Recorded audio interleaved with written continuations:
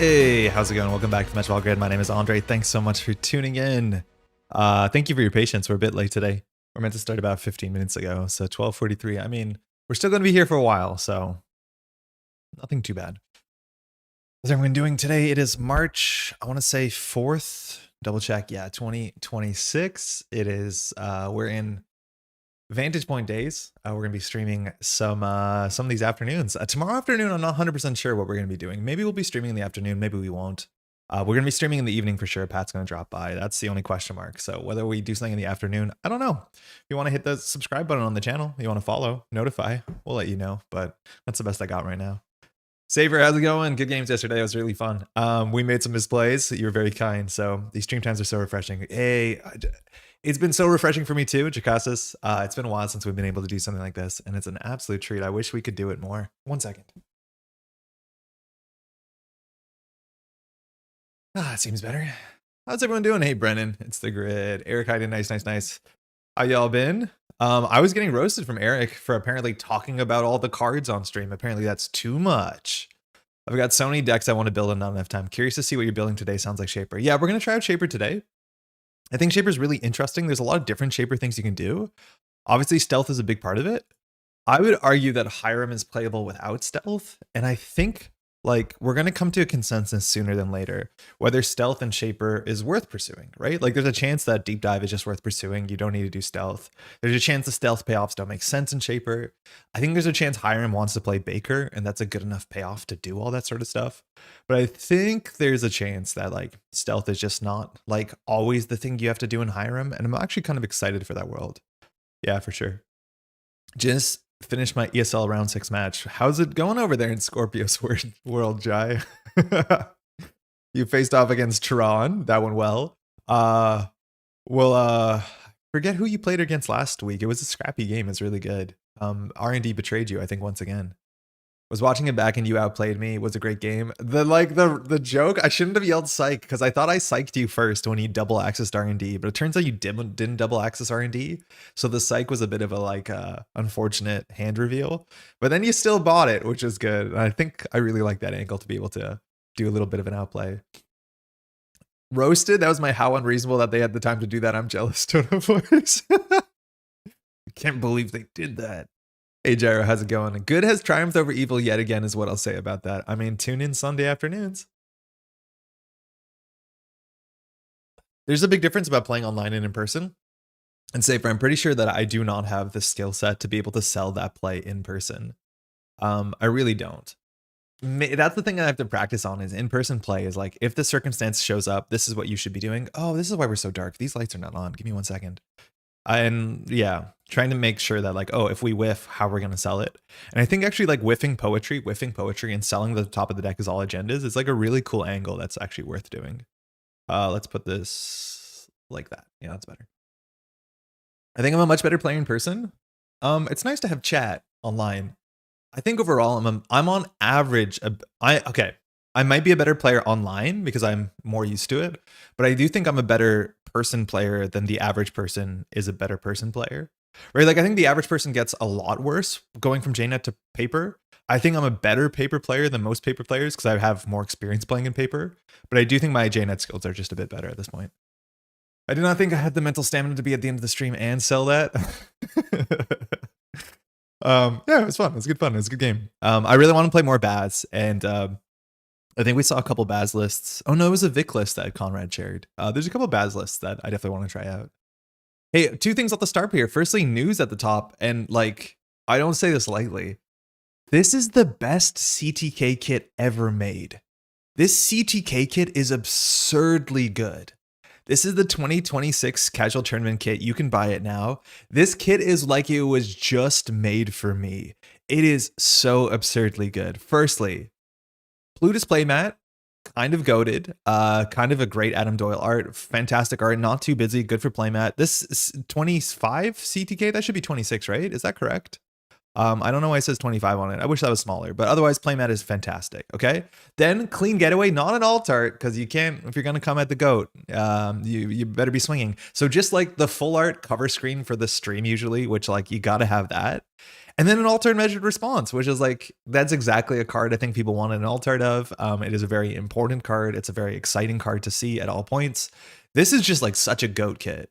Oh my God, is this good? And like the last kit that's coming out for the district, still really good. I have it. I technically should open it. I think it's gauche to play with the altarts before they're actually like available. Shout out to April 25th. We have our districts here in Montreal. But yeah, this kit is absurd. This is just really, really, really good kit. Absurdly good. Just bought my CTK this kit for morning in New Hampshire. Oda Nuvo is the person who wrote this article. Yeah. Oda Nuvo bought 2. I'm going to be buying 1 off of Oda Nuvo, and we'll have either 2 in Montreal or 1 in Montreal. We'll do maybe 1 online. Like, I'm not 100% sure. It's hard to ship playmats, but we'll probably have 2 in Montreal. We bought 2. I mentioned every time I could do NSG to make sure we got a full art of it. Yeah, this card, like, and like the thing is, like, I worked with this card art, and some card art is better for full arts because the artist does a bit wider. So when you like crop in like this, you don't lose everything. And this thing, like, you know, it doesn't frame perfectly in portrait mode, but it like frames really, really well. And then like measured response looks like it was commissioned to be in a frame like this, which is actually probably the case, right? So that's really cool. Yeah. I don't know. I wish NSG did more full arts all the time, and I wish the back of this was full art with no card back. But NSG is fighting me on that apparently. There's something with the new Circuit Breaker Invitational voucher. Starting with the 2026 competitive season, we're making the CBI more of a prestige chase. Yeah, there'll be less CBI invites. CTKs now only offer a voucher for the participation foil prize for the 2026 CBI. Yes, so basically to get a CBI invite, you have to go to a higher caliber of event. You can get the foil participation prize ticket. That's good. There is a subsection of people that just enter the CBI just to get that foil prizing. So you can still get that cool foil prizing. It's still like a really nice prize that is attached to winning this. That's not in the actual kit. And that's usually announced, you know, at the beginning of next year. So that's awesome, but I don't believe you will be able to play. Yeah, they will not be able to play in the tournament if you claim this voucher. As a result, we're allowing the prize to roll down beyond the winner. So if you already have one of these tickets and the person in second or third doesn't, you can pass it down, assumedly to the next person in line who doesn't have one. That's cool. I do like that there's fewer disincentives to like not play. The fact that you can't pass down tickets in tournament structures, like if you win a CBI invite and you already have one, you're actually not allowed to pass it down, I think, outside of a top cut, if the event has a top cut.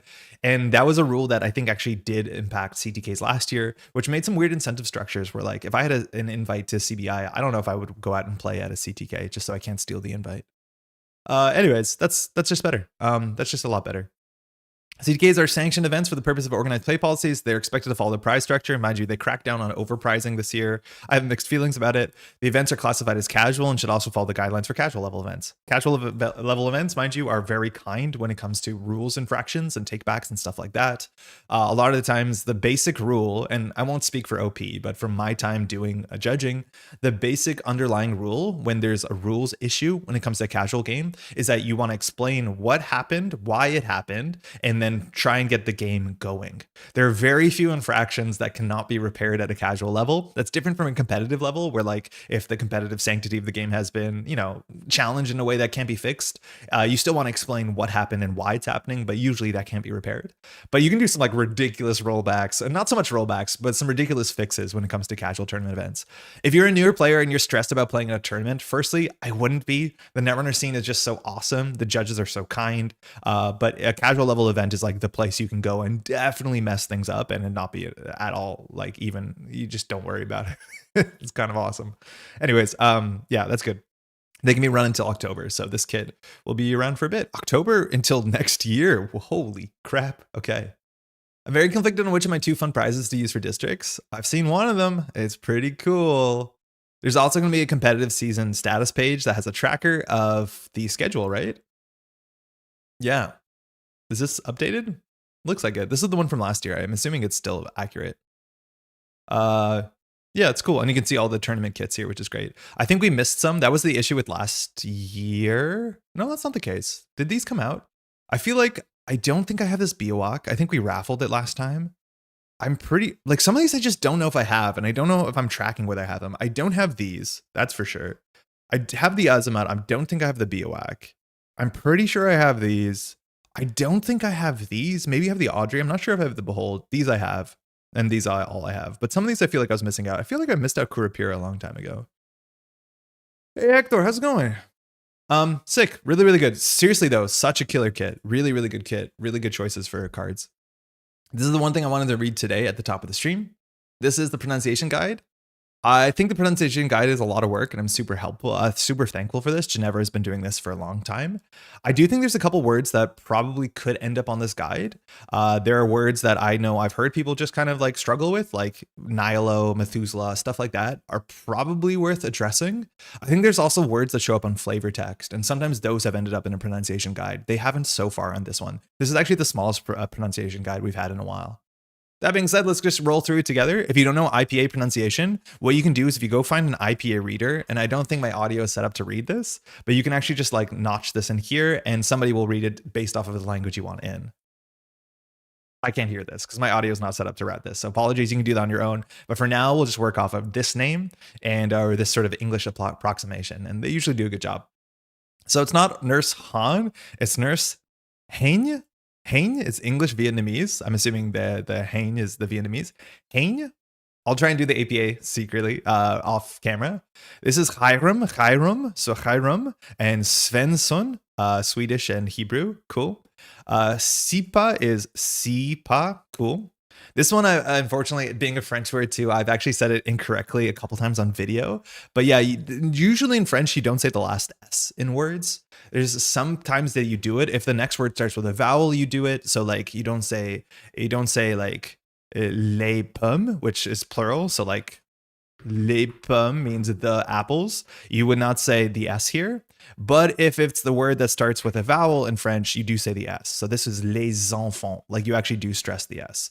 That being said, you don't stress this S, which makes it plural for the children.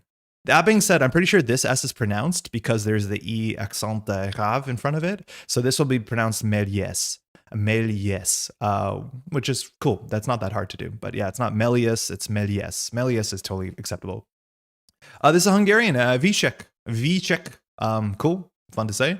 Magistrate Revonchulet, this is Finnish, the Revonchulet part. A lot of people think this is French because it does look French. It does look French to me. Revontulet. I'm excited to hear Axu say this, who's a Finn. Luana Campos, which has the Brazilian Portuguese at the end. So it's not Campos, it's Capuche, I think. Luana Capuche. Cool. And Miyoshu, I think a lot of people are nailing this. Miyoshu. I'm not 100% sure what this is meant to be, like a soft I. So maybe it's Myoshu. And you don't do like a hard I here, a long I here. So Myoshu is probably more accurate than Miyoshu. Myoshu. Très oui. Exactement. Oddly satisfying to see such a diverse origin language in the right column. Also Finland mentioned. Yeah, first canonically Finnish card, which is great. That's really cool. This is dope. Like this a lot. I do think there's a couple other words that could be added to this. I think there's words that show up in flavor text that are also from like directly from other languages, not even loan words. And yeah, that doesn't show up in here, which I wish it would. It's kind of blended. So Myoshu more than Miyoshu. People are getting Moshi right. Just a long O is the only thing. Miyo. You. Hey, Michael, how's it going? Hello, Vantage Pointers. Hey, Veronica, how's it going? Hey, the new Wayland cards are so on flavor. They do really feel Wayland. Some of the Jinteki too. I think the flavor of the cards has been really good in this set. I think the Wayland cards overall are also just like quite good. Jinteki as well. Got Diablo Miyoshu yesterday, was a blast. Haha. Yeah, curious how to pronounce. There are some words that I think should be here. Like, I don't think people are super confident how to say Lampades. And from what I've heard from Pat, Lampades has a similar pronunciation to, this is Lethe. I think you pronounce the E at the end. But yeah, there's still a bunch of words that I don't think that we know how to pronounce. I cannot read this. Pronounced. There's symbols. I don't know what they mean. I'm assuming this is IPA pronunciation. It feels really hard in 2026 to go online and figure out how a word is pronounced because you get so many like garbage YouTube channels. But I do think at the end is the E that you actually pronounce the E the same way that this is not Hecate, it's Hecate. Like that is classically the Greek way of doing it. So that's probably Lethe, I think. Lethe. I believe it's Lethe. Steven, how's it going? Okay, that's better. Lethe. Comme ça. Leafy. Corporations is lacking character is Wayland flavor. I mean, lacking character, but not lacking character. Confirm what Steve's. Yeah, so this seems right. Yeah, okay, so it's Lethe. Okay, cool. Are there other ones that like that should fall into this camp? Does this work? Set. What is this set called? VP? I did that wrong. Greek speaker, not narrative member. Yes, Lethe. Okay. Is there anything else? Hold on. Let's just do 1 second. View card images only.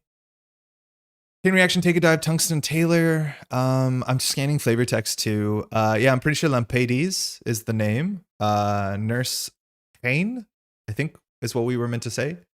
Vic Compromat, like that technically could use a pronunciation guide. A lot of people know how to say that.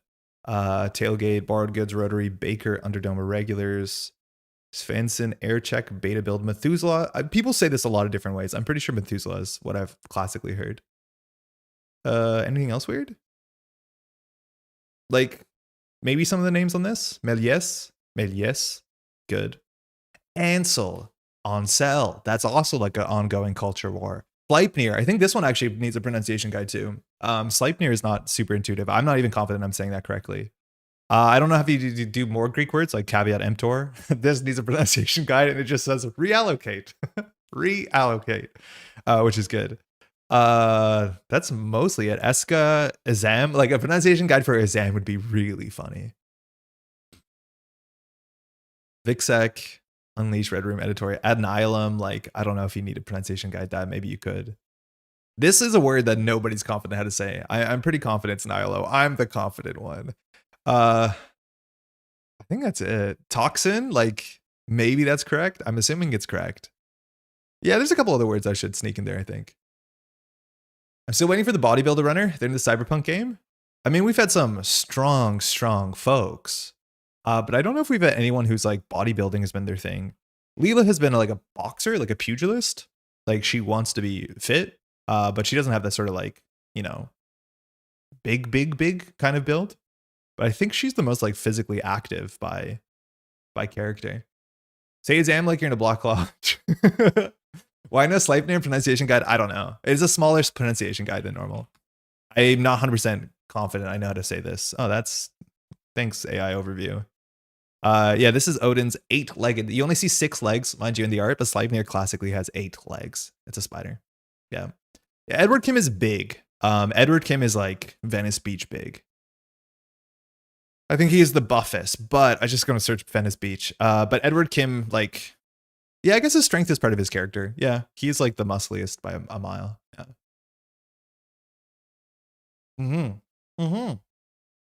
I learned all my Greek by reading the mythology books as a child. They never include pronunciation guides. They're so long, E isn't real to me. Yes, in case y'all don't know, there's actually a word for this, and it is a Greek word. So the word in English, which shows up, this is something that haunts a lot of people, is that there's a specific word for a word that you've always said a certain way, but you don't know how to pronounce it because you've only read it in books. That is called a calliope, which is another Greek word with that ending E, the Greek muse. But a lot of people like pronounce this as calliope because that's how you'd read it. And I do believe the meaning of a calliope is not only is it that sort of like circus instrument, but it also means a word that you don't know how it's said. At least that's what I've heard this be called as. I wonder if we're going to find a definition on it. And apparently we can't. I've heard that called a calliope or a calliope, which is funny. Same thing like Persephone. Persephone is another word that if you've never heard it said, you definitely don't say it the way that you probably should be saying it. Good old Persephone. Sleipnir. Leviathan was the word for me. Oh, I had so many. Behemoth for behemoth. I'm not even sure which one is right at this point. Is it behemoth or behemoth? I don't know. As a kid, this was a samari, long time until I finally heard someone say samurai. I'm like, what the heck is that? Yeah, there's a couple words like this that like you just never knew as a kid. Like you never heard anyone say them. You just read them. Doesn't Lou count? Lou doesn't count. Lou is just like you saying yeah, okay, fine. Yeah, Lou counts. You're totally right. Lou does count. That one that one gets me. Examples: Hades, Hercules. The funniest thing is you can do for Greek words is pronounce them with the minimum possible numbers of similars. Heracles. I'd say Leviathan. Leviathan is correct. I've never heard someone say like Leviathan, which is kind of sick, honestly. Lupine. I mean, words that are commonplace in English, you can pronounce as you would in English. What do you mean? Dachshund? So, Bob, people say both Dachshund and Dachshund, and they're both correct. They just kind of matter what side of the ocean you're on. But Dachshund is like the way that people say it in the UK. But Dachshund is the way we say it. I'm assuming Dachshund is more like Germanically accurate. Hey, Benjamin. Mine was albeit. I used to say albeit until my wife looked at me until I was nuts. I love albeit. Albeit is a good word. It's also the same reason why I end up putting like more so in one word. Like that kind of is the same vibe. Yeah, Albite is a good one. This is the one that I also didn't know as a kid. Ari, until I learned it was Arai. I think I read this one as Ari a lot, which that's not good. I gotta move. Plymouth was mine. Oh, you're Plymouthing, huh? Yeah, I could see you Plymouthing. This one gets said a lot because like when you hear historical like American folklore, Plymouth shows up. I literally know more English people called Calliope than Greek people, so I'm not going to shout it out for pronouncing Calliope the English way. Yeah. Behemoth. Behemoth. Wait, they're both acceptable? Lucy, are you serious? Lowborough? What the heck is Lowborough? Worcestershire? Yeah, okay. Those get like, there's a lot of names like that around here. A lot of the names around here that people don't know are like First Nation names. Like, most people won't say this correct. I'm pretty sure this is a First Nations name. I'd be surprised if it wasn't. But this is not uncommon in Southern Ontario. Loughborough? Oh, Loughborough is Loughborough? Okay, yeah, that does make actually a lot of sense. That's way better. Shout out to the nice folks at Reading. All bite. I want trashable hardware and starting at 4 core damage. ID ability, start at 4 core damage, remove a core damage, and draw a card whenever you install hardware. Oh, you start with 1 card, hand size? Yeah, it seems okay. Saskatchewan and Saskatoon? Those are fine. Those are fun. Oh, Macabre. Macabre is a good one. Cadre is another one that I'm still not sure if I'm doing it right. Macabre is great. I think as a kid, I probably said this wrong. Cadre is another one that I'm not convinced I'm saying it correctly. Very similar. Macabre? I don't know. Macabre. Reading, England being mispronounced by newscasters is classic. I mean, in a sentence, when Reading shows up, you do not know that it's like you have to course correct. You have to reread the sentence, or sorry, reread the sentence. My bad. Do you know about a mythic hero? No, I'm not doing it floating. I know where this is going. Lampety's nuts. All right, let's go. Nice try. Shout out to pronounce epitome as epitome. I've heard that one too. That's a good one. I think you're saying cadre correctly, but then I'm not an English native. I think cadre is like the English correct way of saying it, but the French way is probably a bit nicer. Cadre should be a subtype in Netrunner instead of character, but it's it's like it's a multiple, right? Like it's a multinoun. Cadre is how I've been heard and said it. There's no way it's cadre, Shrek. Macabre cadre of behemoth chimeras. Oh, good old Chimera. We actually had that one too. This one would need a pronunciation guide.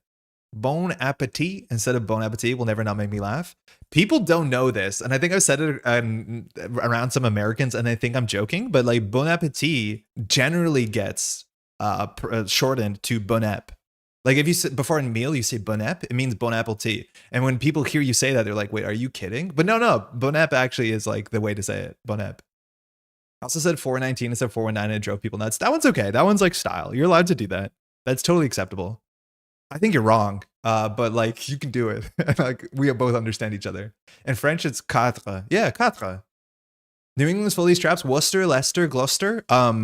This is Dunwich, from my understanding. I've been going around saying Dunwich the whole time. It's not that. It's Dunwich. The Dunwich horror, not Dunwich. How to tilt a certain demographic pronounce every as in chess. Try for words like alchemist. Ooh, I like that. Bone up. All right. Leave it to Quebecois French, shortening all their standard phrases into oblivion. I think there's a chance that they also say that in Europe. Yeah, it's the Dunwich sandwich. And then you have the sandwich police. Dunwich does sound better, I'll be honest.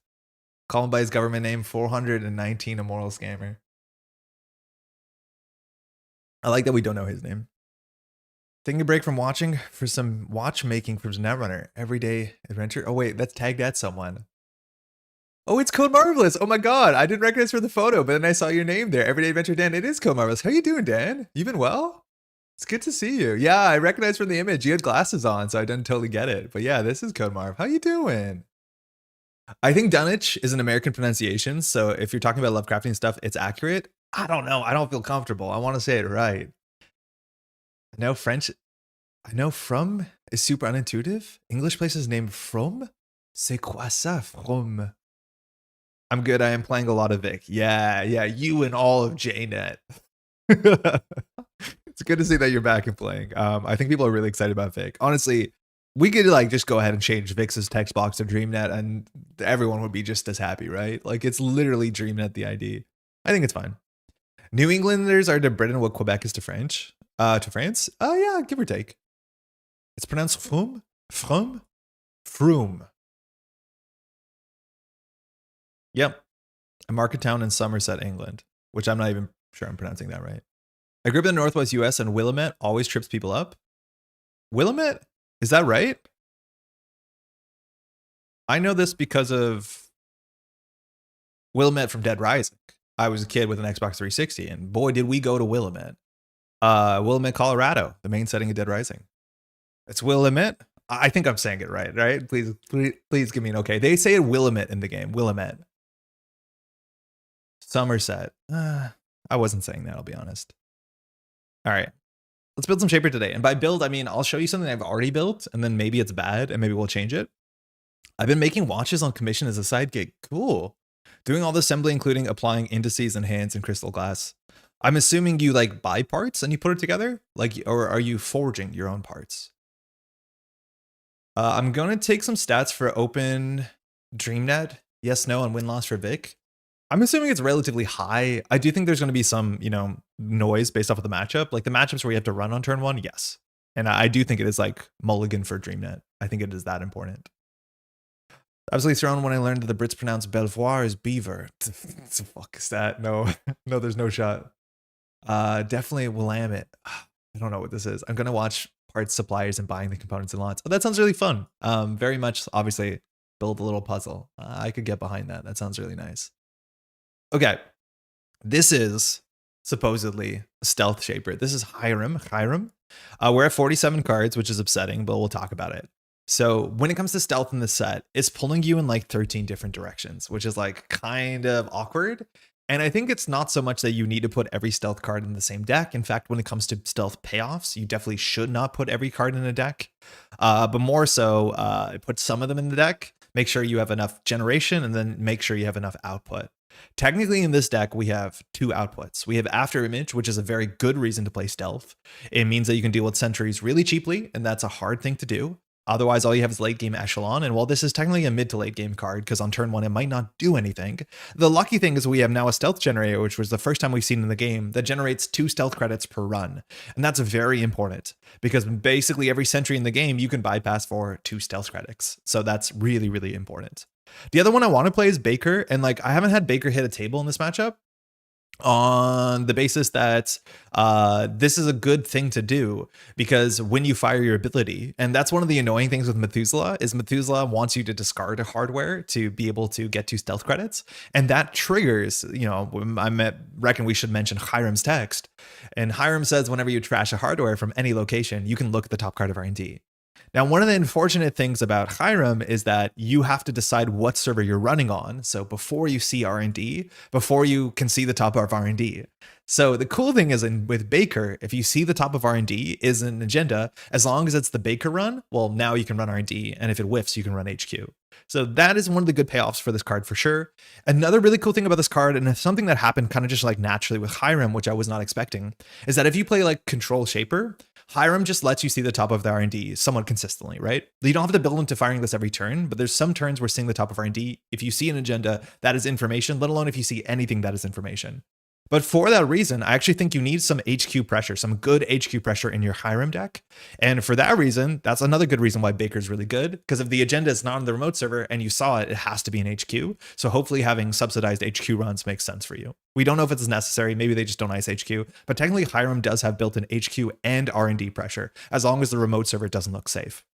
For that reason, we're also playing Copulation, which like I don't have to explain this to you. This is a really good shaper card, but being able to say like I know there's an agenda in HQ, I'm gonna run it twice, take a card, go back and see, basically see all but one card in HQ, which is really, really quite good. Hear me out, Hermes Hiram. I could see it, and like this is the problem that I've been running into with like Methuselah. I don't think there's enough hardware in the game to support this. Like I just don't think there is. We'll figure out what the numbers, how much hardware you need for Methuselah to be consistent, and how many credits Methuselah has to give you to be consistent. The one thing that we can do is we can get down the buffer drive, which is not a great card in the deck, and then just constantly like do the thing, right?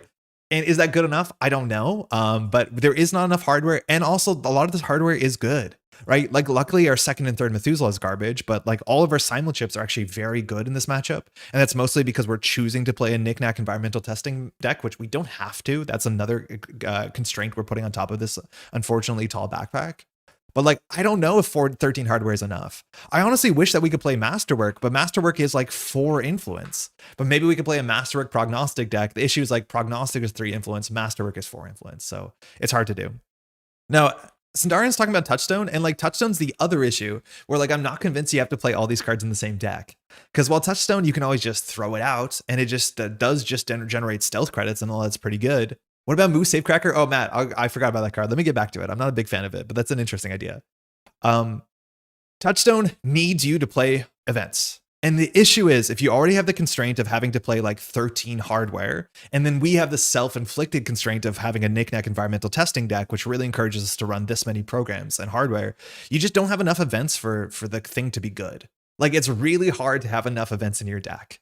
That being said, this is where things get so interesting. Like maybe you can play a Hiram deck that plays more events and it doesn't play Methuselah. And then you just play your touchstones and you play Onicom, and that seems really fun. But then like, do you have enough events to play Hiram, or should you just play that deck in literally any other value-based shaper? And there's so many question marks here that need to be solved. But from my very minimal testing so far, there's like 3 tenets of Hiram that are like just incredibly fighting each other. One is having enough hardware, that's hard. Then playing stealth, you need enough payoffs, that's tricky. If you want to play Touchstone, which is hardware, you have to play more events, but playing more events is not enough hardware, and you don't have enough events for Touchstone, so they usually cancel each other out. And then ultimately there's a chance that like you can just do this package better outside of Hiram, and Hiram can do something else.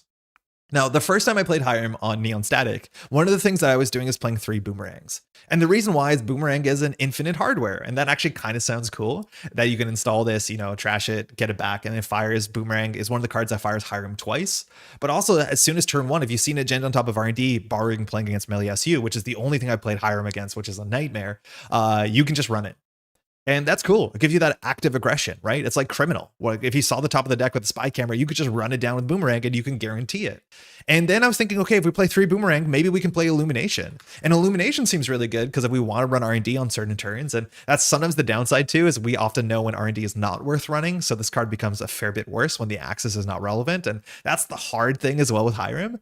So like we could be a triple Illumination, triple Boomerang deck. And that I can't make sense of either, because that means we need a lot install. Like it adds 3 more cards to a 50 card deck. But like in theory, that makes sense. Maybe we could play Joyride. In theory, that makes sense. Like there's so many things that are kind of difficult.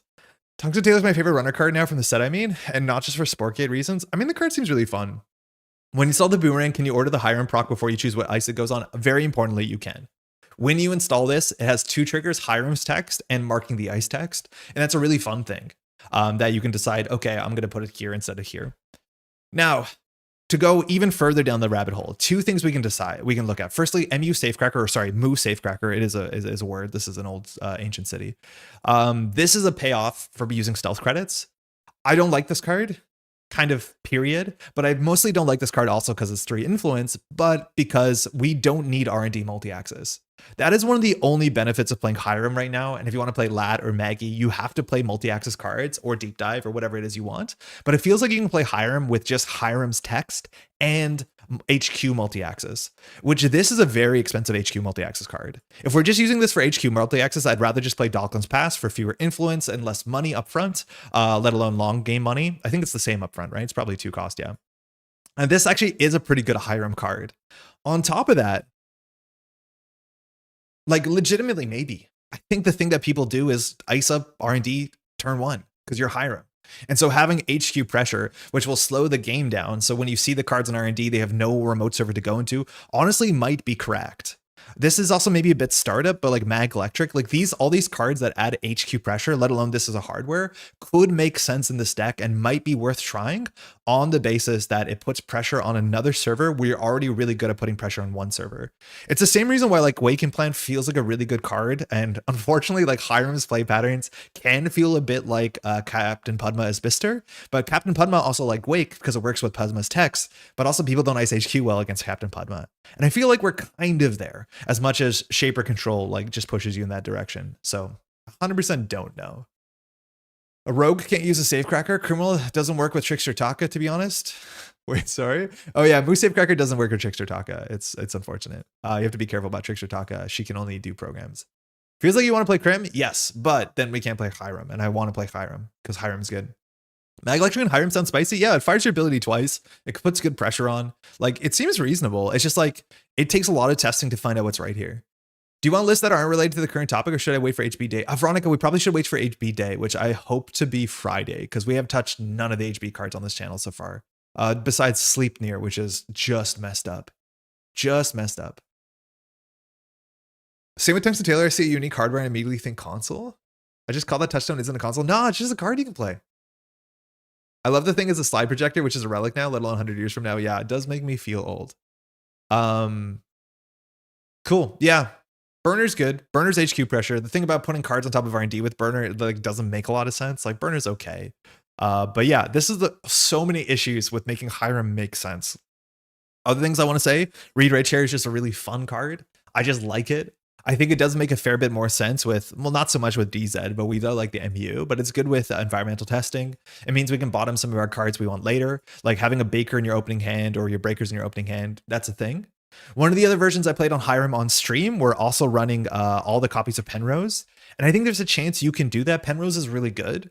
And the version I played on Monday played 3 Penrose, 1 Rising Tide, which is a cool breaker suite because the Rising Tide late game will be good. The Penroses are technically fractors, so the Rising Tides are better. But the turn that this comes in, you're very good at charging the remote server because this breaks code gates and barriers, and the numbers on it are very, very good, as much as you're limited by stealth credits.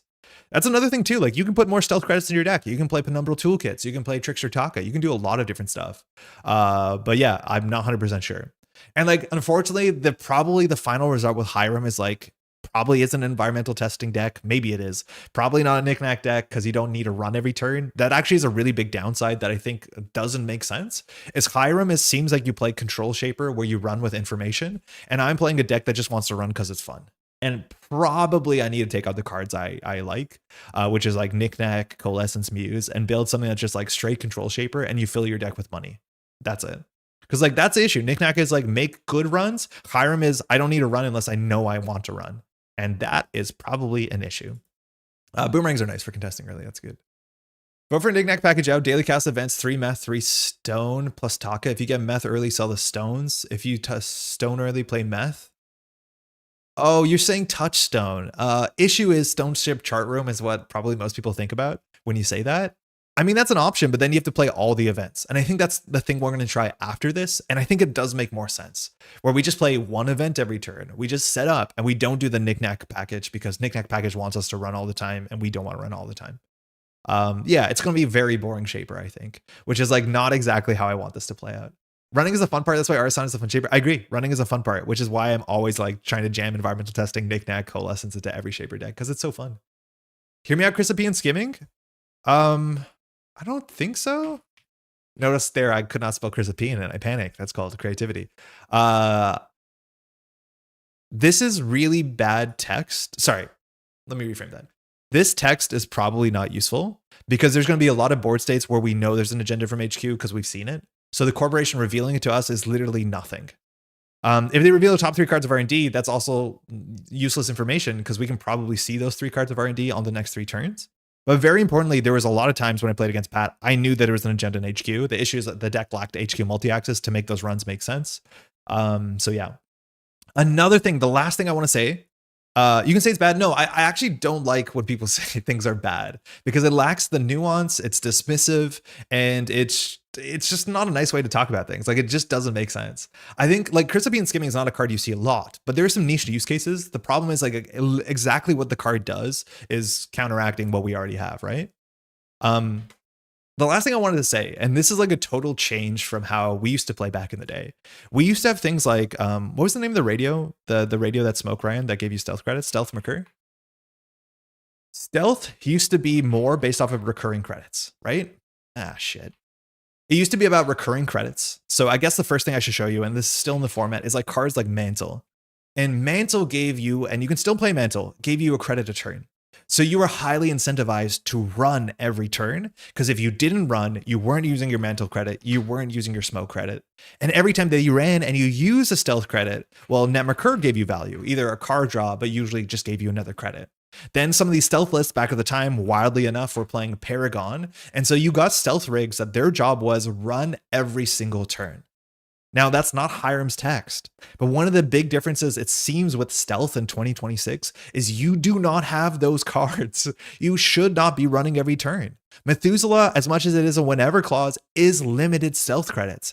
This deck has limited stealth, which is exactly where like the Knickknack would make so much more sense if we played this in Smoke, where Smoke wants to run every turn. And unfortunately, without any infinite stealth credits, barring like late game buffer drive, which is not super efficient, we actually run out of stealth credits.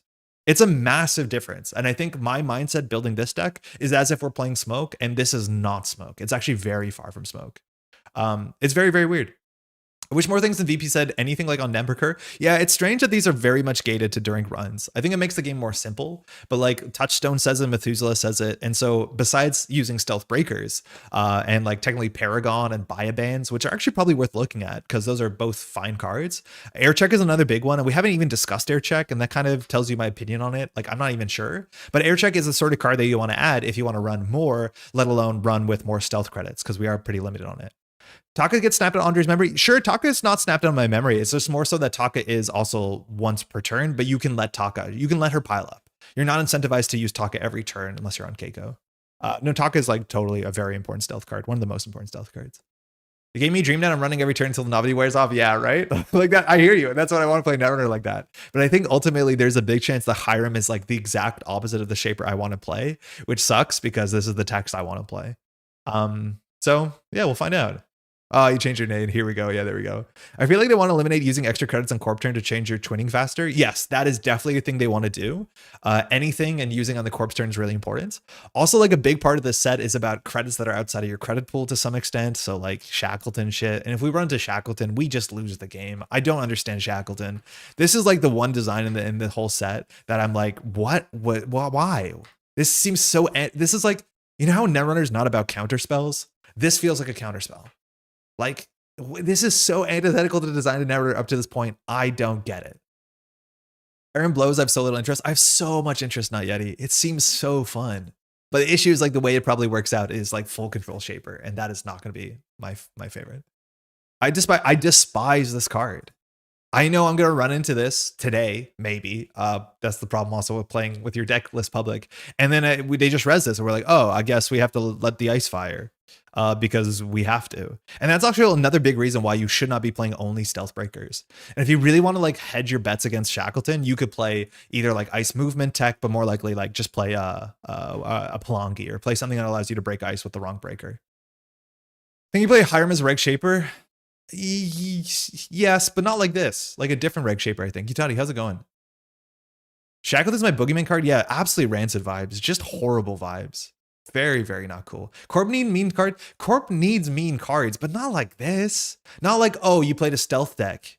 Oops, you lose. Like, that is the worst. It is so bad. It says do form 8 damage. Every other word on that card sucks. Yeah, and like now we're just hoping that nobody plays this. Obviously, it has text into bad publicity. Like, that is the reason why this exists. But like, why does it have to hit stealth at the same time? It just doesn't make any sense. It hits Chesva, which like that is slightly meaningful. But this is not a card I put in the meta unless like everybody's Chesva. Yeah, I just don't like cards. Yeah, it feels like blackmail. It feels like rumor mill. It's just like, oh, sorry, your deck doesn't function. Like, cards that say your cards don't work we're out of this game for a while. I'm so surprised that this is back in the game. This card doesn't make any sense to me. Don't want to stream for your blood rusher's sake. Free pinholes if on stealth? I mean, yeah, but like we can't be doing that where it's like we print something that's unhealthy and the answer is still pinhole. Because like, for what it's worth, the design of a lot of parts of this game are hinging off of pinhole being an accessible card. And it is, for better or for worse. But like, yeah, if the meta is like, oh, you have to, it's like playing in like some Eternal right now. It's like, oh, you can't play this deck unless you put 6 slots on currents. And it's like, does that make the game better? I don't think so. Is it a bad slot because it's dead against reg runners though? It's not dead against reg runners if you're playing bad publicity. It beats Chesva, which is reg runner. It technically beats like Mantle and Taka, sort of. That's reg enough. But yeah, against like some decks, it doesn't do anything. But those are the decks that are probably using bad publicity, so they don't care. It's a really inelegant solution if BP stealth recurrent cards get out of hand. Yeah. What was the other grid? Underway grid? It's like cards like this. Cards in and protecting the server cannot be exposed or bypassed. It's like, oh, were you playing a bypass deck? Okay, I guess you lose the game. Like, I thought we moved away from design like this. And like, lose the game, I want to be very clear. You can take 4 meat damage. It's not going to lose you the game. The issue is if you play against a deck with 3 Shackleton grids, right? Like, in the same case, they could just like Zato City grid any ice out of nowhere and you could lose the game. And not the case in Shaper, but that's a criminal problem we have to play into. But like, this sort of design we haven't seen in, like, this is 2015. I thought we moved away from this. I really don't like this. Just play pinholes a bit disingenuous. Am I supposed to pinhole every installed central upgrades? Yeah, exactly. Like, it's nonsense. Yeah, just unfun. Super, super, super, super unfun. Really unfun. No one's having fun on this. I don't get it. Thanks for my rant. Let's go play this bad Hiram deck.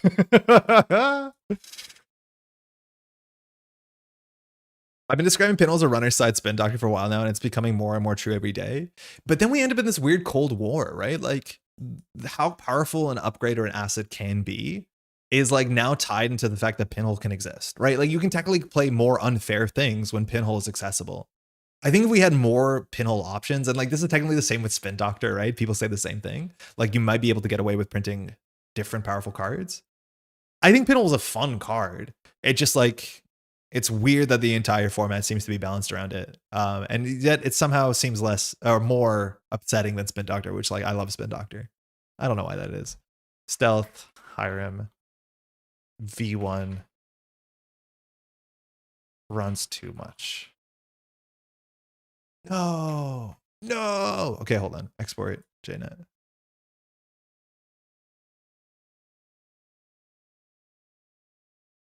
Svensson.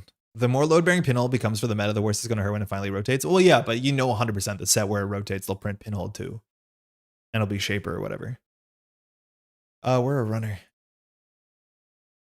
What's the court meta like right now? I've only played runner on JNet. Melias is like so miserable. Hey. Bangoon. Okay, cool. We might actually get Shackleton in this. We have no like easy to play damage tech or tag tech, which like that's kind of an early meta thing because everyone plays really greedy. Vetty says Out Shaper. I'm okay with that. They keep best of luck, have fun. I'm excited to play more against Bangoon because it got some really fun cards. Melias also slows the game down so much on JNet. Yes, I think Melias is going to slow games down a lot. Cultivate also slows the game down a lot, it turns out. But Melias is a very slow ID. Okay, so we have an early barrier breaker, which is nice. We have 3 of these in the deck, I'm pretty sure. We cannot play, what's it called? Another Calliope of a card. Oh, no, actually. Principia? We can't play that. This hand's fine.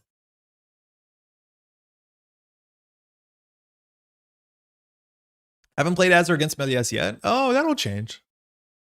Playing against too much Thule, huh? Hey, Funky Man. Banker got some bangers. I'm excited to see Skullmere, what you're building from it. Let's see if they just push the thing on turn 1. Not the thing. This could be Eminent. This could be Campush. This could be Anthill. Could be a lot of things. We're just going to ignore it. Also, Spin Doctor is like really important for us. Okay, sick. This hand is really good. Read-write share is actually not super important here. We can install the Simulchip, and this is like one of the neat things about Hiram is that it encourages you to play in a weird order. Because in theory, we like usually install our Simulchips click 3 because it doesn't matter, but we're just going to install it here to see an agenda on top of the deck. Great. So now we can make a run here. If this is a Spin Doctor, so be it, but stealing an agenda from the top of the deck is worth it, and we can always just create a commission last. We'll see if they protected a spin, which is probably the play. And if they do, we can always run HQ last click. We probably won't. Nothing. Nice. No card art, which is a shame. This card, it's incredible. Look there, right here. But we'll take our first 2 points, which doesn't put us on threat, and we'll just create Evan go. Read-write share is really good. Unfortunately, every card in this hand is fantastic. We have Knickknack Cole, so I'm not 100% sure where we're going to go. Yo, Sophie, I actually put a local player in Jinteki Glacier in jail last night, and Melias was trying to go home and put his daughter to bed. There's a Spin Doctor. We need to run this down. Sophie, it was really good to hear your voice in Run Interference. You had a great character. Well done. All right, so this has to go down. We're assuming that this is either a Shackleton, but also can be an Angelique, can be Daniela, can be a perfect recall. There's a lot of things. But we have to bring this down. So we could just do Knickknack Coalescence just to get some value and run it. Oh, hold on. We don't have a hardware this turn, but we have to get rid of this. After image is good. If we lose that to damage, we can bring it back. And this means we beat BOX really easily. Event Horizons for 2. We have to trash this. And then we'll just create a commission. We can't really get hurt here. The damage that can hit us on their turn is on threat 3 and 4, as much as Public Trail and the line we can pay for.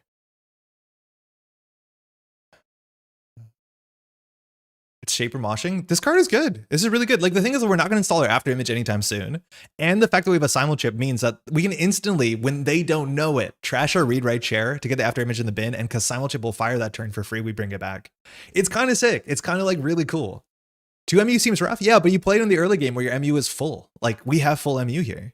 I was a theater kid, but it was my first time doing VA work. Super fun. Amps and Leia are the best. Yes, I really like that, how that whole thing turned out. Don't know what this is. Table bite, I'm not sure, but we'll just go ahead and get rid of the after image. Draw DZ. Okay, so we can install hardware. We can see the top of the deck. That can put us on, in theory, next turn they could do triple measured, which is kind of scary. We don't have anything to Knickknack. Okay, so we might not Hiram this turn. I guess we can DZ first to see what it is. It's a flagship on top of the deck. Okay. If we sure gamble, we don't die to anything. I don't think we need to play this and show that we have money. I'd rather draw a card to rewrite share and start a turn. Yeah, that's perfect. That was good ordering. Would after image not get shuffled into the stack? Not if you just trash this with Knickknack. Excuse me. You're right. You either have to over install it. You can't hit the trash button, but you can Knickknack this or you can just install another program. You're right though. If you trash this at instant speed with its text, it doesn't come back. Okay, so now we have to beat measured by just having money. I do not know what this is. This can't be a flagship. If we find a Knickknack target, we'll check server 4. Count it. We can sell this one. And this also shows us the top of the deck at the same time. It's an event horizon on top of the deck. Nice. They should know we know it. So far, we're gaming. It's another spin. You want to chase those down. So we know the hand is event horizon, the new Chrysium flagship thing. We can see the top of the deck, assuming they'll have no shuffle. It's a sacrifice zone expansion. If we steal this, we have 4 cards in hand and 10 credits. We could die to triple measured here, but if Eddie has all 3 measures, I guess we lose. That's why you play Hiram. We don't need to have pressure. I'm surprised he didn't put 1 ice on R&D, but that's in theory why you play Hiram. It's a shame if read write share had like a steel skin or a hedge fund, a steel skin or what's it called on it. We can't just die. Okay, we'll pay 8. If he has 3 measures, we lose. Okay, tempo measured's fine. All right. So now at this point, we just have to play safe because if a 5-3 ever goes face up on the remote server, all we have to do is run it and not die. So now we can play full control Shaper. We have 3 DZs. We have 3 propellers, so we're allowed to do this. Okay. We can definitely Coalescence. We can plan the rest of our turn. Coalescence doesn't draw anything. This goes +3 credits. So we can keep drawing. Ideally, we play environmental testing first because we can slow down. So this might just be a draw. We could do credit, environmental, Coalescence. That's fine. Because we definitely want to get this down first.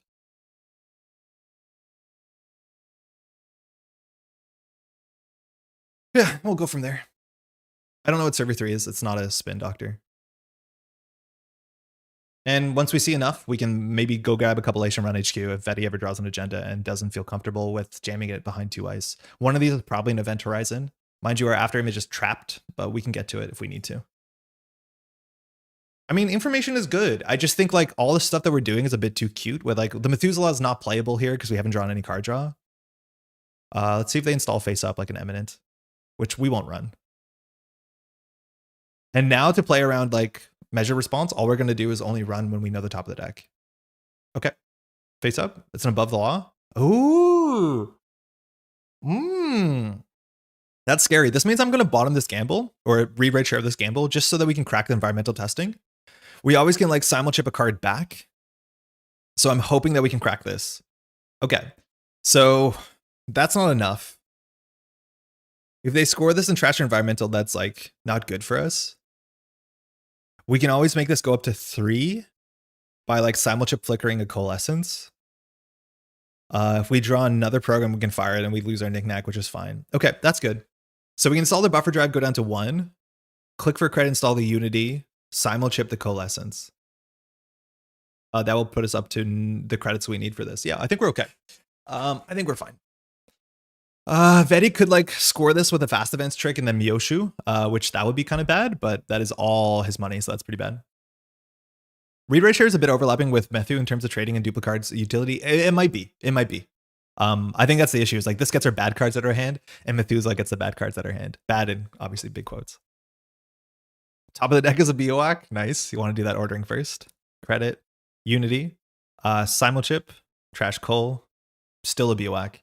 Coal, go up to 13, go. We could die to double Angelique. We lose Knickknack. The second Knickknack is underneath here. That's fine. I think now we have to decide when we trash this because it puts these back in the deck.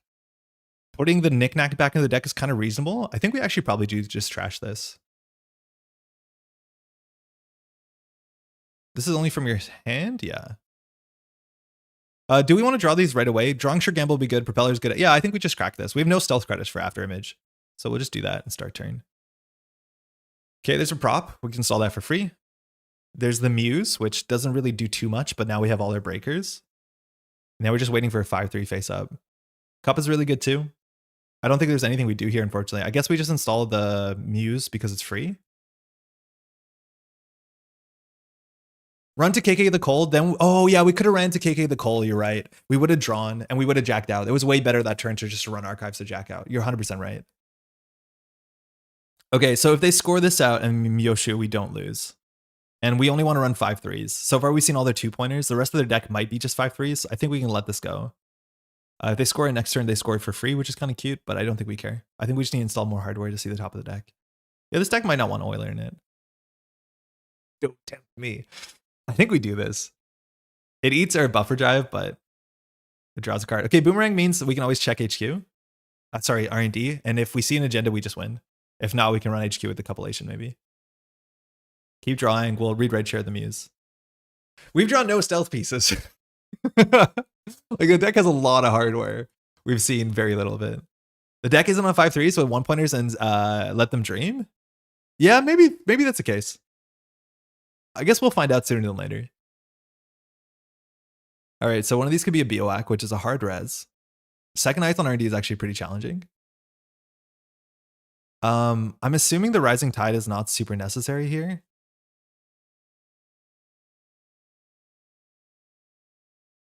Okay. So we can install the Boomerang just to see the top of the deck.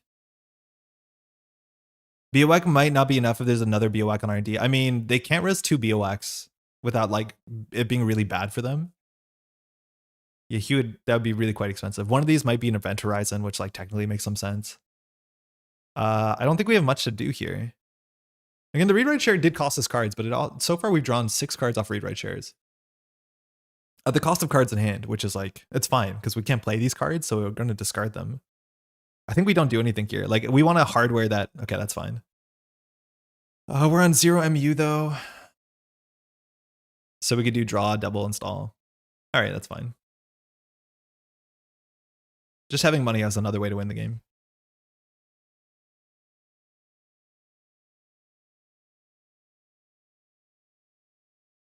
Like, this is unfortunately why I think this might be really boring. I think it's really good if Vedi jams here, like scores and jams. Because then on any other agenda, Myoshu loses the game. Okay, just ice. There's a chance this Muse is not necessary. It does get our after image. Okay. That's fine. All right. So Sentry we can't get to unless we have to pop a Muse. Tossing Muse into RS gives you a third breaker if you KK it. Yeah, we don't have the KK anymore. That was the issue. We have 1 KK in 19.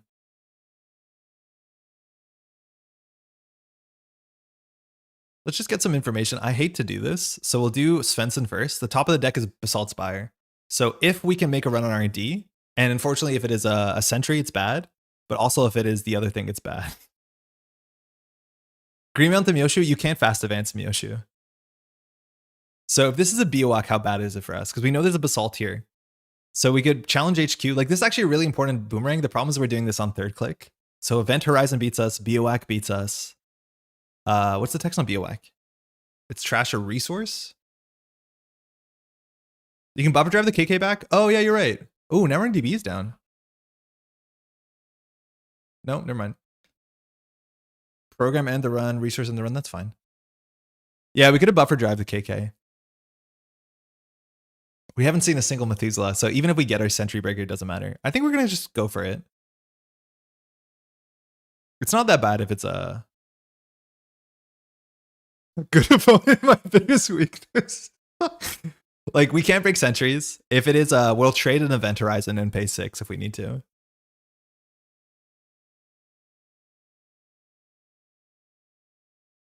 Yeah, show us a big old BOAC. Cool. So this is fine. Trash the programmer and run, resourcer and the run. We just have to let this fire. I think it's fine because now they're down 2 points. So the 5-3 doesn't do anything for them. That was like the worst case. Even if we boomerang, this is like it's not good enough. So we have no tricks here. We in theory could buffer drive for the KK and then use read write share to draw it, which is kind of cool. Face down Greenmail to Myoshu. This is an upgrade. This has been on the table for a couple turns. In theory, it could be, but now they can't do it. But we know this is an upgrade and this has been on the table, and they probably would have scored it if they wanted to res a Biok. So just let this fire.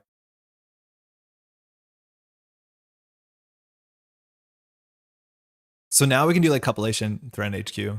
Yeah, right?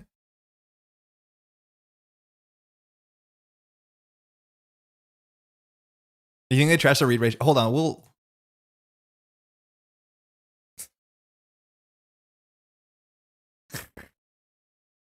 I was just gonna click this. I think ultimately it's fine that we didn't, because what it trashed was garbage and we kept all our breakers. But did you see that? I was just about to click on it and Betty hit it just in time. I think it was fine that we didn't, but we lost a Rising Tide and an Euler and a read write share. Like, that was totally, it's better that we keep our breakers.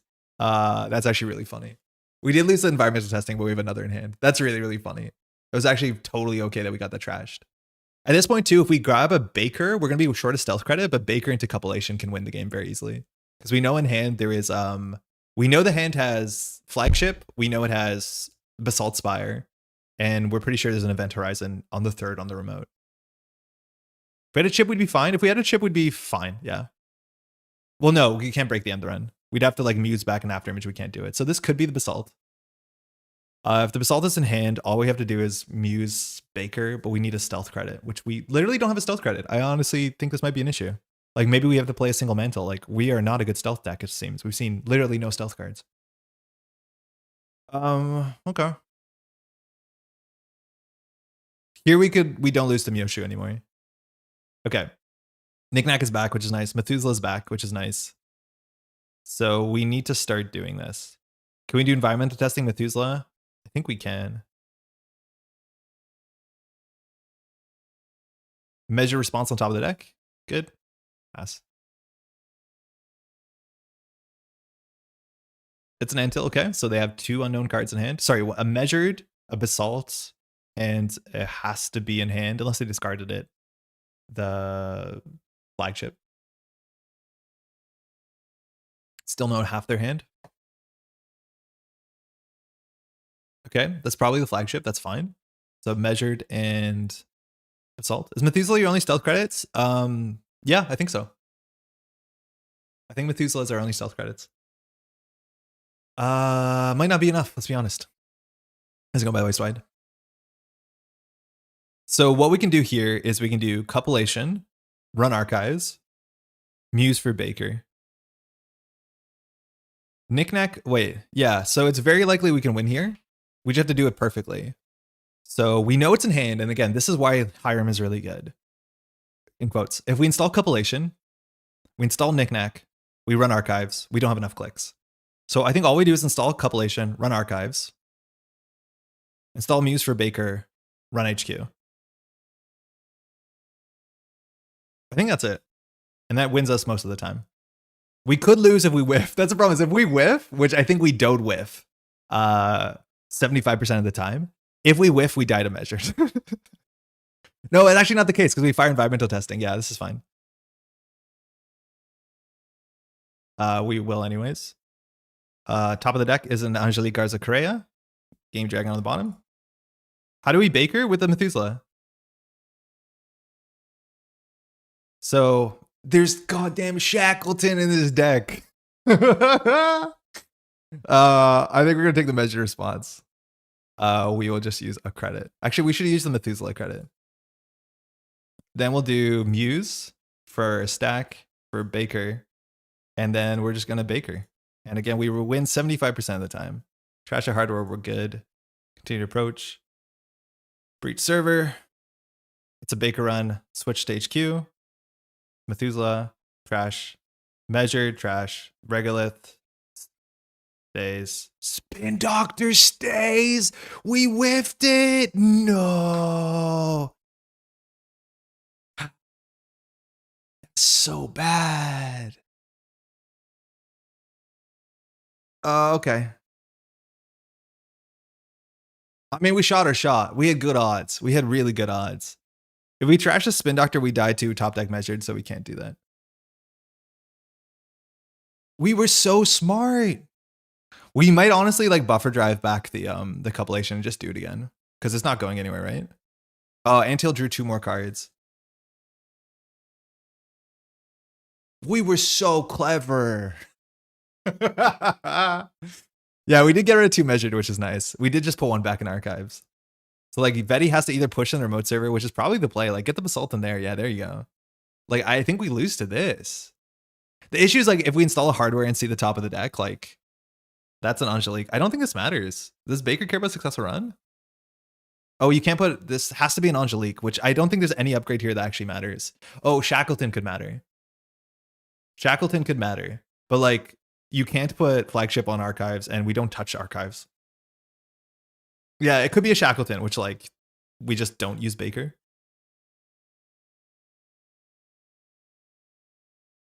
Yeah, Shackleton is the one thing it could be, which like, great. Let's find a simul chip. No, okay. So this Basalt's probably not going anywhere. We can always run the server. We're just going to need at most 4 cards. We have no killer though. So I think we can just Knickknack run archives and see what it is. If it's a Shackleton, we can shut it down. We have no hardware to discard. Like Methuselah is kind of a bit much. Maybe we should be on a Mantle as well.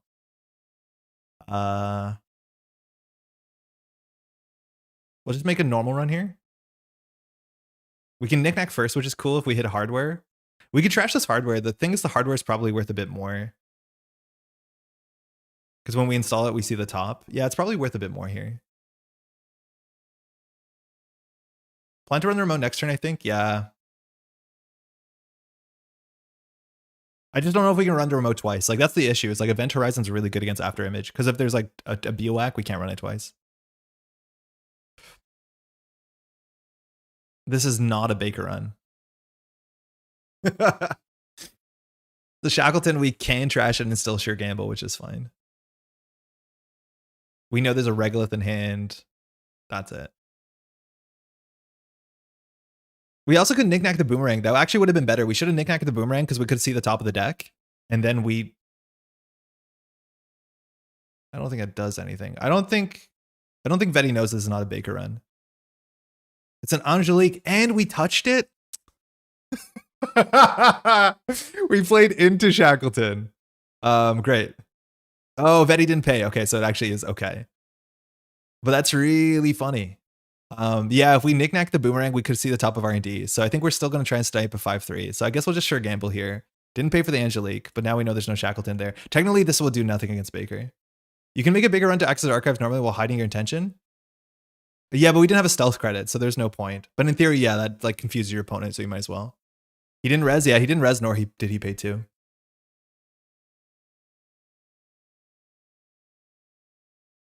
Scared of Shackleton. Stupid Shackleton.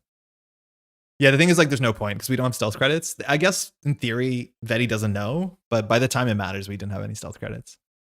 Selling the Boomerang is going to be kind of sick. Also, like we lose the simul chip, but we actually just put it on the bottom of the stack, so it's not like the end of the world. Down to 13. Up to 3 advancements. Okay. So things we can do. We can find our after image. We will need to simul chip the Methuselah. And then we can probably run this server. We just need to spend some credits. Event Horizon, we break for 1 real credit, maybe 2. Big think. But we have to do a big think here. If we just see an agenda on the top of the deck, specifically a 5-3, we just like Baker Methuselah, we win. Does flagship work on Baker redirect? I know Eero just laughs at it, but it's different wording. I feel runs against cannot be declared successful. That doesn't matter. And this, no, I don't think it does anything. We need most hated tier list by set. Mitra and Amon for Elevation, Shackle and review. What about Borealis? I mean, I'd have to look at Borealis. We want to play this game, huh? So we can always ritual here to draw 3.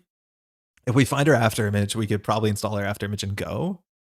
We could sell the boomerang to see the top of the deck, and we could run this. The issues we have to throw out of hardware. I think we always start with this. Okay, that's perfect. So Simulchip gets us access to Muse. Muse can get us access to After Image, so we always have a breaker, as much as that it's kind of expensive. But After Image is unfortunately in our 9 cards. We also, if we have a Simulchip on the table, have access to like Propeller Flickering, and there might be enough barriers here. Gestures broadly at ban list. Okay. So the worst that this can be is Danielle into Basalt. The other problem is this could be total recall. I think a perfect recall into Basalt, which means we take 2 damage and we don't steal the agenda. That's also pretty bad. Next turn, he has exactly enough money to do credit Myoshu and we lose. Do we install Simulchip in case we see RD? I don't think we need to because we can install Boomerang. We can sell Boomerang, but I guess we might as well, right? I guess the chip gives us so much flexibility that we're going to need it regardless. It's an Angelique. Noted. It says noted. Okay. Yeah, Event Horizon is the reason we'd have to run now if we're going to run. So I think we just run now. We sell the Boomerang and run now and force some credit spends. How bad could this be for us? I don't know what server 3 is. I think it's a table snare. So we'll do Knickknack first, sell the Boomerang, see the Angelique. We draw a Game Dragon. We'll just go ahead and get rid of the Methuselah to get 2 stealth credits. We'll see the Angelique for the 3rd time. Put it on the bottom, I guess. World Tree's a sick-ass card. It just like should not exist.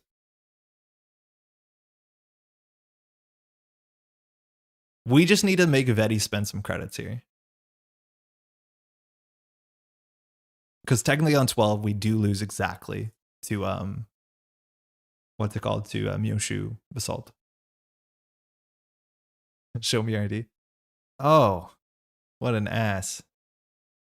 So we no longer can safely touch this because it could be Daniela Basalt. We have no way to draw cards. We lost Diza and Muse. We don't see the top of the deck. So if this is exactly Daniela Basalt, we're in a bad spot. If we take 1 more damage, we don't die to Angelique. It comes down to whether it's Daniela or not. If it's Daniela, the server run is not lethal, but we can't do anything. If the second ice isn't an enemy, that's fine. Once the Basalt is scored, we probably lose anyways, because you can score the Basalt, pull a measured. I think we just tank this. There's no way to draw here. Daniela doesn't do damage. No, but Daniela means you can't steal the Basalt, so functionally, it's bad. Angelique, we just access second. So if this is a perfect recall, we're cooked. Or if it's a Daniela, we're cooked. I think we just let this fire. Like, Simulchipping for this doesn't make enough sense. Can't access since Bangoon? Yeah, we can jack out if it's Daniela. This is risky. This is not a safe run. If it's a second an enemy, we have to jack out. And then we did not make a successful run, so we don't have to worry about measured.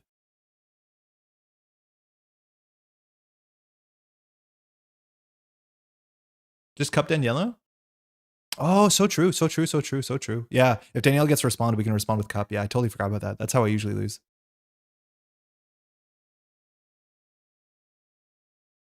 Yeah, we cup Danielle. That's a good point. Okay, so Danielle is the only thing we lose to. Perfect recall? Can we Daniela? Can we? It is a Daniela? Sick. Sick. Noted.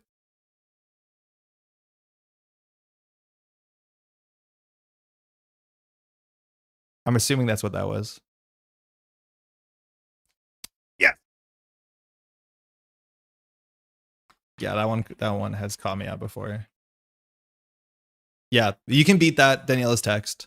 I should res Biowak. GG. Yeah, yeah. Biowak forces me to leave the agenda, I think. Man, I can't believe I missed the 3 and 4, huh? Yeah, Cup is cool. This Minstrel did this to me at Worlds. That exact sort of play line. It was not only Cup, it was direct access Cup. It just turned off the whole server. Minstrel still died the next turn. But it was a really fun play. Yeah.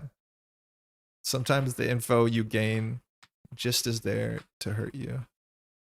Forgot about it though and win with 5 cards. You can't touch it. Yeah, so like you saw what Hiram did. Hiram gave us the confidence to make that like play that 75% of the time ends the game there. Also, Hiram let us like pick singles that like Shaper usually can't make that run on R&D. I do think Vedi might have just wanted to put a single ice on R&D, even if Vedi can't afford to res it or willing to res it, just to make that R&D run not like guaranteed. Because like we get so many free runs. Thanks for the game. Very, very cool. Same influence? Hold on. I don't know what the conversation is. I maintain there's a case to be made for Hendrik over Danielle and some Benguns. Oh, that's cool. How much influence for the gang? I want to try Perfect Recall. It seems a bit like inconsistent. Hendrik is about the same. I honestly think like people also should be playing Amaze Amusements. Like there's so many cards that can fit the slot. The tag clause gets worse and worse as Vic gets better and better or see more and more play. So like overwhelming with 3 tags is an issue. I feel like there's so many cards that like work. I think the reason that people want to play Daniela is because sometimes people mess it up in the situation and don't realize Bangoon is access text, which like right there would have been bad. We would have to touch the agenda, take 2 damage and a tag and not be able to steal it, which is, I'm assuming, the same reason why like people want to play Perfect Recall, which is you access the agenda and don't steal it. Hendrik's not bad, that's for sure. And people usually don't have a click left, so they take the core damage just to shake the tag. I mean, that's fine. Danielle's also better into Pillenhold than Amaze. Yeah, Danielle's text is always relevant, and that's actually really important. Shout out to, I believe that was shouted out in the write-up. Yeah, but Hendrik's okay. I could see Hendrik being okay. If you're playing against Lat, Hendrik's a bit better. Yeah, that's another thing. Daniela is actually a truly defensive upgrade. Hendrik isn't, right? Like on the winning turn, Daniela can matter. Like that turn, Daniela's text would have made us lose the game had we not pulled Cup. But Hendrik has no text that turn. Like that's another issue where like playing Angelique can get a bit tricky in the late game. Let's play one more. That was fun though.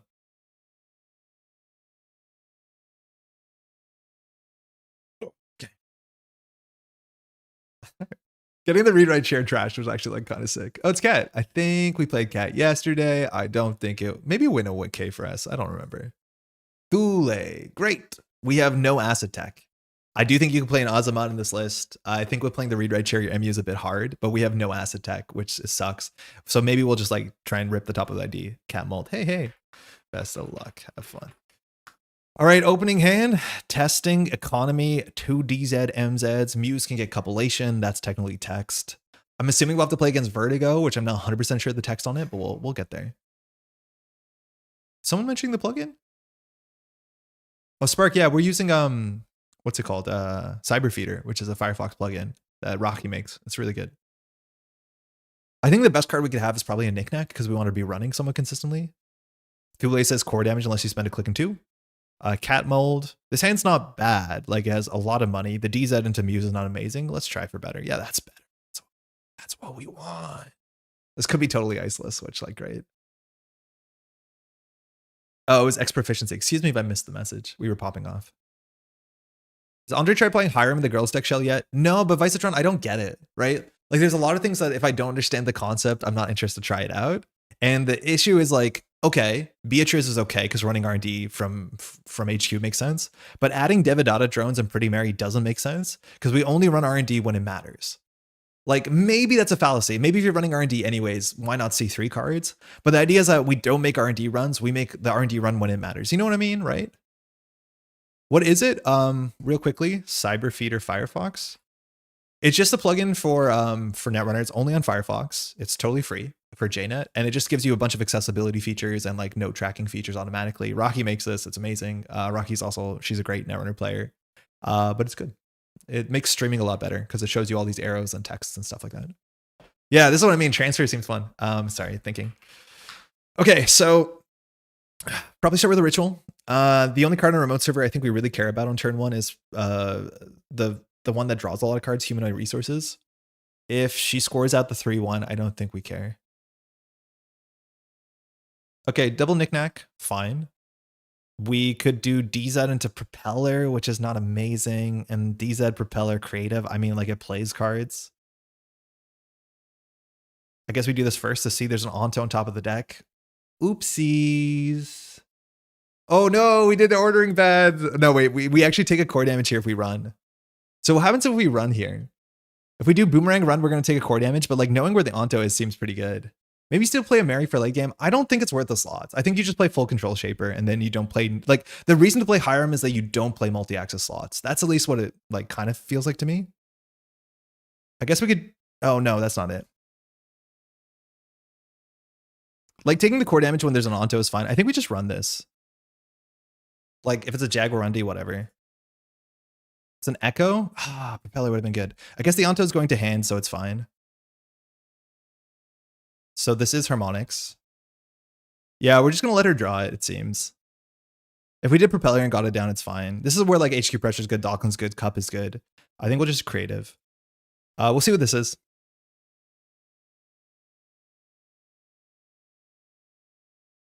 You could easily charge 20 on our Stealth Rig. Yeah, and like maybe that slot is just Dockland's Pass. Like no joke, or Wake Implant.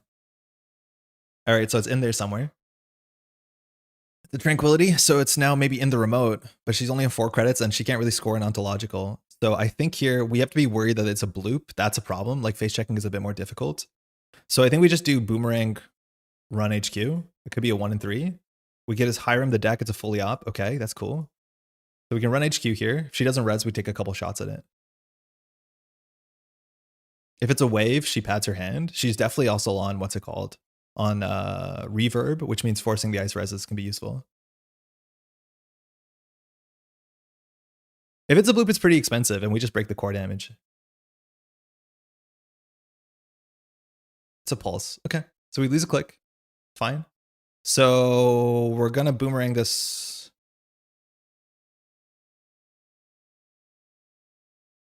Yeah. Let them dream. Ugly. Shuffle. Okay. So we're probably being a bit more aggressive than we should. She's down to 1 credit. The card in the remote server doesn't seem to be a humanoid. She has an Onto and a fully op in hand. We can always just tank a pulse. It costs us 1 credit and 1 click to get a shot at getting something good here. We could sell this to see the top of the deck. If it's an agenda, we could Propeller run it. I honestly think we're going to be as aggressive as we can. It's a 1 and 4. Those are pretty good odds. Flood the market on top of the deck. Yeah, cool. This is probably a Nico. Muse for Leaf, Knickknack for Run HQ. Oh, that might have been better. Yeah, I actually do like that a bit better. Especially because we're going to take a core damage here because I didn't do the math. Echo, okay. Yeah, I didn't do the math at all, it seems. Yeah, that was actually pretty bad. I should have played the Propeller first, maybe. Can you get your Knickknack engine before you keep running? Yeah, I think I'm burning a bit too bright with the information we have. You take a core if you steal? Yeah, I didn't do the math at all. Well, all you got's a Propeller. Still no Nico res. Maybe it's a Cyclotron? Maybe she did put the Onto on the remote server because it's just safer there. Oh, Regolith. Fuck. We're now playing Pinhole. Yeah, this Regolith is going to take the whole game back. Okay, so we went too aggressively. The DZ actually was kind of expensive. Installing Muse into Cole is 4. Yeah, we have a nothing burger turn here. Yeah, we really, really goofed that. I don't want to play the rest of this game emotionally. At least nothing's happening quickly, but like our turn here is probably click for 4. We have no good reason to run with Knickknack, so we could probably draw once to discard this. Oh, that helps a lot. Ugh. I would have thought an early DZ would have been bad. Yeah, we have 3 in the deck, so I'm a bit like more blasé about it. But definitely using the DZ for Muse Cole gives us more fuel to run for the next like 2 or 3 turns. Ooh, garbage fully op, nice. Will this be the Cursed Distributed Tracing deck? With Cyclotron, it could easily be. It does look like she spent influence on Let Them Dream, though, so she's going to be scoring out. HQ pressure is important. If we just install and trash our hardware, like seeing the top of the deck and ripping points, but like this deck is going to be on Nightmare Archives, Let Them Dreams. Like this is going to be the Steel 6 agendas. This card is hyper messed up. Oh, my foot's super asleep. Oh, that's no good. Okay, hold on. Give me a read-write share. Oh, that's good enough. DZ would have helped, it turns out.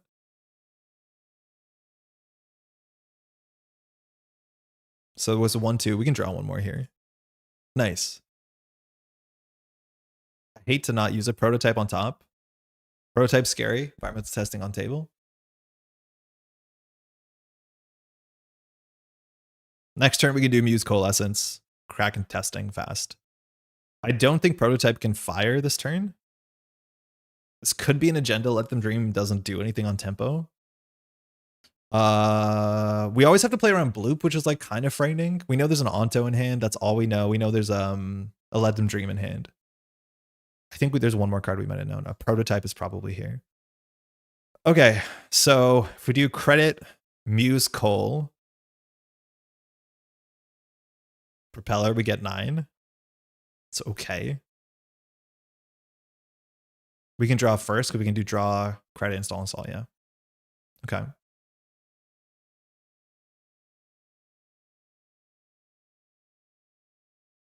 Has to.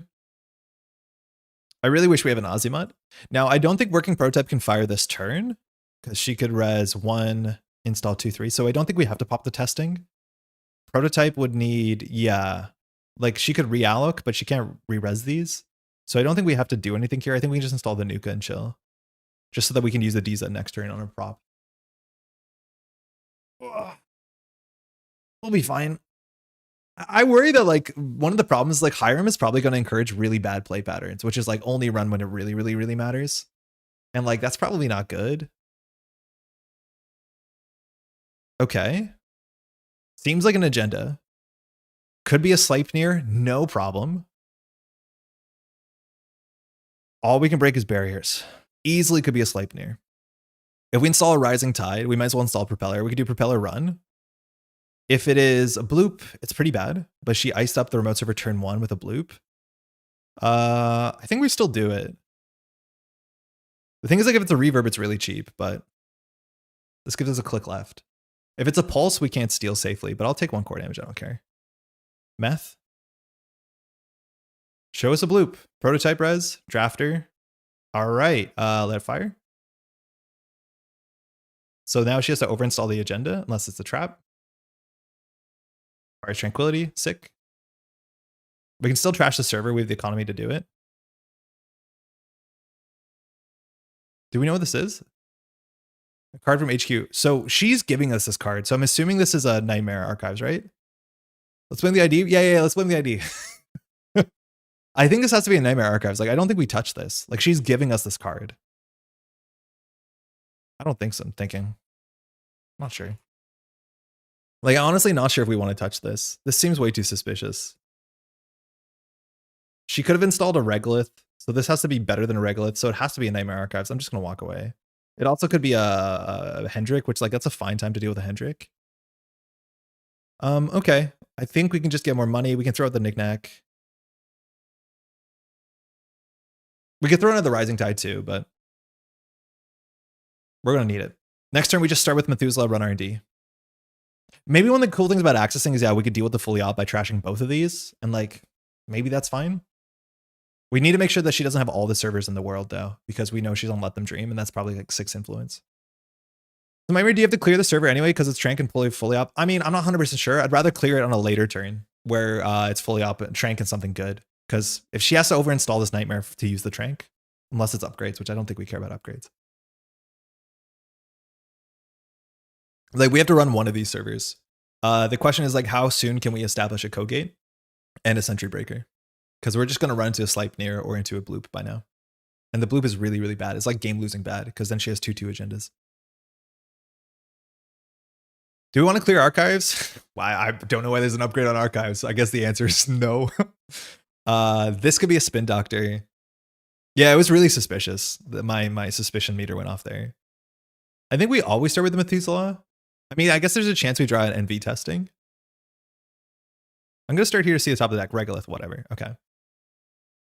So we just need to get our Decoder and our Fractor. Sorry, and our other one. We have too many cards in hand. Installing an Oiler means like we beat Pulses for 2, which is like market rate. We want to run here to sell the Muse to get a card to fire the Meth. I mean, I would bite server 3 here. We just don't want things easily iced up. So we'll Knickknack always first, I think. We'll trash the Meth for 2 stealth credits. It's a Regolith still on top? Oh my god. She's on 3 Regolith. It's a spin, we want to chase it down. It's a spin, so our hand has 2 regoliths. So that's a good thing to chase down because we have pressure on R&D every turn. Yeah. We'll keep our stealth credit. Here we're gonna discard a card. That's fine. We haven't used our D's at this turn, so I want to install the Coalescence, I think, and we can just discard the Rising Tide for late game. We might not need it.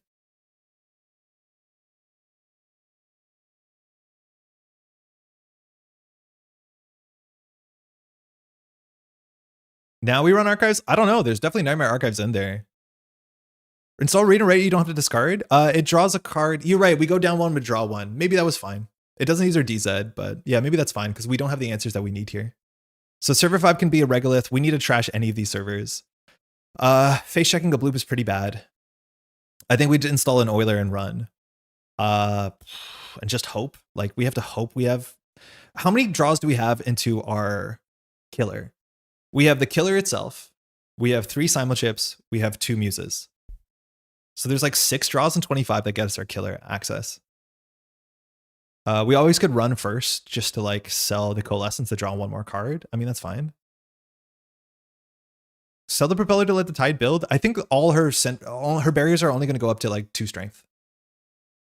Right? Like she's on Echo Propeller. Maybe she's on Bronze. Sorry, Echo Reverb. Like I don't think we actually need the Rising Tide until the late game. If at all. So we need to run server 4 here just to trash it. Otherwise she can install Fast Advance a 3-2 from hand or a 3-1. So we know she has a Let Them Dream in hand.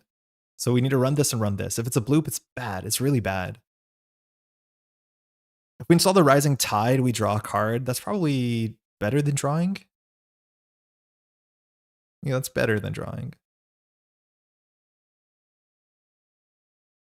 2-click Ritual, not that great. That's another good reason why we should have ritualed last turn, or sorry, read, write, shared last turn, because then you start your turn with a ritual in hand, and that's really, really good. We can run server 5. I think it's a regolith. But this gives us a card draw and 2 credits. I guess if that's the case, we can just Oiler face check. If it's a bloop, it's bad. Like, what are we going to do about it? Knickknack. There we had a Simulchip, so 1 click too many, and we're not going to trash that.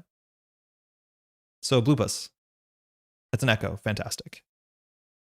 This one's getting big, but this one we don't have to run that much.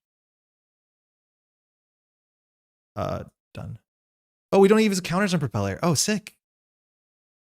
So Nico, we just have to trash that because we have to. We probably could run the working prototype here. I don't think this is a bloop, but we don't want her to bounce the Knickknack. So I think we just run server 2 now and just keep her off of fully op and all that sort of stuff. We're taking some risks here, but what else are we going to do? We have an Oiler. Notably, Methuselah's whenever, but there's not enough hardware in the game seemingly to make that relevant. Nice. Every Echo is here. Play your hushes. Anyways, it's dead. Cool. Good turn. Good turn from us. As much as we didn't fire Hiram. We think there's an Onto in hand, but it could still be in Archives. Again, keeping information is really important here. Okay, smaller fully op. We still need to clear all these servers. This is a regolith. We could have cleared it before. Read, write, share. I think we don't need this Propeller considering how things are going. Okay, that's the next target for it. So we'll Ritual. Okay, so we can sell the Oiler, I guess. So we sell the Oiler. We should get a Simulchip down just in case of face checks. If we see an agenda, we want to be prepared for it. So if that's the case, we'll start with the Simulchip. It's a Managarm on top of the deck. Good to know. Information's valuable. Baker's not seeing so good, but it could still be good. We can... This is such safety for us, let alone we can crack it for fun. I want to Knickknack something.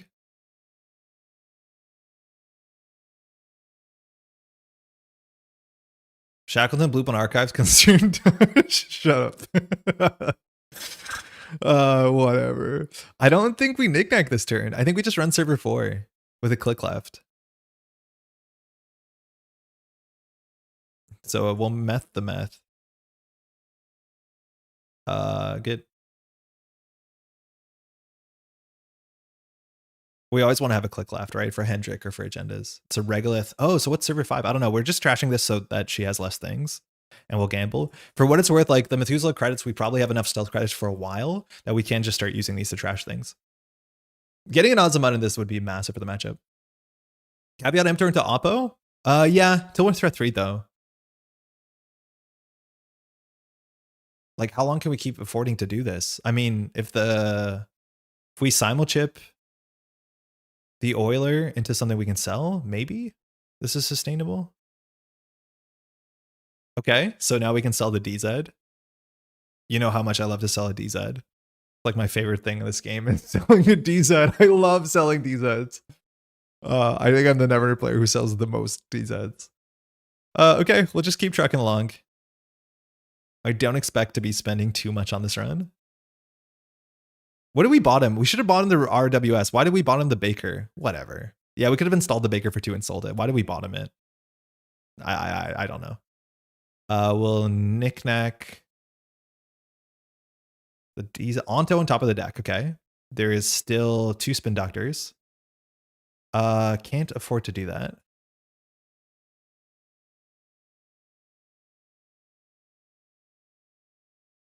The Managarm will end the run here. So we know there's an Onto on top of the deck. So we run it. We break this for 4. If this is a pulse, we take a core damage. And before they flood out of salvo testing, they can't this turn, right? Unless this is a Synchro Cyclotron, they could do 3, 4, 5 on top of the Decklogical Dependence. Very funny. I think we just run this. We're going to go down to 4 credits. The Boomerang is probably not worth it. But I think stealing an Onto helps a heck of a lot. We'll see how bad this is. If it's a pulse, it's kind of annoying. Oh, that's annoying. We can't let that fire because the spin doctor comes back, so we actually have to simulchip into this. Which is pretty freaking expensive. Because this goes down to 5. We simulchip. Oh, this is really expensive. We probably shouldn't have ran this thinking. Because the only way that we can deal with this is simulchip into a Muse, Muse into a guy for 4. We break this for free money. I mean, we're going to bottom out. We can kind of do it. Trash an installed program? Have we not this turn? What did we knickknack? We knickknacked the DZ instead of the oiler? You're a winner, Andre. Just a winner. It doesn't save us any credits this turn, but yeah, I know.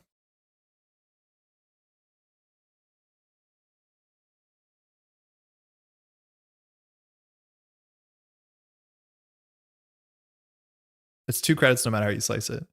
What? What?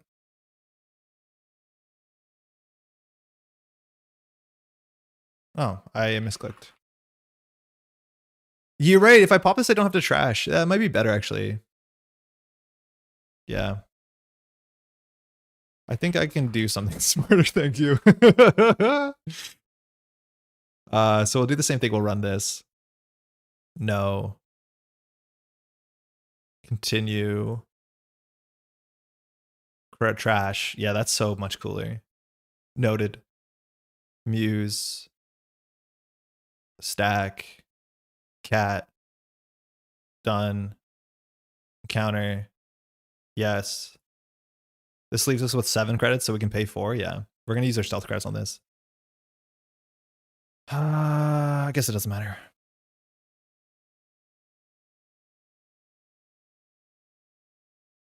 Show me a spin doctor. Fuck! I don't want to play Hiram anymore. So she has 2 Ontos in hand.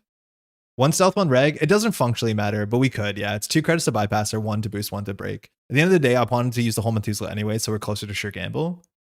But yeah, that she put a spin doctor on top of a spin doctor to get us, which like, it worked. I really mismanaged our DZ economy. I'll be the first to say. The issue now is we need to decouple the Muse from the after image, so we want to sell it while running one of these and then simulchip it back. We only have, well, we have every simulchip still. I think we'll just draw credit. Yeah, I don't believe in this buffer drive. They need to give us a DZ for Hardwell. I'll never trash that one.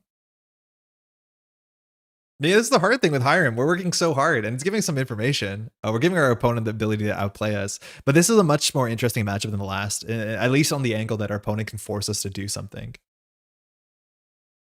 Which now we have to interact with her because we're scared. She has 2 flood the markets, so she can do flood the market, advance score, and Onto. We don't know what 5 is. We think it's a third regolith because we know she had 3 regoliths. Like, that's the information we're working with.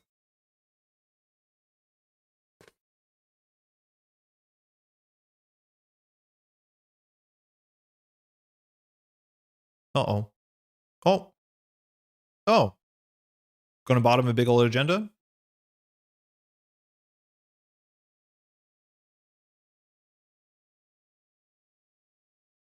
And now if we don't deal with the spin doctor, like, we just can't do anything. So add it to HQ. So she wants to flood the market one more time, right? So she added this to HQ. We know she has another flood the market. And we're going to have to play a really long game because of the structure of this card, let alone all the nightmares. Okay. Economy left in our deck. Technically limited. We have 2 environmental testings, though gamble in our hand, 1 creative commission, 1 coalescence, 2 simul chips. Not amazing. Not really good. Do we sell something with Knickknack? We might actually just sell the after image. Obviously that's a lot, but it unlocks the muse underneath it. So I think we just start by selling the after image running server 2. We could in first throw out the boomerang to the drafter and then chase down the spin doctor. She'll probably let us trash it. That's the downside. But we can't use Hiram's text if the spin doctor's on the table. We just can't. So that is an option. We just need to make sure that she doesn't have 4 servers. The issues of even if we trash this server, she can do install. Wait, where did she install it? She installed it in server 4. Oh, right. Yeah. We need to trash 2 servers.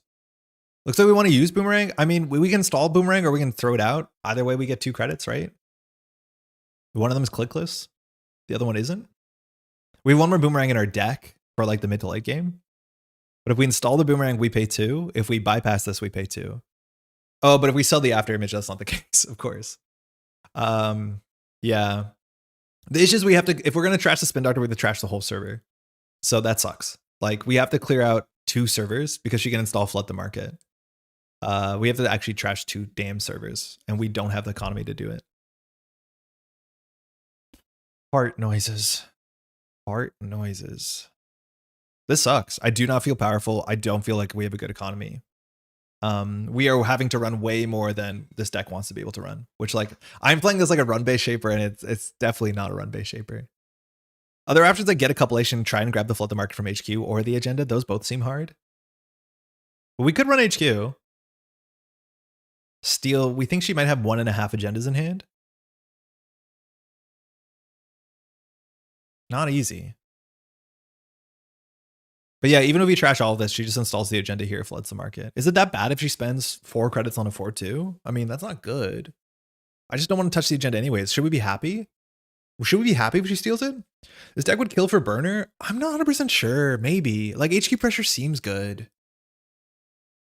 We know she has 2, no? Yeah, but she definitely bottomed 1 in archives with the spin doctor. Like, she's definitely not holding on to her first onto. So I would say 1.5, probably 1. Because that card is garbage unless we take a core damage. Sorry. Not sure what to do. Yeah, I have no idea what we're meant to do here. Like, we might just ignore the board because we can't stop the flood the market. If she flood the market as an onto, I don't care. If she flood the markets, I'll let the dream good. We don't have to touch it. Like, that's literally the world we live in right now. So I think we just continue to set up. Okay. No, that's cool. Credit. Gamble. Testing. We don't fire Hiram this turn. We don't fire Knickknack.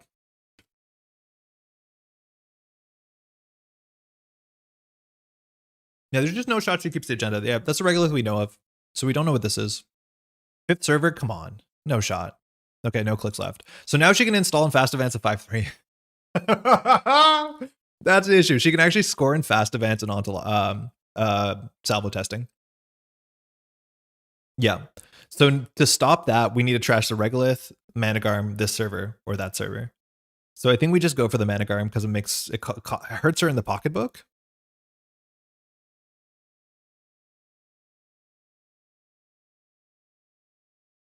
We're hoping this is not a bloop or a third drafter.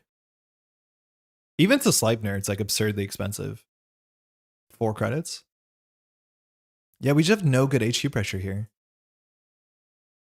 This does not feel good.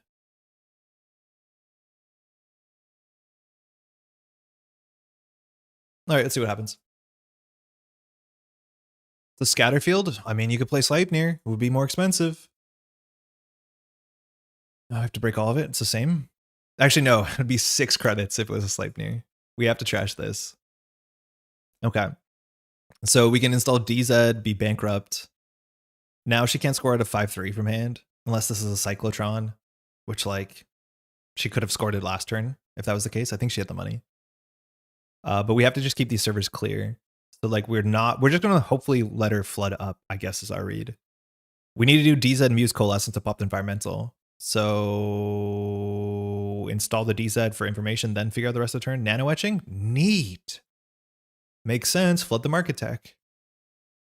So if we want to install this here, it costs 1. We're a credit short. So we're not going to use the DZ this turn, which feels bad. We can install the read-write share to get rid of the buffer drive to draw a card. That's fine.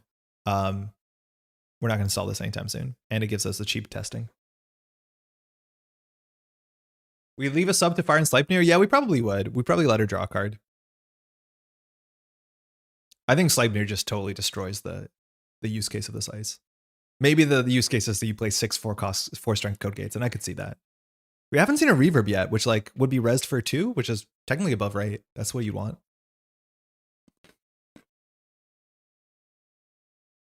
But here she can fast advance a 4-2 for 4 credits.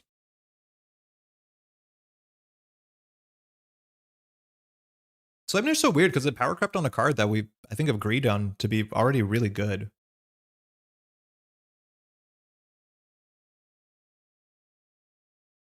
Nano etching? Okay. So now we have to destroy that. Cool. Does overinstalling read-write share and trashing the buffer count as trashing hardware from anywhere? No. Because the card that's face down has no type. It is just technically a card. So unfortunately, it doesn't count because the face down card is typeless. At least from my understanding. I do think the Nuka is good. I think the Boomerang is the least good card here. Okay. So we need to trash both of these. This could easily be an agenda. I don't think she thinks we can do this, which, yeah, we can't. Good for her. She figured it out. So here we can trash the RWS to immediately, like, this has to be garbage, right? Like, we need to trash this to open up MU, to Muse for Coalescence. We Muse for Coalescence on 3 credits, so we have to do credit, Muse for Coalescence, then we can run. The other option is just running first to sell this Muse. That puts us on 4, so if we want to break the Scatterfield, that's all we're doing. We don't have a way to refresh the Oiler, which would save us 2 credits, so it's not super useful. But also it pops environmental testing, so I think that's what we have to do here. So I think we're just cracking the rewrite share for, like, minimal value. It was a click to draw 2. If you look at card quality, not quantity.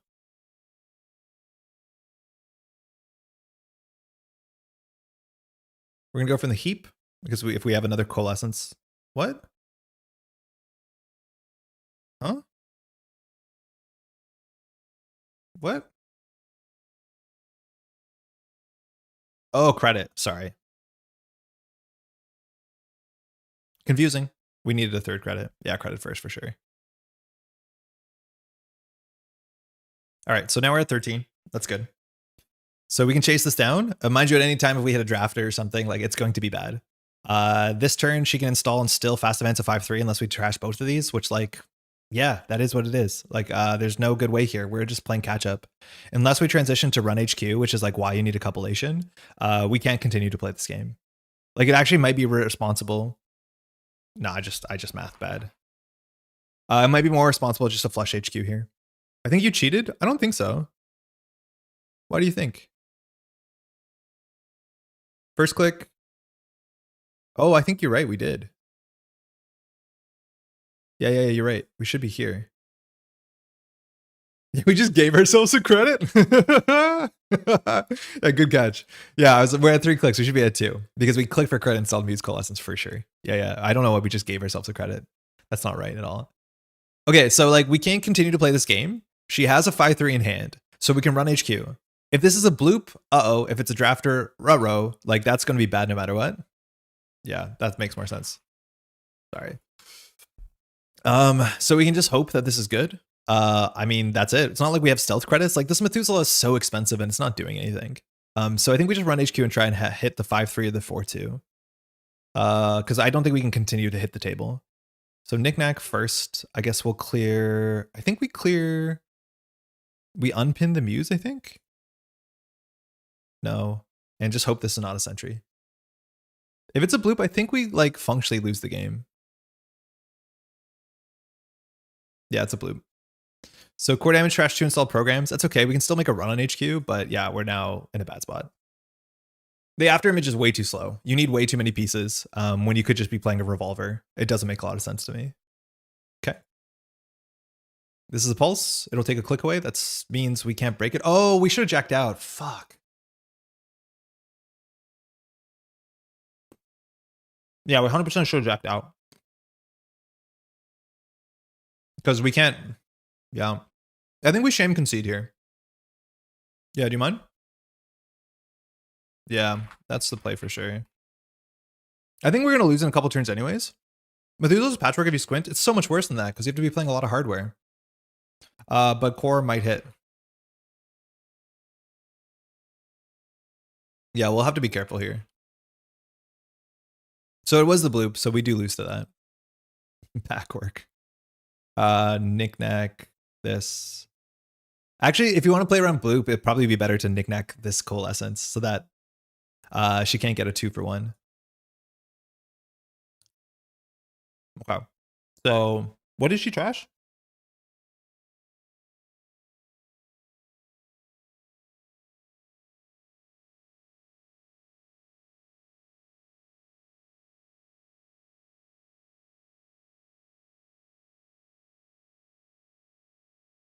Okay. Oh, it's only one core. Oh, it's not that bad. I thought it'd be worse. So true. This is a mess.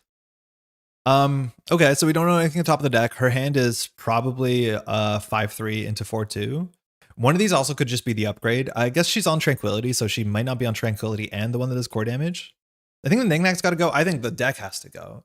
Like, if the Knickknacks go, the Coalescence go, the Environmental Testing go, and then I think we just play, like, full control, full events Shaper, which is, like, busted economy. Yeah, let's hope. What a mess, I'm sorry.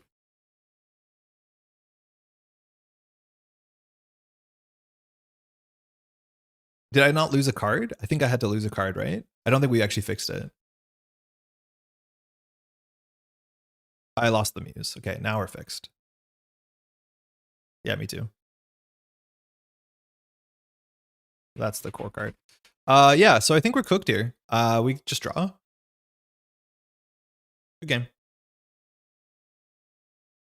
So Onto's now a 3-2. I think she can just like fast event the salvo here. Yeah, I don't know. I think that's like the other downside of Hiram is like our ability fires maybe once every 2 to 3 turns, particularly when we're setting up, it's a bit more consistent. But then the issue is like we don't have the pressure every turn. And I think you'd want to have the pressure every turn, the same way that like Conduit technically pressures every turn, or like Girls decks pressure every turn, and we just don't have it. That is like really, really quite bad for us. If we look at our bin here, we have the Rising Tides in here. We have 2 more propellers somewhere, so that's okay. We have a Unity in the deck. The after image is in the bin. So if we want to get the after image back, we need one of the 2 simul chips.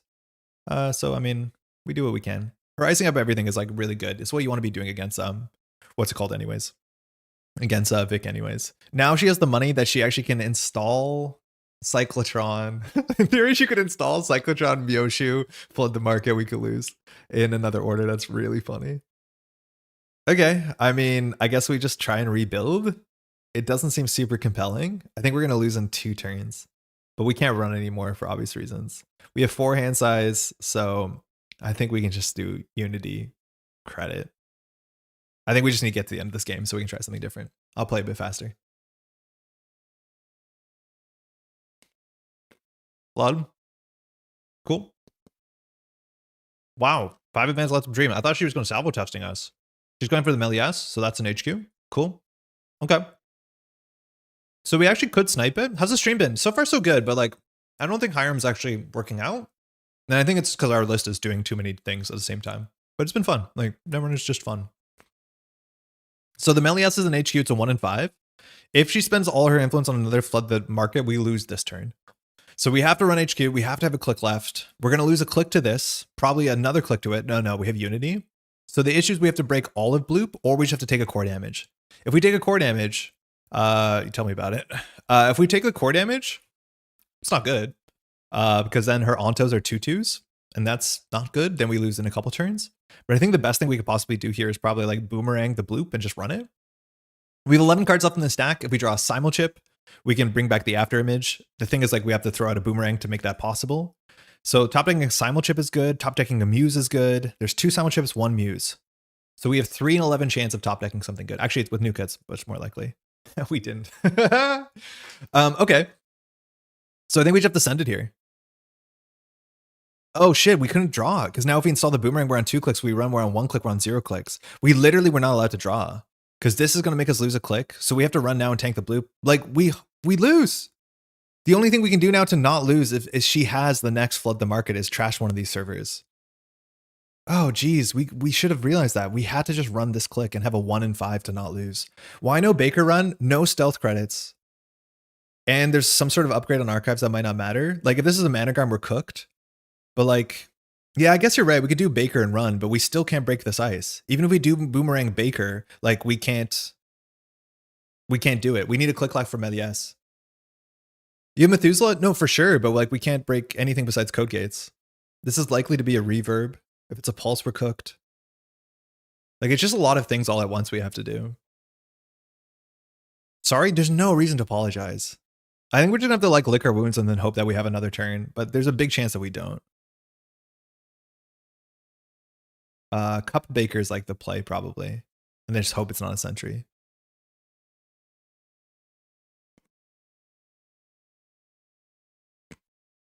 Maybe pre-installing the boomerang was better than creative, because I don't think we need the money before the game's over. We also should be prepared.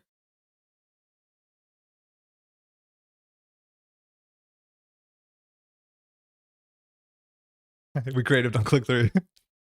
Yeah, she's on triple flood the market. Yeah, that sucks. We should have been able to deal with the board a bit better. GG. Thanks for the game. Yeah, that did not feel good on our part. I think we're going to take Hiram back to the drawing board. Thanks, you too. She's gone. Yeah, this sort of style, like, I do think there's enough stuff you can put on the table. I do think there's a lot of decks that can afford to run and check these every time. We can't, unfortunately, if we're playing control. And then, like, I don't know if I've seen a deck that's actually spending 9 influence on all the flip the markets, but like, yeah, this is the board state where it gets really, really bad for you. And the fact that she like grabbed this 5/3 made it pretty obvious she was on a third flip the market. So like, the only thing we could do is run this. Unfortunately, this text matters more so than the Thule text, but pulse into this is really good. I wish we knew what this was. There's a small chance, but like, that was a mess. We played the early game really bad, and it like transitioned really poorly into everything else. I think you could have gone significantly better in a parallel universe. Yeah, I think we played the early game way too aggressively. Like, we saw agendas and we like, the red mist descended, in which in theory we should have been like, we're a control deck. But if we're in control deck, why are we playing Knickknack? Let's try this again. Hiram. Okay, so let's try something new here. We're still gonna play stealth, I think, because stealth has a late game that makes a lot of sense. But we're gonna be playing none of the Knickknack Muse Coalescence package, which means we're probably not playing environmental testing. So we're going to play all the straightforward economy. We're going to be playing self-modifying code so we can grab our things more consistently. And we're going to be building for an end game that's meant to be terrifying. And hopefully with a bit of control, we can get to that end game. All right. So we're going to pivot to like the most boring control shaper, which is not a play style that I'm known to play, but we'll do our best to try and get there. Ultimately, it means that this deck will probably be better in lat, but we'll see if it's worth something. We haven't even considered air check. Someone in chat shouted out that this is like the most criminal art on a shaper card, and I do feel it. This seems really out of faction. Looking at hedge fund for stealth, consider toolkit, air check, toolkit, oh, penumbral. Oh, I don't want to spend 2 influence on penumbral. If you're spending 2 influence on penumbral because we're a control deck, I probably would want to spend 3 influence on Ataka. I think that goes way further. I do not like this card, and also doesn't really work out with our like only run when it matters when we have a card that we have to install. It's not my favorite card. Maybe we'll be wrong about that, but we'll see how much HQ pressure we have. Maybe that's the reason. This is another thing though that we want to play if we have enough stealth credits, but yeah. Okay, so we're going to play all the stuff that you think we're going to play. There's a chance that we can still play Spec Work Coalescence, just because Coalescence is a nice card and Spec Work is an event, and we have reasons to do both of those. So I think this is like on the maybe pile. We'll dog ear it there. We'll play the Rituals. Rigging Up is also a card we could consider playing if we have a lot of expensive installables, and we need to play more events because we're going to be trying Touchstone. Let's try 2 Rigging Ups and see how it goes. Hushuk, probably not. Like the thesis is don't play more R&D multi-axis. I think we might play more HQ multi-axis. In the Groove, no. Illumination, like, could be it. Seems a bit more aggro. Harmony Therapy might be a bit too slow. Creative Commission for sure. We can earmark 1 burner. We can earmark 1 air check. And mind you, beta build is a card we'll definitely play on this channel at some point. It's just probably not this deck. All right, other things we can play: Sure Gamble. We can play Overclock. We can play 2 Pinhole. That's like already a lot of events. So now this is what the problem is. Like, oh man, I'm already so frustrated. It's like, this is the sort of like control shaper we're going to play. And notice how many pieces of hardware they're going to be in this list, which means it's very likely we should just discard Hiram, which then why are we... I keep running into this. It's like, you want to play control shaper? Okay. But how do you play control shaper that also runs 16 pieces of hardware? Like, how often did Hiram fire that game? I'm so excited for Hiram, but it's not working. 2 for Touchstone. Simul chips are good. We'll probably play Methuselah. That's nice. What else can we play in here? We can play Game Dragon. That's a control game. DZ, we probably don't need 3. Maybe we'll play 1 or 2. Again, hardware is good. I don't think we need Cataloger. We can't play another console. Airblades is okay. I mean, you don't play 16 pieces of hardware. I think in the last deck, we're playing like 14, and it just doesn't seem like enough. We played 13, and it doesn't seem like enough. Especially because like you play 13, but a lot of them are unique. I guess Methuselah does fire them. Methuselah's a trap. Onicom is better. Yeah, but like, I agree with you, and I think that's the issue, is the more that we play this, the more we're going to get to closer to a reg shaper, and the less we're going to play some of the more interesting cards, which is like the thing that happens sometimes with a new set. But for now, we're going to try it, right? You play Onicom, draw into Simulchip and Boomerang. Yeah, but then like, why are we doing this and why are we doing Stealth? Which like, maybe that's the answer, is like, this is not a good enough console when you cannot play enough hardware for this to be good. Hey, good day, Andre and Chad. I've unfortunately had to check out NR for a bit. This is my first check back in on VP. Well, welcome to Andre being frustrated about Shaper. It's been a really cool set, though. Let me make that clear. Gachapon could be a fun include. Gachapon's okay. It's not an ability that Shaper really needs, because we're not like digging for companions or Dreamnet. It does remove cards from the game, which is okay. It fires Hiram twice, which is cool. It's like maybe worth something if we don't have a way to spend influence. It's like not the worst. This is the sort of deck though that like spends influence on Clean Getaway or Bravado or something. The other hardware I would consider playing maybe is what's it called? The Anarch 1 influence one that draws when you trash. Like this is seems like a good card badge for 1 influence. 4 drip stealth credits is better than 2 conditional stealth credits. Yes, probably, yeah. Are you doing stealth and touchstone? Yes, because we're playing enough events now to do touchstone. I think if they focus on more events, Onicom, or less events, Methuselah, but that's probably Lat. Yeah, I think Fulcum, how's it going, by the way? I think at the end of the day, it's probably Lat is going to be the answer. But then we actually have to play like R&D Axis.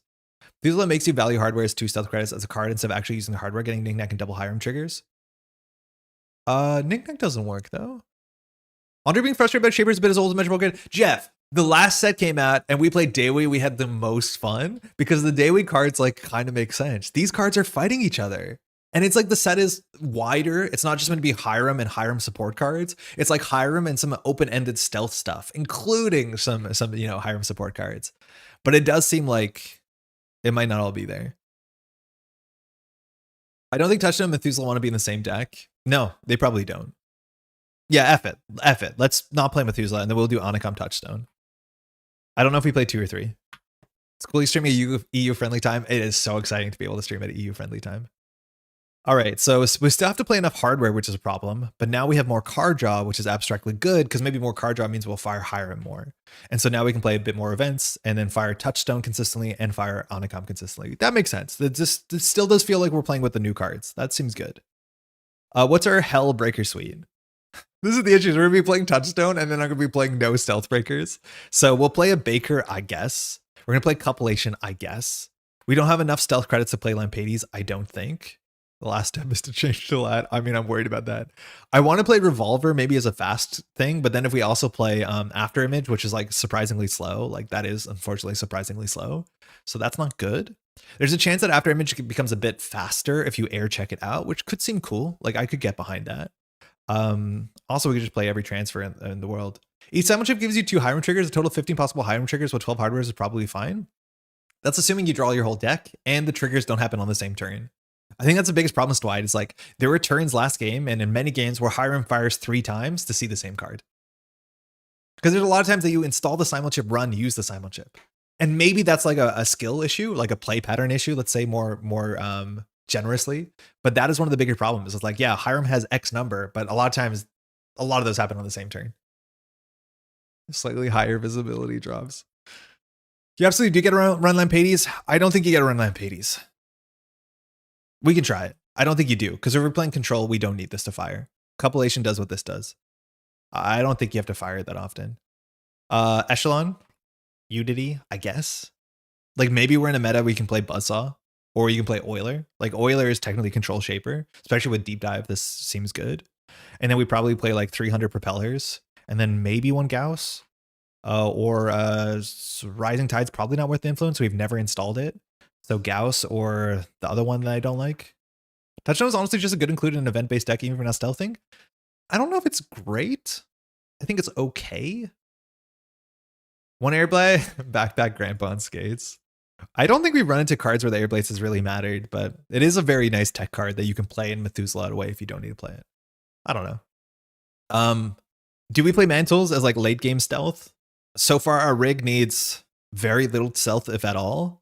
But I could see us playing Mantle and like twinning and like being really gross about it. Yikes. We look at our resources. Usually we're not playing a lot of resources because we don't need to. So like 1 Telework, 3 Nuka is probably where we want to be. With Onicom, you actually don't really need 3 Nuka sometimes. Like you can sometimes do 2 Nukas or 1 Nuka, and that's okay. Like 3 Nukas is a lot for an event-based Onicom package, I think. Did you see my link? I did. Sorry, I didn't open it. Veronica, is this an HB deck? I'm just kidding. Hold on. I need to figure out how to open a deck list to get it here. This is Utati's list. It's strange. It has Take a Dive. This is mostly to get more deck slots. Hold on. Stealth Lat Runner. Oh, it's Lat. Sorry, we have to close this. We can't do that. We're not allowed to play Lat. It's not allowed at all. But like, yeah. What do we have for stealth? We have After Image. We have Hyperbaric, which honestly I haven't even considered. That is a way to use the mantles, and it is like a twinning grossness. I find this card to be a bit too slow, but there's a chance with Hyperbaric and then 1 Oiler, you can get to that late game and be very disgusting. I think that's actually worth looking at. 2 Propeller Rising Tide. I'm not sure if you need... There's a big chance that the Rising Tide is worse than the 3rd Propeller, or just an in-shaper in Faction Gauss, but yeah, it's cool. I'm not big into... Oh, we're not Hiram anymore, so Devidot is cool. Lampades, I don't know. We have Mantle, SMC. We need to put SMCs into the deck. 2 simul chips actually is probably correct. We're on 3, and I think that's maybe some Hiram, but like SMCs, the simul chips are only very good if you're playing Oiler or more propellers or stuff like that. I think you want 3 Onicoms. Oh, Daily Cast. I forgot we can do that. Hyperbaric and Entangler is the way to go. I'm not a big Entangler fan. I think people are not playing Mavirus, but I don't like putting a card to do with 1 ice. Yeah, this seems reasonable. Jailbreak for some more multi-access. Hopefully we don't have that issue. Cold Raid is the other card. Air Check. I mean, parts of this make a lot of sense. Spec work without any spec work like Coalescences probably is okay. Solve your early pressure in late game. I think if we want to do that, like I would do Propeller Pelongi. Like I think Revolver Pelongi also makes sense. I'm just really like anytime that we're forced to deal with a sentry in the first 2-3 turns, we do fall apart. And that's maybe a reason why Fisarum is pretty good. Oh, wow. Oh, God, this looks like a pile. Okay, so what have we learned? Honestly, don't know. I don't know. We need SMCs because we have overclocks.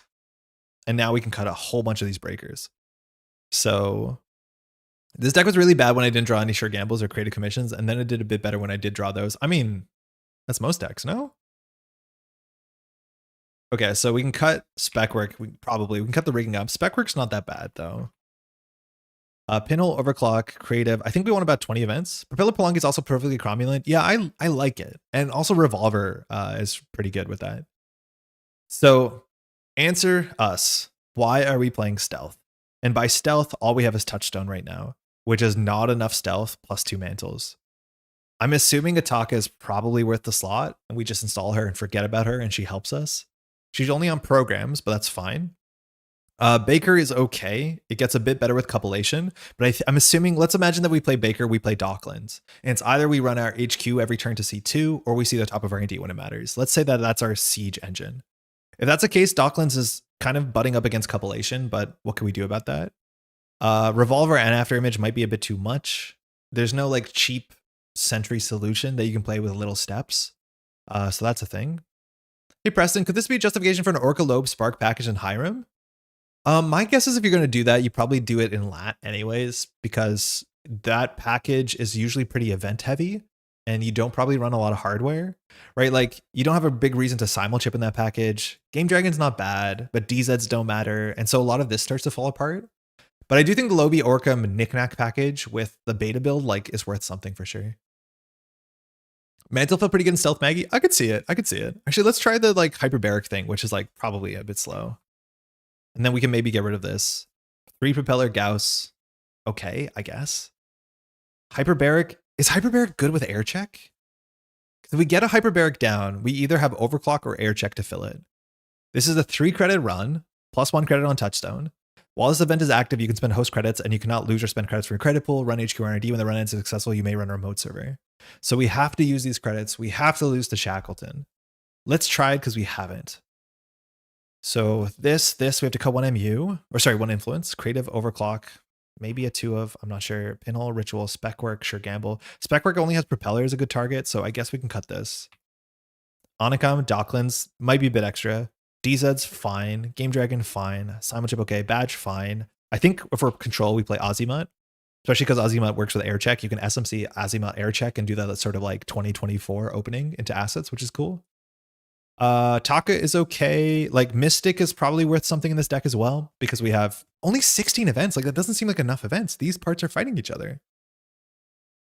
Hiram is fighting, like no surprise you can't build a Hiram event deck, but that's what it feels like right now. You can't build a Hiram event deck.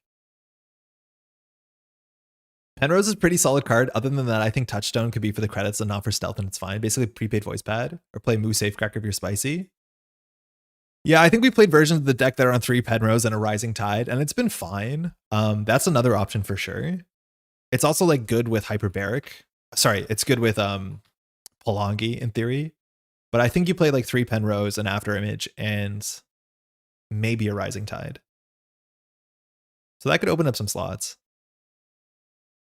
Propeller's just so good. Air Gap has been underperforming. Air Check, hey Lloyd, locking you into only using stealth credits literally killed a runner when they ran on a remote and couldn't break a sentry they didn't anticipate. Yep, I'm hoping we have enough stealth credits. I'm assuming this card is much more playable with Methuselah, which on the turn that you run it, you generate at least 6 stealth credits. But obviously there's huge downsides to it. Like, of course there is. You also can't play it with Overclock, but with Mantle, maybe we get there. I'm not 100% sure. I feel like the cool thing we're building towards is like with Docklands, there's a once per turn payoff. Mantles are a once per turn payoff. Talk is a once per turn payoff. Like maybe this works. No free lunch as a hardware would be pretty good. I mean, we kind of have it. It's a flip switch. Cheese it. We kind of have it. It's just like you can't fire. You can technically fire this for NSIGs. It's just like you shouldn't fire it for NSIGs. Yeah, I don't know if we want to play more stealth. Ah, man. This has been frustrating. I don't think this is enough events. This can't be enough events for a Hiram deck, which like is such a silly sentence.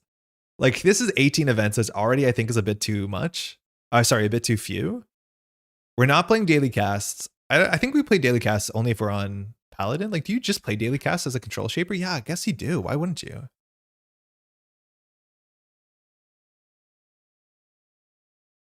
But again, that's another card that's not an event, not a hardware.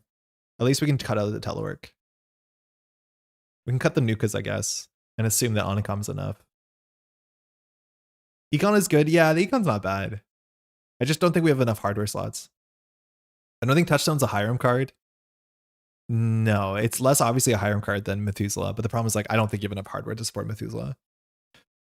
I think this deck will be better as lat. But now we have to add multi-axis, which I don't want to do. Yeah, this is frustrating. This is annoying. Is it possible you have too many programs? It is possible. Like we could give up on the Unity and just say Hyperbaric is it. The issue is if we're like immediately asked to break a Sleipnir, we're kind of cooked. That's the issue. Like this card is only good in the very, very late game. You could play Rigging Up, but then you can't like get this on the table. Hey, Nick's Labs, glad you like the streaming times. I do too. I could see us cutting a DZ, but then Hiram. Let's try this. I think one of the cool things is we have air check into Hyperbaric. That's kind of cool. It's not deep dive, but I guess we could try this. We could also cut a 1 pinhole, which is probably not right because we need events for the Solidarity badge. I mean, okay, Hiram events. I don't have high hopes for this, but we're going to learn something. The advantage of Lobby Orcas is less programs to free up space for your events and hardware. Are we beta building? Are we beta building? Okay, hold on. So check this out. This is beta build. 3 costs, search your stack for a non-virus program, install it ignoring all costs, run any server when that run ends if the program is not, if the program is still there, add it to the top of your stack. Cool. So this forces you to play very few programs. In theory, you have slightly more control over this, but this means that you can get your Lobby or your Orca as soon as possible. Now you can build decks with 3 Lobies, mind you big, 3 Orcas, and then every time that you play beta build, you get to see the top of the deck. Sorry, you get to get this thing on top of the deck. Now, if you play Knickknack, this becomes a run where you go plus 7 credits.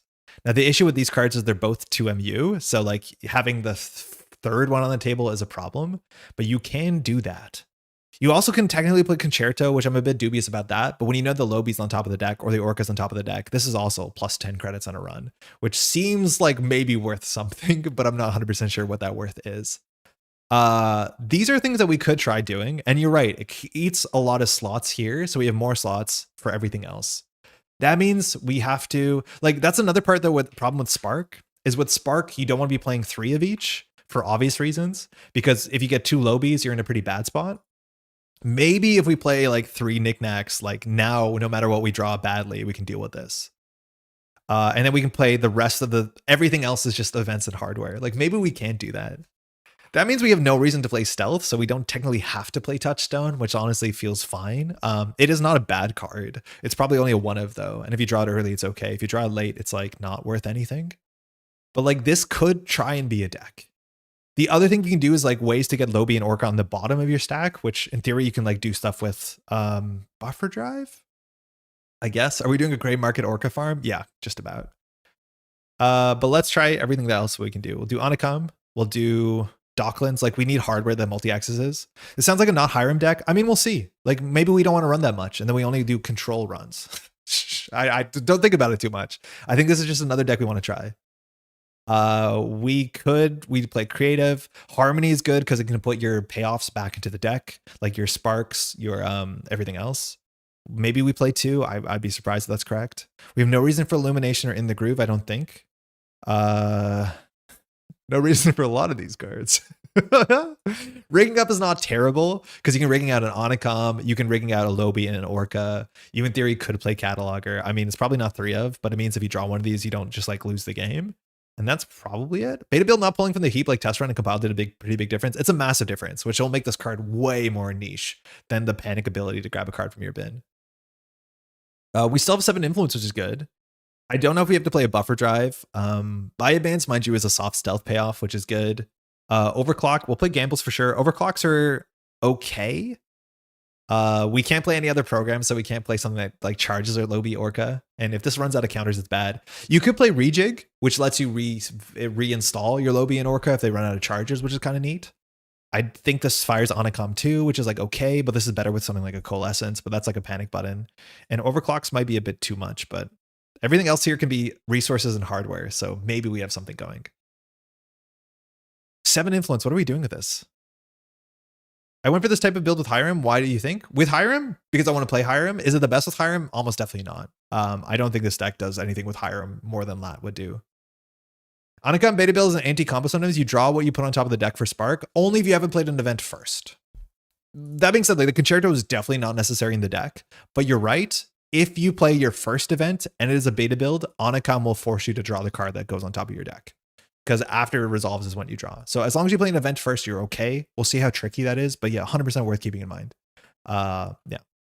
Rejig allows you to swap breakers if you spark into the wrong one but drew the other. Oh yeah, that's cool. Yeah, maybe we'll play 2. That's a good reason, right?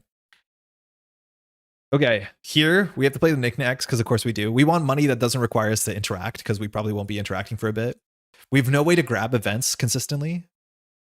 Why can't you play other programs? I think you play this without Spark. I think there's versions of this where you play without Spark. I think Spark is still fine in the deck because you can set up the Spark consistently. Because once you put the thing on the top of your deck, consistently. Once you put it on top of the deck with beta build. Shouldn't beta build run knickknacks? Yeah, we are. We have 3 in the deck. I do think there's versions of the deck that beta build without Spark. But I think there's also reasons to play Spark. Stone Chip is fine because it's a panic charge card. This deck looks worse. We definitely have like so much hardware in the list. So much hardware. Just to the brim. Game Dragon is actually pretty good because Game Dragon and Lobi and Orca is good. Simul Chip is not super necessary. Methuselah we can't really play because we're going to be playing 22 events. Ooh, this does not look good. You'll need 2 extra MU or you won't be able to get value from both breakers down. Yeah, I think we have to play like DZs. The problem with the DZs is they don't do anything. So like, how do we add MU? It has to be DZs, right? Gachapon, you think? Why? Why Gachapon? Love all the leftover influence with 3 slots left. I mean, you just start putting big old bravados in there. Tungsten Tailor? I'm not sure if this does anything. This card is better if you're running every turn. I don't think we're running every turn. I honestly don't know why we're running. Let's sort that out. Could play Memory Diamonds. If that's the case, I think we're better off playing DZs, but not the worst. Like, this is super comparable to DZs the way that this deck works. Borrowed Goods are 1 influence tag-based thing. 7 influence. What is like the most busted event we can play for 7 influence? Like 2 Take a Dives? Gachapon is certified good in Hiram, 0 check R&D. Yeah, but like, show us our programs and virtuals we want to install. We literally got 6, and they're still going to be pretty expensive. Yeah, like Take a Dive seems doable. We already have Acid Tech. Deep Dive? I know. We should be playing Deep Dive in this list. It's honestly fine. Do we have any way to change type of programs without using ice without using programs? I don't think there's a way to do that in the format. Okay, we have 1 too many influence. Any cards you can use the concerto credits on? Just icebreakers, really. In theory, programs, but there's not much else I think you could use this on. You want 2 Miami? Oh yeah, we do. 2 Mystic is probably better than Take a Dive or Concerto. This card is going to be like clunky in our hand because once we draw it, it's like not great. This is build your own stim hack, which is like kind of funny. But 2 Mystics makes a lot of sense. We have 24 events. Like in theory, we should play 2 touchstones just to get one early. All right, so we need to cut cards. Concerto's probably not it. Do you want to play the cat who keeps your ice on Obi charge? Yeah, we might as well. We might as well play Dig and Friends and Bucha, and Squee and Boots.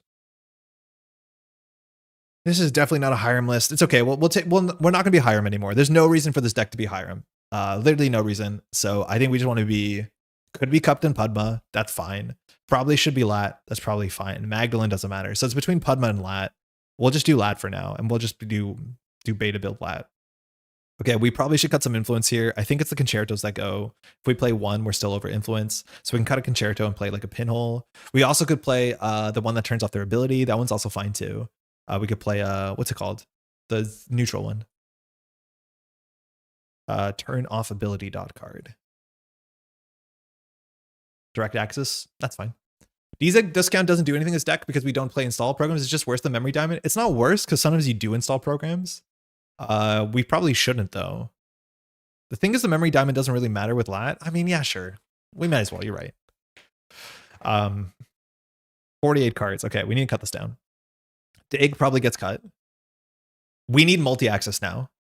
How do you get multi-access in an event-based deck? And don't say, what's it called?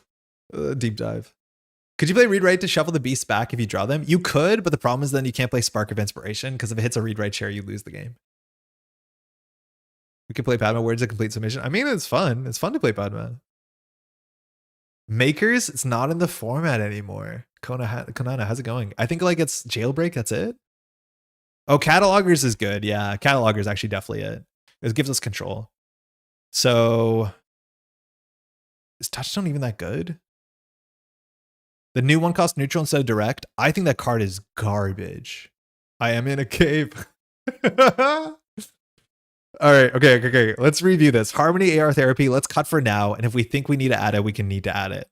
Actually, no, we're going to add it because it makes so much sense with their like rig. We'll play that. 2 rejigs is probably a bit much. 2 rigging ups is fine. Ever Ghost Tongue with a hand size program? We can't play hand size stuff in general, but Ghost Tongue is, if you ask me, usually not as good as a Mystic. This deck could be fine. Stoneship, Mystic, Daily Cast, Dig, Knickknack. Maybe importing some multi-axes like Twinning. Yeah, Twinning is good with Touchstone. That's the only thing we have for Twinning though. It allows us to build up. Like these take a dives probably aren't right. It's just like kind of fun. Like Transfer could be in this deck. There's a lot of things that could be in this deck. The Game Dragon is probably not super necessary. It's just kind of good with Lobby. Making Lobby, the breakpoint on Lobby doesn't matter, but it's more so that Lobby retains strength. Orca at 3 is like good enough. 49 cards. We need to get this thin on the basis that like the thinner this deck is, the more consistent it is at doing the stupid thing it wants to do. The silly thing, excuse me. What is this test draw like? Okay, this is our opening hand. I'm mulligan that one. So then we do Sure Gamble to Spark. 1, 2, 3, 4, 5, 6. We got a Lobby. Great. I think we need 3 rigging up, don't we? Do we lose to them and only installing barriers? No, because we have 3 Lobies. But if all they install barriers, we will run out of counters. We technically have Dag and Stoneship. But if they ever res a Sentry, so be it. I think that's a situation where we have to assume won't happen, but it could happen. It's up to our opponent to do that to us. And for what it's worth, like a lot of decks right now aren't doing that. So I'm not too worried. Yeah, rigging up is also good with Cataloger. We might have too many Catalogers. Having 3 of each breakers isn't necessary. Should also be running some Stone Chips. We have some Stone Chips. The reason why we want to consider running more than 1 of each breaker is that we're going to beta build one of them and destroy them, right? Like the first ones we install, the second ones we beta build to get the Knickknack engine. So like we do need alternate copies. All right, 22 cards, sorry, 50 cards. We are lat, so we get some card draw. But in theory here, we could rig up Lobby, install Knickknack, run, pop off. Just kidding. We'll probably like draw, cast, creative, draw. Okay, now we can Spark legally. 1, 2, 3, 4, 5. We get a Lobby. That's good. We can Knickknack that Lobby, draw 8 in a card. I mean, seems good. What are the real joys, including some good utility programs like SIPA and make Spark a slot machine card? I mean, maybe. I could see it, but also, if things were going better at Shaper today, I'd probably humor that a bit more. You need 5 total, right? 2 and play 3 for the beta builds. Yeah, but that's only if you draw perfectly, right? Like if you actually draw a Lobby early, we don't have an easy way to put it on the bottom of our deck. So and then you need more than you need. How does beta build interact with rejig? It doesn't, but it's more so if you Spark for inspiration and you have a Lobby installed, you can technically rigging it up, return it to hand. Sorry, rejig it, return to hand, install the Orca from hand. Like that's the thing. Maybe that's not worth it. Like I do think we definitely need to cut cards because this is a combo deck. So we need to get the combo as soon as possible. Overclock is good. We'll cut the Harmony, see if we don't need it. If we need it, we need it. 3 rigging up might be a bit much, but we have good targets for it. Just popping in, what's the plan for letting subs fire for Take a Dive? Subs can fire. They're allowed to fire. I think everyone, I'm concerned that people think that subs don't fire. Subs fire all the time. You can let subs fire. This honestly might be not great for the deck because we're not actually running that much. Just let subs fire. Ice can fire. Yeah, nothing fancy is the answer, yeah. We're going to have an MU problem. Oh no, we just need uncommon 1T400. So I guess we could cut one of them. No, we need to find them sooner than later. Knickknack we need 3 of. Stoneship we probably don't need 3 of. It's just a fine lat card. Are we playing 48? Like I think this direct access is actually pretty bad. We have 1 influence for like a hype event that actually does something. Do we have hype 1 influence events? feel like the one influence slot is not obvious. Like strike is fine, tread lightly is fine. Scrounge is actually okay. Because Scrounge allows you to get a card on the bottom of your heap. It's not amazing. What if Compromat is better than Dive? Mystic Maemi, we have 2. They're 2 influence. The only companion that's 1 influence is Fueno, I think.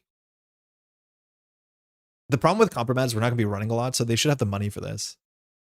What's the money for? Lobi, Orca, Lobi. Like, we're going to have a third one installed at some point. Well, this decade was playing a Spark beta build at locals. Just need to use the beta builds with Knickknack for cash at the right time. Yeah, there's going to be a lot of like really ridiculous timing here.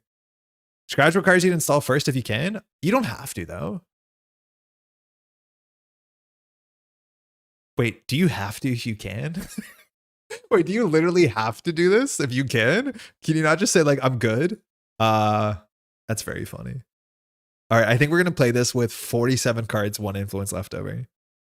Because I don't know if there's a slot we want to play that's better than nothing. Actually, Buy Bands is definitely better than nothing. Oh yeah, Pinhole. Of course, that should have been in the deck. Yeah, Pinhole, we're control. We need Pinhole. The touchstones are sus. Probably just a 1 of, let's be honest. It's just a credit a turn. That's not that good. Okay.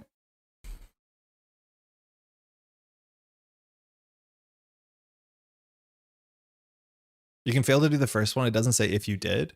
No, it doesn't. But like, can you choose not to do instructions that are not optional?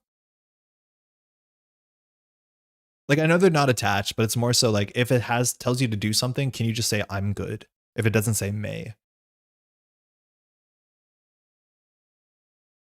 We put 1 Azimata in there and hope we don't hit it with this spark. If you can, you must. That sounds about right. Oh, Ducklin. She usually wants to hurt us. Silly deck or strong deck? I'm in silly untested territory. Do with that as you will. Think of it as failed to find an op, but op is once per turn, right? Like, I feel like that clause gives us some legitimacy. Melly SU, okay. Haven't played against this in person. Have you seen how perfect this hand is? Reveals that the 3 hidden face cards are... Okay, good. Good luck. Have fun. Thanks, you too. Let's see how much time this adds to the deck. All right, we have Sure Gamble, Knickknack, Spark, Daily Cast, Cataloger. I mean, we could do worse than that. We have decks that aren't untested. I mean, I'm just going to play for the last meta. Melias, install, then draw. Strange. Card and Archives on Hansei, a lot of money. I mean, I think we just do it, right? Okay. We revealed beta build. Fine. 4 cards in hand. We should have thought about that. So I don't think we play the Daily Cast. I don't think we play the Creative Commission. I think we just credit. That might be wrong. The whole gang's here. Hansei, no advance. So it could be Humanoid very easily. Melias. So far, we're flying along. This one's expensive. We want to go down to 1 card in hand. Is that possible? With this hand, unfortunately, not really. Like, we could do Knickknack, Daily Cast, Catalog, or Creative, but I think that's too expensive. 3, 4, 5, and this could still be a Spin Doctor. So I think we just ignore it for now. So this is really expensive. We have 3 rigging up in the deck, right? Like, I'm pretty sure we do. This can't be it. Hold on.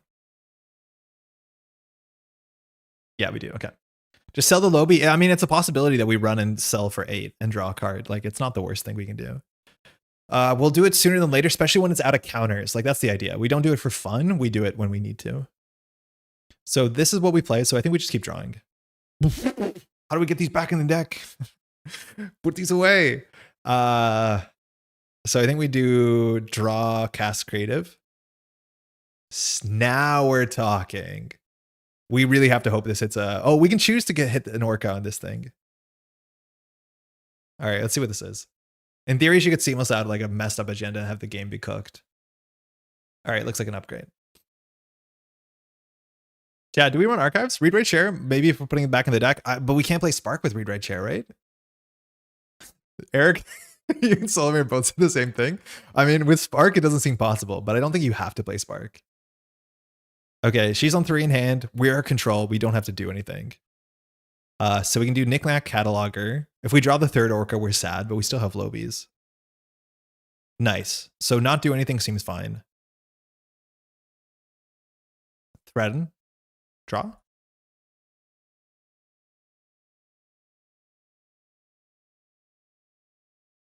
Nice, because no!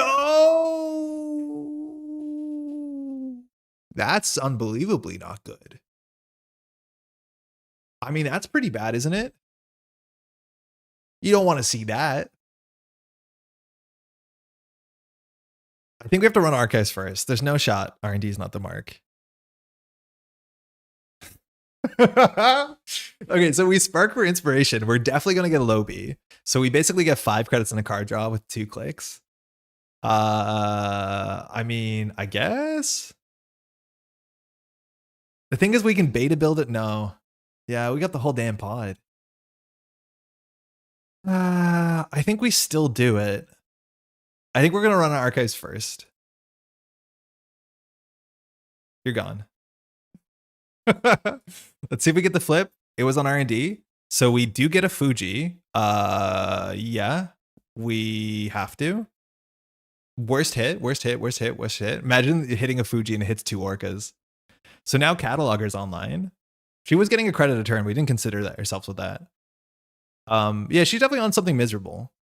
She does want to hurt us. I'm assuming like complete image or something. So in theory, we can't win this turn, but Cataloger R&D is like alive and well.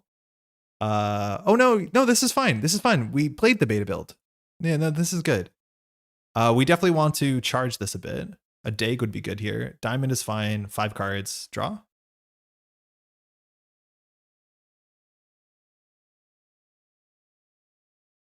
Okay, Mystic's nice too.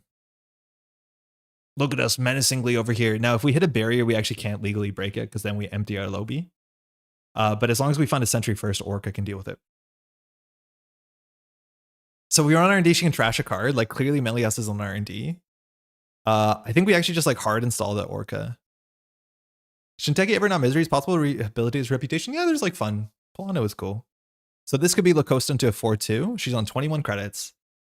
If we play Orca and then we can spark, we can run the remote server. Oh, we have an MU issue because we haven't found an Onacom yet.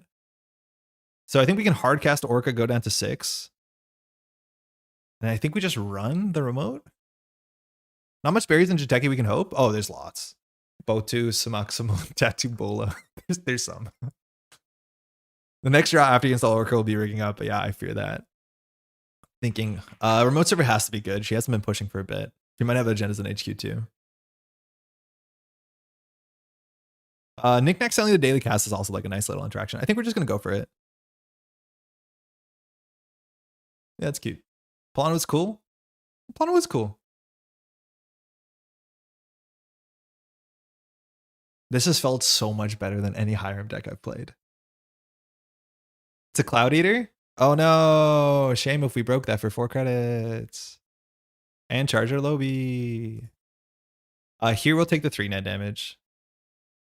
Whee! This could be a disaster, chap. So we have to fire some of the text on this. Most of her money is gone.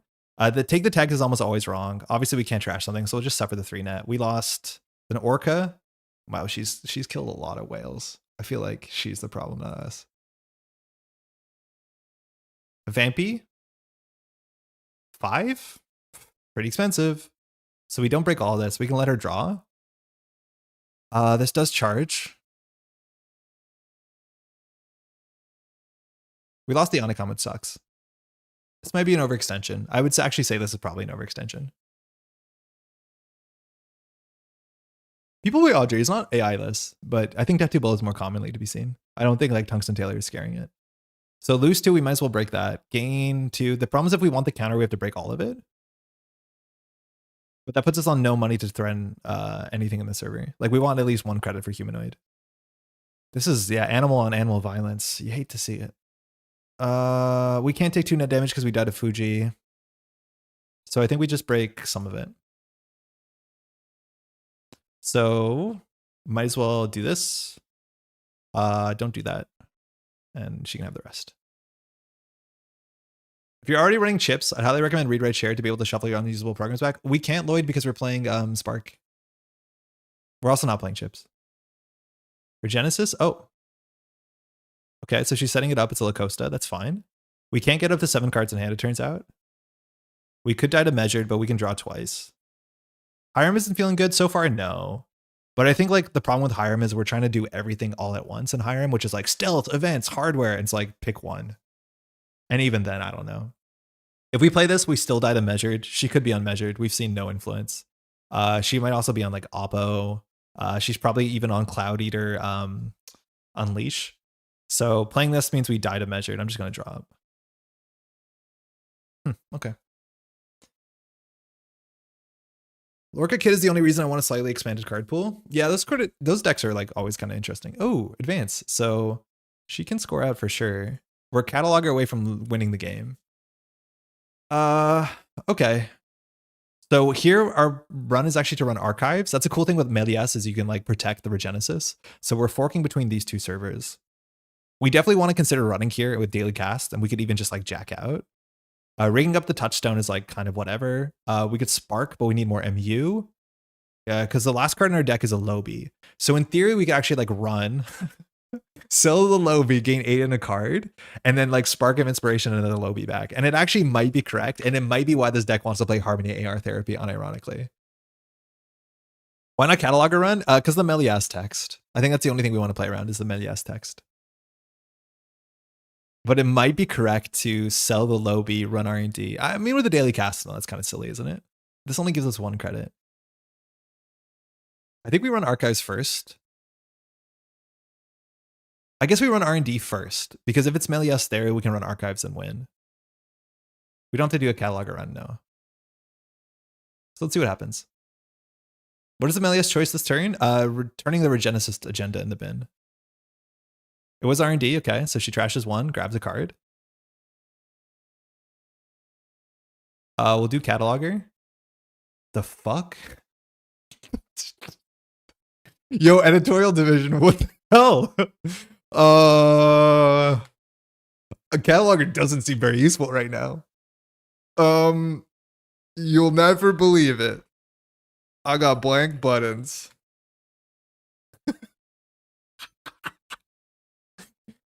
Yo, this is more annoying than Shackleton Grid. What are we meant to do here? Editorial division, what's going on? Cataloger's apparently broken, had same issue a couple days ago. Okay, apparently cataloger's broken.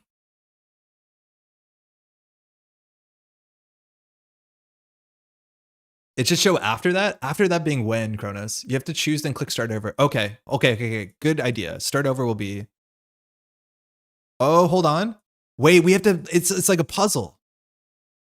Okay, Spin Doctor Regolith Mining Lessons. I have to engineer this. Okay. So we're assuming every time we reset, they go back to the right order. What's important is there's nothing here. So it's Spin Doctor, Regolith, Mining License, Phonotria, Bite. No surprise, I think she cares about tags. That's so funny. So Bite in hand is whatever. Phonotria, we break for 1 credit. Sorry, 2 credits, that's fine. Mining License, we don't want to have. Spin Doctor, we don't want to have because we're a cataloger. I think we give her the Bite. The question is, do we run the remote server? Like, the remote server is actually really cheap for us. Why don't we run it? This is the Charlotte, right? It's not that cheap for us. Spin Doctor, Regolith, Mining License, Phonotria, Bite. Spin Doctor, Regolith. So Spin Doctor is top, Regolith is second, Phonotria, Bite. Okay, I think we can do this. Spin Doctor, Regolith, Mining License, Phonotria. Spin Doctor, Regolith, Mining License, Phonotria, Bite. Spin Doctor, Regolith, Mining License, Phonotria, Bite. So Bite on top, Spin Doctor, Regolith, Phonotria. Then the Phonotria. Then the Spin Doctor, then the Regolith. That's not what I thought it would be, but that's fine. That's acceptable. No, we can do better. One of these will be right.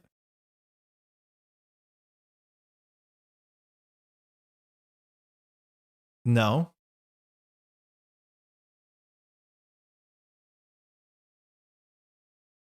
That's what we want. Nailed it. Okay, cool. Nailed it.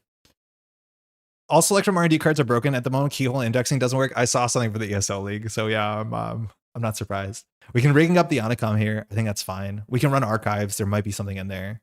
It's not obvious what she saved, but this technically triggers.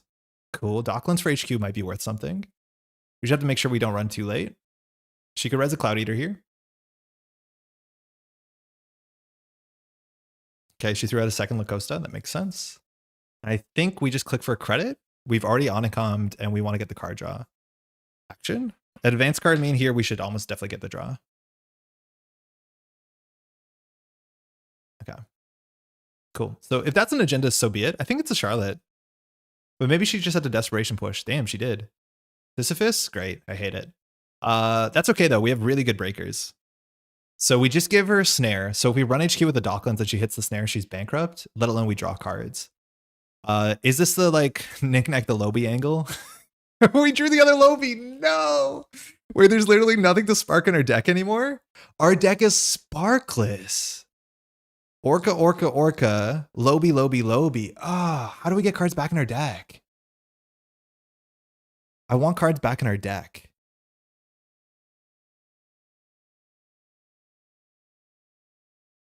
I think she has to be flooded. Yeah, now our deck sucks, but at least we have like economy. I wanted the Mystic at this point. We'll run. I guess if it's a Phonatria, she bottoms out. We'll knickknack nothing. Do we have an AR therapy? I think we cut it because we're at 46 cards. Maybe it's actually that good. It's worth like unironically playing. Like on turn 2 and turn 3 or whatever. Because it's really nice to get all your combo cards back into the deck.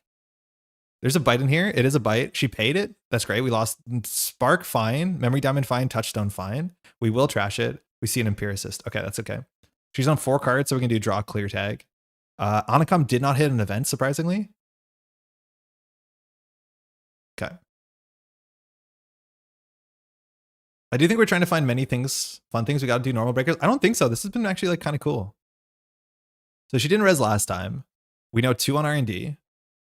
We have 1 more cataloger somewhere, but we only see 2 new cards. Where was Melias that turn? We denied a run. I think we run Archives to turn her ability off, and then we run HQ. Nothing on Knickknack. We just need to turn off a credit every turn. Yeah, she is on Unleash for sure. You lost Spark. It drew Overclock. Oh, huge. Thank you. Yeah, okay. That good. It did fire. Thank you. It was on R&D. Okay. So we'll run HQ to see the Docklands. Here we'll then do draw, creative. Bite for 0. Love it. Fuji. Good game. This deck is sick. Hey, thanks for the game. The game. Do you have Oppo?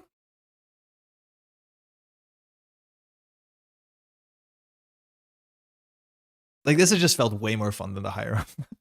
I'm older. Yeah, you could tell. You could tell. The weird early push. Sorry about that. Sorry about that. Yeah, I think what we should realize is like she clearly had a bad hand. So the next card that she installed advanced was way less likely to be a Charlotte. On top of Lacosta, you still pre-advance Charlotte because if we challenge it, you get something for your time. Yeah. Okay, parts of that deck were actually kind of cool. Parts that were hard. Our MU was bad. Like we couldn't do another Spark Lobby thing. Like once we were full, we're full. But maybe it's actually a fallacy that we don't want to fill our MU. Like we always just get rid of one that we have and bring things back. Things that weren't good. Touchstones, I don't think worth the slot. Like it just seems like a worse Mystic. Am I wrong? I don't know. Game Dragon also might not be correct for the deck. It has some good breakpoints, but the problem with Game Dragon is that it's like you have to attach it to a thing, and if you're selling your things, like it's not doing anything. But I think for this deck to be good, you have to constantly be selling and pushing yourself forward, which means we should not be like attaching ourselves to any amount of permanence. Oh, we're on 2 catalogers. Okay, Take a Dive would have been fine. This is clearly not a good use of influence, but we want to play it. Rigging ups were good. Sparks were good. Pinhole was fine. Overclocks were a bit extra, but fine. Let's just play 2 Harmony AR therapies and still play 47. There's no way for cards to go from hand to stack. They need to transit through heap. Yes. Yeah, currently there's no way. Unless you do read, write, share. That technically does work, but we can't play it because of other restrictions.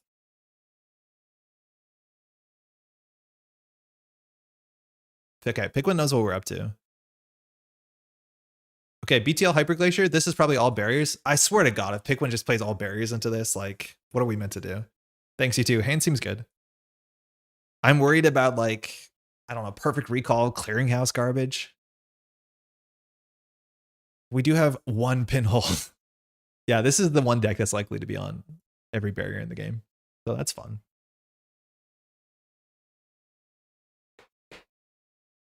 The new agenda seems really good in BTL. Like, it does seem kind of fun. All right, looks like we're pushing. So 3 cards in hand, we can do draw. We can't do cast unless we do credit casts, which means we shouldn't have drawn. Oh, my bad. So maybe we just do... Yeah, wait. How did I mess that up? Shouldn't have drawn there. Yeah, that was a bad draw. We should have clicked for credit. We basically lost a free credit this turn because if we did not draw, we can just do credit cast and they get the draw for free. So we just lost a credit. That's on us. We should have been more careful. It's actually maybe worth playing the Mystic here, but we have no event that we want to play in the next 2-3 turns. Doesn't seem. Why not use the influence for Concerto? We did have it. I actually think we should put it back. We had Concerto and we cut it for the Take a Dives. It was just a deck slots thing. Okay, beta build. If it hits a Lobby, we can maybe charge the remote server. Probably not. We can just face check. I don't think there's anything that hurts us. If it's a Messney, we lose 3. So probably if it's a Messney, we want to install like a Mystic first. That doesn't actually hit any breakpoints. If we beta build, we'll go down to 1 credit. If it's a Messney Chesfo, we lose our credits anyways. Buffer drive could be an option. Yeah, it could be an option. It might not be the worst. I could see the Concertos though being good. Don't you get a pick for beta build? Oh my god, you're right. Yeah, you do get a pick. I don't think that makes a big difference though. Because if we pick the right thing, we still don't have credits. So we could do like credit beta build. That means their next top deck is pretty bad. Like it does mess up your top deck if you're not getting rid of it. My guess is we draw, hopefully install Mystic and whatever this card is. Yeah. Draw. Having 1 more credit that last turn actually would matter because maybe we can challenge the remote server. I'm hoping it's a Charlotte. I don't think there's an advanced card that can stop us from drawing. Yeah, so I don't actually think we need to ask there. Oh, that's good. There's Charlotte. Okay. I think multiple pinholes also is better than the Take a Dive. So let's cut some slots.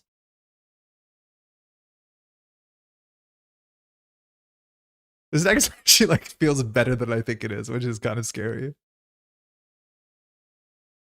Daily cast good. Kind of good. 5 credit econ card, kind of good. Just wait, kind of good.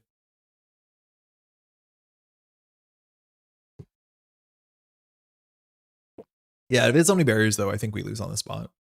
There's not enough stone ships in the world. I'm assuming the card that you advance is probably Messney. You could also be running Bad Pub Ice. HQ protection, not sure.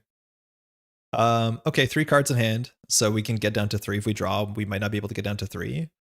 I think we just continue to set up. Okay, we can get down to 3. If we draw 1 more, we might not be able to get down to 3. Oh, we definitely won't be able to get down to 3. So I think we just do gamble, credit, creative. Oh, thanks. Yeah, right. Might have been a stone ship turn. I'm just like so concerned. Oh, that's fun. Okay. If we want to do Knickknack into beta build, it's not actually that good. It's 7 credits on a run, but for that run to be good, we need another breaker installed. So I don't think it's the play. Cool thing with stone ship too is like you can draw through when you brick. But yeah, if this was a Concerto, we actually have some really good plays where we could beta build the thing and then just like Concerto it back and run the remote server. We just need to get 2 breakers on the table ASAP. We have big incentives to go down to 45 cards. 26 credits. We're on 22 on turn 4. We can run through any ice here with beta build. The only thing we can't run through is an advanced sentry. But we definitely can run this, right? The funny thing is if it's an SDS, we like slightly don't care. But we should run this, right? I don't think you overinstall a Charlotte. Maybe you want to bait out the beta build. A beta build. Advanced Sentry is super unlikely. If it is, it doesn't end the run. So I think we just beta build here. If we draw, is there anything that's actually worth drawing into? No, I don't think so.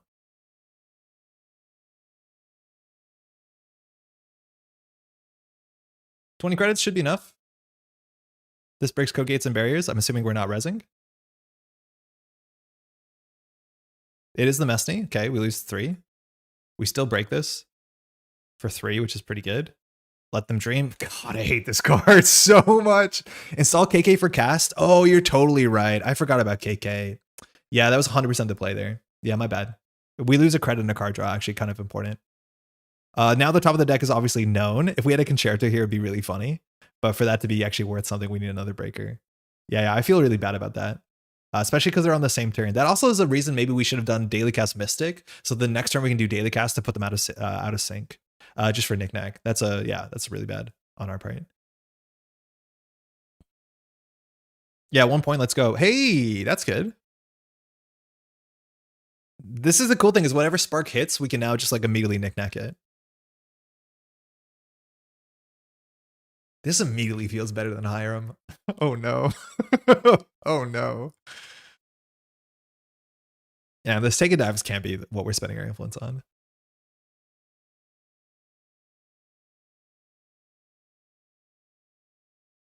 Okay, I mean, we can probably do it again. If we whiff, we knickknack. If we get the lobby, we get the lobby. Orca, okay. So here,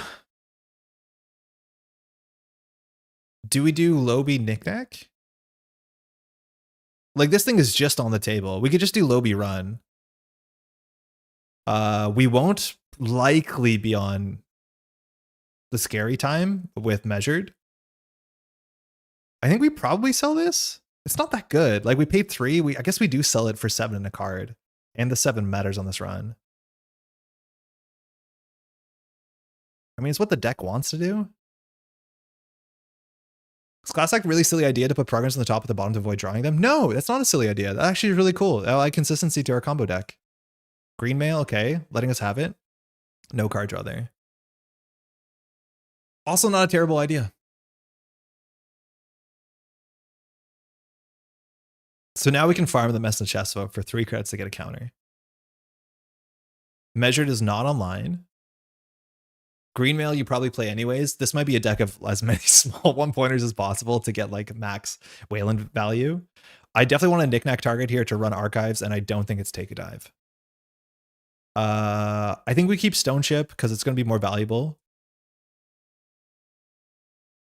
I wonder if we also play like Paladin, just because installing these cheaper and selling them is like technically an angle. It works with casts. That's every lobby.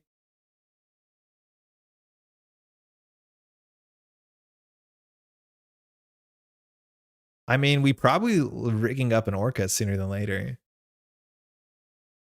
I agree. Also feels like Myoshu plays. Yeah. I think Piquin definitely wants to play Myoshu.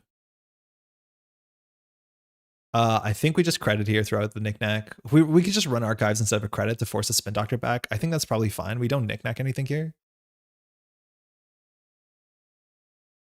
2 petty caches, bummer. I think it's this. We have a 3rd one, but we're not super upset if it above the law happens. Clearly, we need a super high influence runner to make the ultimate Crim Shaper fusion. 52 influence. Do we ever rig up the 2nd lobby then sell the 1st? You could. It's probably more likely we're going to need our Orca sooner than later.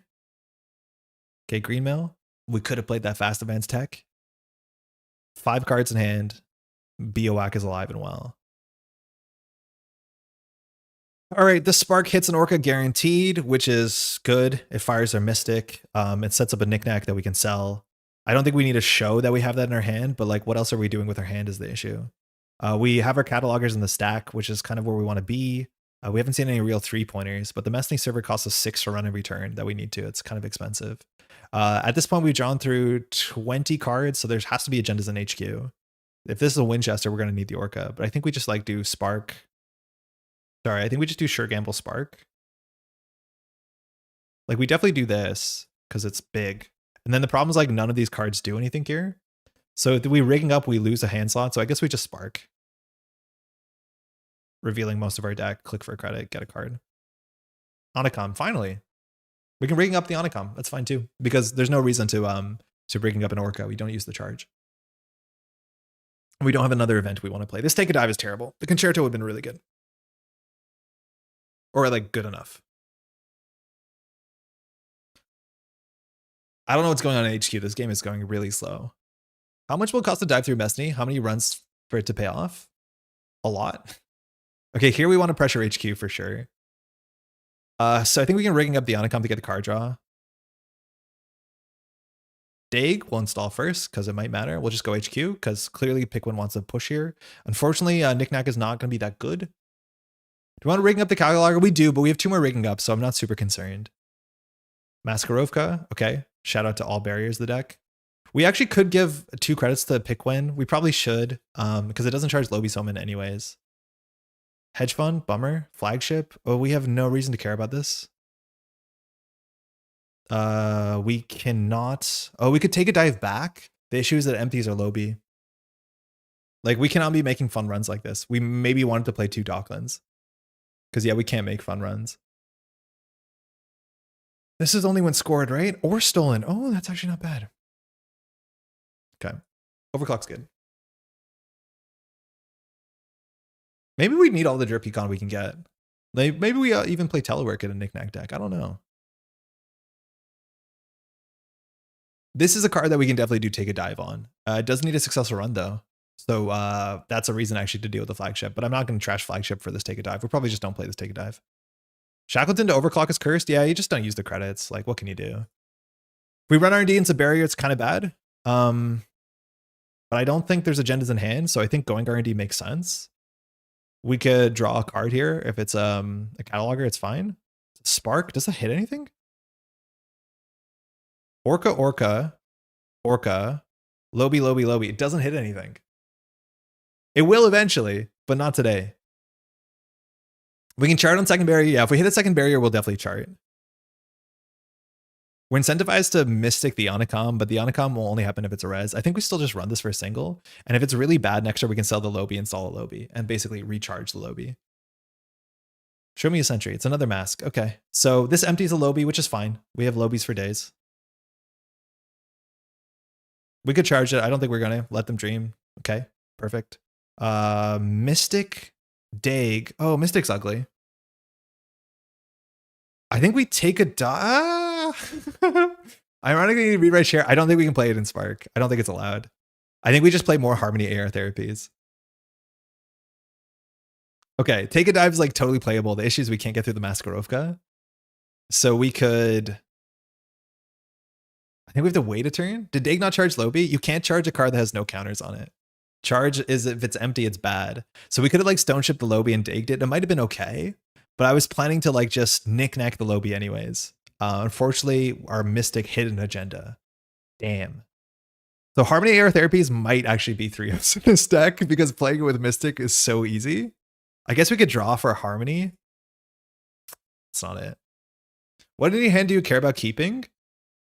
The Spark, now the Cataloger. We have to deal with the Spin Doctor before we do anything else. So the draw there was probably pretty bad. It was not a good chance we'll hit something we can play. We needed to hit a creative. We needed to hit a sure gamble. Actually, no, it was pretty high. Creative, sure gamble is playable. We could just like tempo overclock the Spin Doctor. That's probably fine.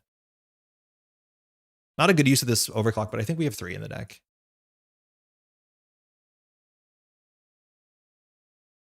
Yeah, we're going to overclock a spin. We can't have the spin here with the Cataloger in hand anyways. But yeah, next turn we like run archives. We could have ran the spin, sell the Lobby, install a Lobby. Wolf soup. Fish soup. Oh, we draw another card. Okay, I don't think we need this. And I don't think we kind of want, we're not going to play this. This is a shame. We can do so much better than this. Take a dive. Doesn't make a lot of sense. We're not running every turn. We have big problems with barriers. Like 2 barriers here sucks. So I don't know what to do about that. Looks like it's maybe in a Ket, probably a Mess and Chesvo. If it's a Mess and Chesvo, we break all of it. We charge on the Maskarovka, which is nice. But I think here we just run archives, sell a Lobby. Another Mystic's not useful. 5 cards in hand. Okay. Keep drawing. Not useful either. We have 2 rigging ups in the deck left. So we don't need to jam this Lobby. We want to rigging up the Lobby because of the charges. If we had a way, we have no events here. I guess we could Spark, but there's no cards in the deck. Draw for an event? No! Oh man, this is so rough. We're having all these unplayable cards. What do we do? I think we want an action in this deck too. Like, I think we just want to be able to rip through our deck and do this again. Because like every time we fire Knickknack, it feels so good. I think we just want to do it more. Burn the Spark? I mean, I don't want to. You're right, we could. And just whiff it? It draws a card though, so we should have done it sooner. Yeah, that might be it. That's really funny. Draws a Pinel. Okay, so we reveal the whole bottom of the deck. We'll throw out Onicom, we'll throw out Mystic and Knickknack. Yes. All right, this also doesn't do anything. Our deck has 2 Harmony AR therapies. They have to be somewhere here. Yeah, there they are. Ashen's for real. I think that would probably work well. Yeah, I think Ashen is real. I think we cut our influence for Ashens. We probably just play 2 Ashens and no buffer drive. We're gonna put the WTF in chat. All right, looks like a spin. Is a spin. We need to deal with that. Sack zone. Okay, sick. So now if we run, we take a damage, which like fine. I don't think I think this deck has too many barriers for us to like actually have a chance. We need to steal 1 more agenda and then we can like maybe close it off with a cataloger. Especially because we also could pop our stone ships a bit more on tempo if we were like just drawing. I think we do this. You have so much influence. Yeah, we have a lot of influence to work with, so I'm not too scared. I don't think we care if this gets scored out. Sparking desperation. Drop. Okay. I mean, we can do stone ship cataloger, click for credits. We don't rigging this up. That's probably fine.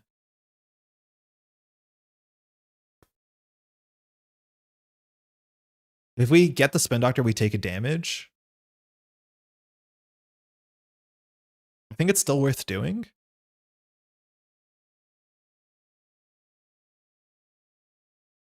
If this gets scored too, like actually no, hold on. We should install the Lobi Somu. Because if this gets scored, we want to charge the Lobi. It takes a counter off of it, it doesn't score it next turn though. And mind you, BTL only fires when it's unadvanced, so technically we're giving him the ability to click for 5 instead of clicking for 3, but it stops him from scoring next turn. Hit the pinhole, draw a card, sick, spin doctor. So he's not scoring next turn, so we just play the stone ship. Still get a card draw. That's good. Sipa could have helped here. It's 2 MU and a program. It seems so hard. All right, 2 stone ships. Draw Harmony. I mean, that's still good. Draws a card. Draws another beta build. Okay, that sucks. We'll install the Lobi so it can charge when this gets scored. I don't know if we install the Docklands. I think we just click for credit, throw out the dive. Draw a card. Cataloger. Okay, cool. The thing is, like, he could do this in Myoshu, which I think is what's going to happen. And that puts him on 5 points. Yeah, show us a Myoshu. Come on, you're Myoshuing. 100% you're Myoshuing. You're not Myoshuing? So we lose to this being a 2-1 into Myoshu. No, we don't. It has to be a 3-2 into Myoshu with a click, which is possible. It could be the last spin doctor considering the spin doctor went, but you do also just want to do the damage with sack zone, so like not 100% guaranteed. Harmony is so good because we have beta build set up. We have 1 in 5 chance of drawing a Harmony. Notably, Harmony also doesn't fire Onicom because it removes from game, which is kind of neat, but that's a spin doctor. We lost our pinhole. I think we can afford a stone ship here. No, we can't. Okay, we still have 4 clicks. We can draw once for Harmony. No. Rigging up cataloger? Draw a card? Okay, that's good. So now we can shuffle a bunch of stuff back into our deck. I think we do. We might want to deny the lat draw, which is kind of funny. So this is 5 different cards. Beta build's going to have some MU issues. Yeah, we sell the Orca first. So maybe we run archives here to sell the Orca. Yeah, you're right. We should have planned it. That we should have ran archives this turn instead of clicking to draw to sell the Orca and then beta build another Orca. Yeah, we messed up. We could still do it here. We probably do. Maybe actually we run R&D. No, we can't sell the Orca. This is probably not a sentry though. I think we can sell the Orca.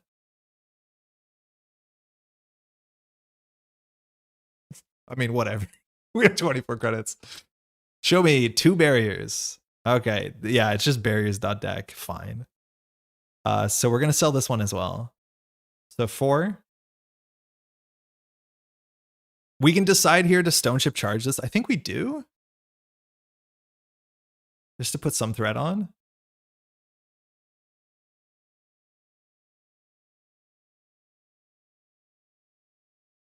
Forgot about this.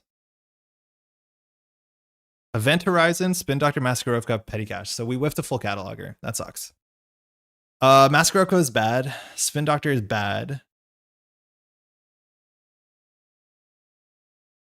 Should this deck be on Iru? Event Horizon. Wait, hold on. Did we do it top down? So top is Petty Cash, Mask, Spin, Event. So we want Petty Cash on top. So that's the top. Okay. So we did top down. So that means down up. So it's bottom last. Event horizon is a sentry. You can't really res that. That's bad for us. So petty cache event horizon. So it should be bottom top. We'll figure it out. What? Huh? Wait, what? That's not right. 2, 3, 2, 1, 4? I mean, close enough. Technically, it should be this. No? Is it shuffling every time that we shuffle it?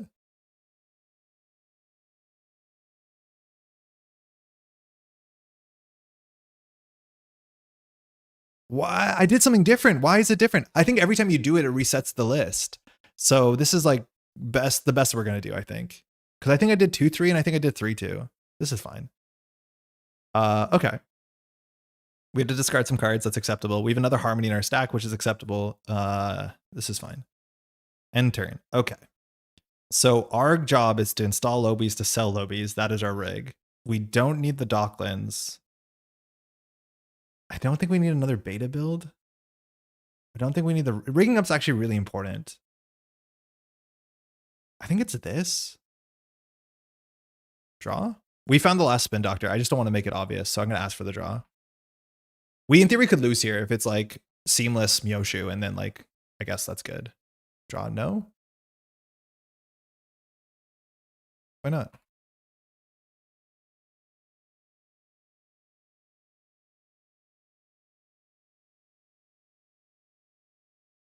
Can I lat draw? Like, do you got to spin?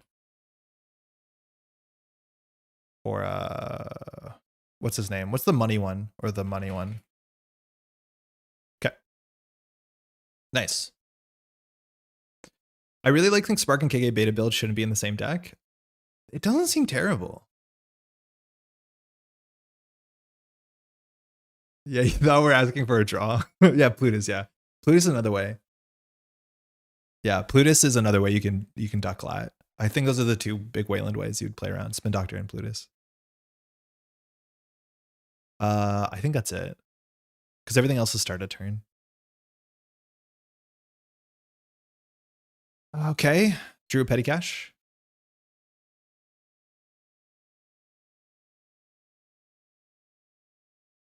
I don't know what this is.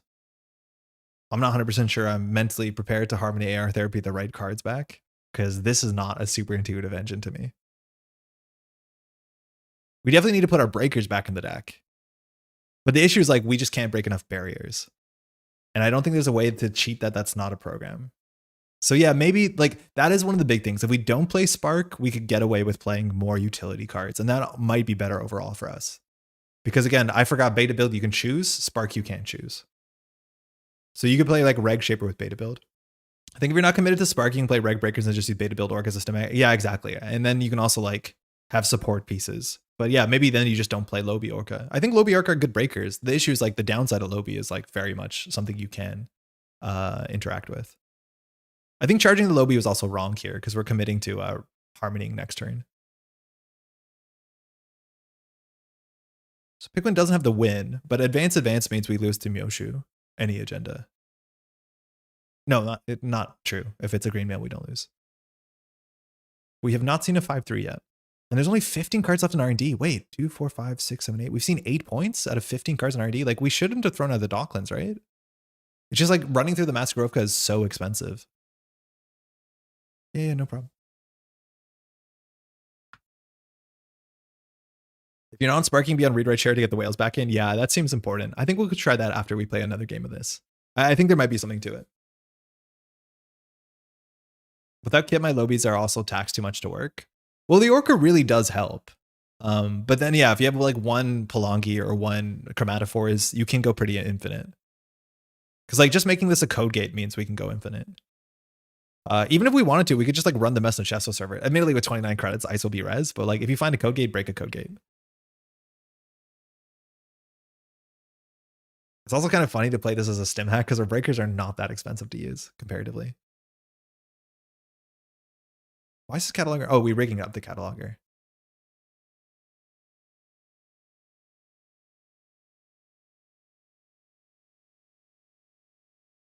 Is Concerto good? I don't know if it is. What are the cards we wanted to add? Concerto is one of them. Oh, are we going to get measured? I haven't been playing around measured at all. SIPA can also shift the code gate in front of a barrier. Yeah, SIPA's a reason. The thing is, like, SIPA's an MU issue, so we'd have to play like as many DZs as we can. That could be the Sentry, which we're happy with that because we can Orca it. Okay, so we didn't lose this turn. We know the top 2 of the deck, so we don't have to do anything. And I think it's Mask into Spin Doctor, so it's another barrier. Wizard chest over spikes to avoid hitting RWS? /J, yeah. We don't want to do the 3 runs. So I'm assuming we Harmony here. We already have everything that we want access to, right? We need to install an Orca. So what would we shuffle back? We would shuffle back an Orca. We probably just shuffle back 2 Orcas, right? Because it's better to do the thing. No, we can't do that. We shuffle Orca. They have to be different cards. Orca, Lobi, Beta Build, Stone Ship. Is that enough? I don't know how to close this game out. This is like way above my mental capacity at this point. How are we meant to close the game out here? Like, I want to run HQ. We definitely want to like Knickknack this turn, but Knickknack is the first run. So we could like, I want to use every Lobi counter. So we could rigging up this Lobi, but no, yeah, we have to burn the Knickknack this turn awkwardly. So I think if anything, we run HQ. We know there's a petty cache in there. That's it. We know there's no more Spin Doctors on the table because the last one's in the second last next card in R&D. But like there has to be agendas in hand, right? 2, 3, 4, 5, 6, 7, 8. Maybe this is an agenda 9, 10. That means there's 10 points and immediately it's an 18-point deck on 44. So the numbers are not as bad as they look. Yeah, so like we could just overclock HQ, burn this Lobi. I mean, that's fine. Can we sell the console? Yeah, we could sell the console. The MU won't matter. Yeah, I think actually selling the console is a good play this turn. That's a good shout out. It won't see the overclock draw, but like it draws off the Knickknack, so what's the difference? Breaking this is 3, so it's like a soft overclock, whatever. Yeah, I think we needed touch cards here. I wish I didn't throw out the Docklands. I don't know why we did that.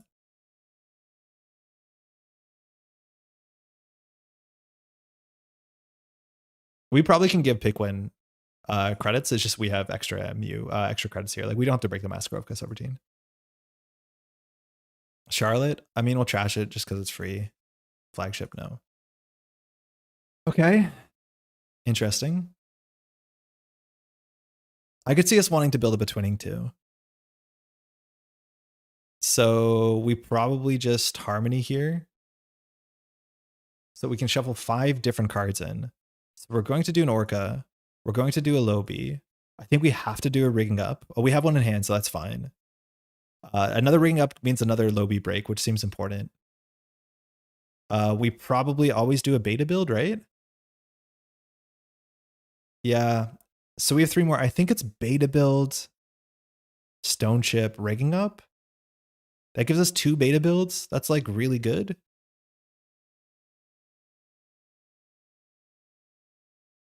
I think that's it. This shuffles our deck. Okay. So we obviously need to rigging up this Lobi sooner than later. We want to wait till next turn, so I guess we can draw once. Oh no, we want to get the card draw. So I think we draw once, rigging up the Lobi.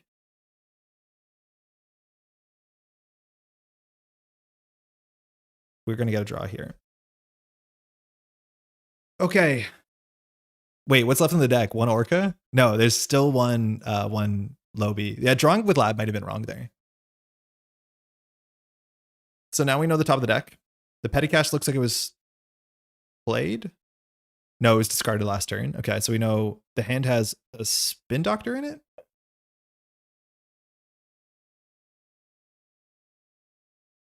No, it has a Mask in it. Top of the deck is a Spin Doctor. Again, we should be on 5 points. We're on 3. This card is something else. Pick one has to be playing Myoshu. And probably playing Measured as well. I don't know if this is mad combo. That's something we can't really play around. Stone Chip slightly helps, but not really. You need Stone Chip and lat text. We do think this is like barrier. It also could be if this is the sentry, we could pay 6. We also can just like install the Orca. The thing is like we can't afford to rigging up the Orca. So I don't know what we do. I think we like lobby archives and hope we don't draw a program. Like that's another issue. If we draw one of our programs, we lose a beta build target. So like drawing with Knickknack is actually kind of sketch.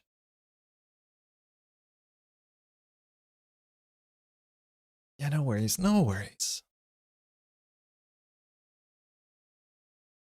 The thing is, like, if we were Reg Shaper, I think we would still struggle with the amount of barriers here if we didn't play like Gauss. It's like just stacking barriers is really good against Propeller. A bit worse against Rising Tide, which like I guess we could play a Rising Tide. But that means probably we're just gonna have to not play Spark. And maybe that's fine. Actually, yeah, maybe that's interesting. Maybe that's more interesting. I just don't know how we play the MU for SEPA as well. And on this board say I don't even know if SEPA helps us. I think I'd rather just play a Chromatophores or a Plongi. I wonder if Scrounge is a good use of influence. Yeah, we're looking at it. The problem with Scrounge is installing a card from our heap is not worth it. So for 1 influence, it is an event, which is nice. Like you could just play Buffer Drive. It's a bit more expensive. But like spending 2 clicks to put a card in the bottom of your deck can't be it. It seems so expensive. If we also play multiple Buffer Drives, we can do like the Buffer Drive put on top of the deck Concerto. Like it opens up that play pattern. That's kind of cool. If we want to play Concerto instead. Okay, it's a 5-3. That means we lose to Myoshu. So if we can't win on R&D, which we know the top card of R&D I think is a Spin Doctor, or maybe we broke lock. We did draw 2, draw 1. I think the top of the R&D is a spin. If this is a 5-3 into Myoshu, we lose. That means we have to pick win spend 14 credits on the remote. This is probably the event horizon. So that's hard. We can't break more than 2 barriers. But if it's a logjam event horizon, we're down to 16. That's not enough. We have to keep making spend. Okay. If that's the case, I think we have to blow a run running archives to get their lobby and trash it to gain 8 in a card. I think we have to. I don't think we can run this. What if just beta build for Orca and run? We can't break more than 2 barriers. If there's 1 barrier on the server and there's an event horizon, we're kind of cooked.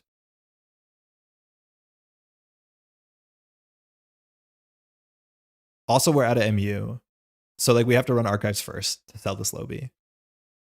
I just don't think we can break 2 barriers. If there's 2 event horizons, we're really cooked. The cool thing is if an event horizon is rezzed, we can break with Orca to charge. Yeah, that is the one thing. So like we can try it. I think you're right. We probably should try it, but then we have to get the MU open. So we should run archives to do the lobby thing. And then if we draw the Orca with the beta build, we lose 1 in 6 times. Okay, that's a good draw. See a hedge fund. No surprise. Okay. So we could beta build the Orca, run server 1, puts it on top of the deck, which we can't interact with that. Oh man, Concerto would be sick. So I think we do it. Let's go. 24 credits is a lot. Let's see who runs out of counters first. If we drew the, what's it called to be good? We want to click left so that we can run back on Event Horizon. But if we ended up drawing into the charge card, the Stone Ship, it might have actually helped something here. If this is an SDS, like I don't know what we do. Okay, that's a bad outermost. That's a really bad outermost. I think the Event Horizon is here. It's not on the remote. If this is a barrier, we're cooked. It has to be a barrier. The logjam? Fuck. Why did we have to play into all barriers of the deck? This deck probably has like 9 barriers, 3 masks, 3 logjams, and tree lines. After Orca goes to the top of the deck, next turn you can beta again to sell it to KK. Yeah. Hey, aloha, David. How's it going? I mean, that's it, right? We could hope there's no more barriers on the server. I mean, I guess we have to, right? Like, we're already here. I love being cooked. Oh my god. It's so annoying. I think Pickwin knew what we're up to. Are the only cards that charge nice type programs? No, you have Stoneship, you have Dag. You have, mind you, we could also be playing Pudma, which honestly, maybe Pudma is like the thing. Oh, so we can't charge a Lobby because it's empty. So we just have to break this. We could trace through it. It's probably going to be more expensive. So let's just spend some money. Charge the cataloger. Oh, there's also another program that charges, but it's a program. Oh, change ice types? Yeah, it's only programs. Show me a barrier.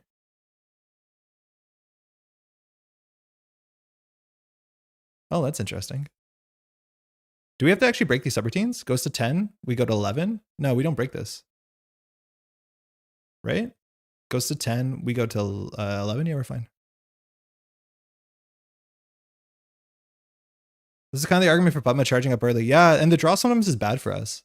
Don't you break over the counter? We can't because it's empty. You can only charge it if it's charged. Oh, no, you're right. It's not charge. It's break. I forgot it doesn't charge itself. Yeah, you're right. It's not a charge. Because we lose 2. Otherwise, we break this. No, I think we just play the next Lobby. But yeah, maybe there's an argument. We're going to break the Messna Chesso anyways, so we'll be okay. The thing is, if it's an SDS, I think we sell the Orca, right? Offworld, okay. Dag, the first Netcat, that was important. Okay. I'm back in. Oh, my foot. I should not sit like that. My foot is so asleep. So the top of the deck is known. So we don't want to beta build it. We think this is the event horizon, which means we need to install an Orca, have 6 credits, but then the rest of the servers are bad. There's going to be a Spin Doctor drawn here. I think we were meant to put the pinhole back, but maybe that's what Harmony AR Therapy does. Okay. Okay, it's not all barriers. That's a scary server. We also have a bed pub now, so running's a bit better. So if we think this is a sentry, all we need is credits. And I think this is the event horizon, which is still pretty good because then like Lobby, we have to run this break 4 barriers. And if we break this, we can only do it 3. Harmony Cred, it might be Harmony Cred. The thing with Harmony Cred is it changes the top card of the deck, which actually that's probably fine. Yeah, I think that's probably fine. All right, so things we need to put back in. This is so difficult. Why is this so much harder than I thought it would be? Imagine shuffling a concerto back in here. So, ow, this hurts my head. Yeah, Orca is in hand, and we can rigging up an Orca. That's fine. We have another Lobby in the stack. This is impossible. I'm not mentally fit for this. I'll put the pinhole. The Spark, yeah, Spark is okay. The problem with the Spark is the 50-50. Because we have a Lobby in the deck. Hold on, what's in the deck? The deck has... Oh, I'm really asleep. The deck has an Orca, and it has a Lobby. That 50-50 is not amazing, but if we whiff, we just like run archives to gain 700. Should we play Baker Cataloger? Okay, I think Spark makes sense. I forgot what else is in the deck. We have a liquidity issue. We run 3, yeah, we're running 3 of each. Another Lobby is okay. A beta build is really good because it's just like better than Sure Gamble. Well, not true because it takes a card out of the deck. I guess now we're committing to Orca. Yeah, Ashen would be so easy if we played Ashen. Our influence is spent terribly with Take a Dive. Don't look at that. And I think we just do another rigging up in case. I don't know. Maybe a Sure Gamble was better. We'll click for credit, draw a card. Good. Good draw. Our liquidity is bad. So yeah, here we have to like beta build run archives for value. If you put in Orca, it makes it 2/3 for Orca. No, not like this.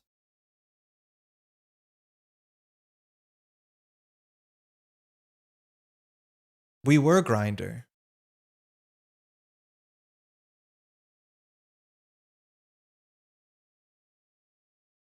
I didn't. I mean, yeah, I guess. Imagine putting in that much thinking into that and being like, oh yeah, we don't have money. If we drew, we still lose there. So yeah, I mean, yeah. Thanks for the game. Feels bad. Let's make a better deck. I don't think I like this card. Like this is what I mean. It's like this card does a modernism. It grinds. It does grind. And this sort of decks that grind don't often allow you the ability to like tempo run HQ. I think the biggest issue is that there's way too many barriers in this. Okay, so let's go back to narrowing DB because I think we can do something cool here. So I'm gonna duplicate this for what's it called? You know, having one for the history of it. So what have we learned here? Would it survive if you broke Valen Chow, or maybe one if you had Cataloger? I don't think if we broke Valen Chow it mattered that much. I don't think we can Cataloger because we knew. Okay, so what we could have maybe done is fired for the Cataloger. The issue is we were pretty sure the outside was Event Horizon. If Event Horizon was res, we had to pay 3 to 6, which we already were in a bad spot. That being said, if it was res, we couldn't have done it. I had Vulture Fund for money. Andre was dead. Yeah, if I made you go less than 5, maybe we're fine. But Piquin, what the heck is with all the barriers? Like, that's a problem. Yeah, it's just like hard to say that there wouldn't be an econ card in hand. Like we saw that Piquin was throwing out hedge funds, right? I think the play there is if we thought we're going to lose there, which I didn't play around that at all, is we just run HQ. All we have to do there is run HQ and use our bad publicity to trash the measure. That was the only play we had. I swear this is a rush deck. Yeah, sure. Yeah. You give us 3 points in the remote saver rush deck. Yeah, very cool. All right, we can change this. Let's get rid of Take a Dives. The T400 memory, sorry, the Game Dragon. Oh, this is not the new version. We changed this on JNet. Hold on. So we should update this. So on JNet, what are we doing? On JNet, we have 11 resources, Lobi Orco. Our hardware is Onacom Cataloger Docklands T400. I honestly don't think the T400 is worth anything. We haven't used it once. Maybe it's because we're just destroying ourselves forward. So let's try and get rid of the MU because I don't think we're going to need it. We don't need this. Onacom Cataloger Docklands, fine. Knickknack Daily Cast main Stone Chip, okay. And then I think we changed something here. So let's play an Ashen. Let's play Concertos, which like is a bit sus. But that is technically all the MU in the world. Or sorry, all the influence. And we're on 45. If Catalogers or Deep Dives, does it make more sense? Deep Dive and Animosity side here? I don't know if it does, because one of the issues is we can only run X amount with Lobi. I do think there's a chance we can try this on Pudma and then Cataloger gets even better. But I'm not actually sure that we're that good at running all 3 central servers in the same turn because we are limited with some of our resources. Maybe we are. Honestly, maybe we are. Is there any other changes we made? 22 events here? That sounds like accurate. Beta build creative. Oh, harmonies. We have harmonies in this. Do we want 2 ashes? Almost definitely not. We will draw this back with harmony when we need it. We don't need to. Surprised how much I've been liking Read Write Share. I think the card is sick. I just, because we're still doing Spark, I don't think we can try it, but Read Write Share is like very easily the coolest card in the set. It's awesome. It's very, very sick. Okay. 15 influence. What hasn't been working? The overclocks have seemed not super necessary. We haven't even played one. When we have StimHack as our deck engine, I don't know if we need overclock, so we probably can cut that. And then this seems fine. 1 harmony enough is now surely? I don't know. Maybe you're right.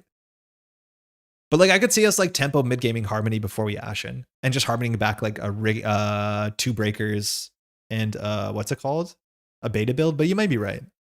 I could see it being right. Does re-raid save Topon? No. No, why? Brennan, why? I think Topon is going to be in a tough spot forever. Bling buffer drive combo with beta build.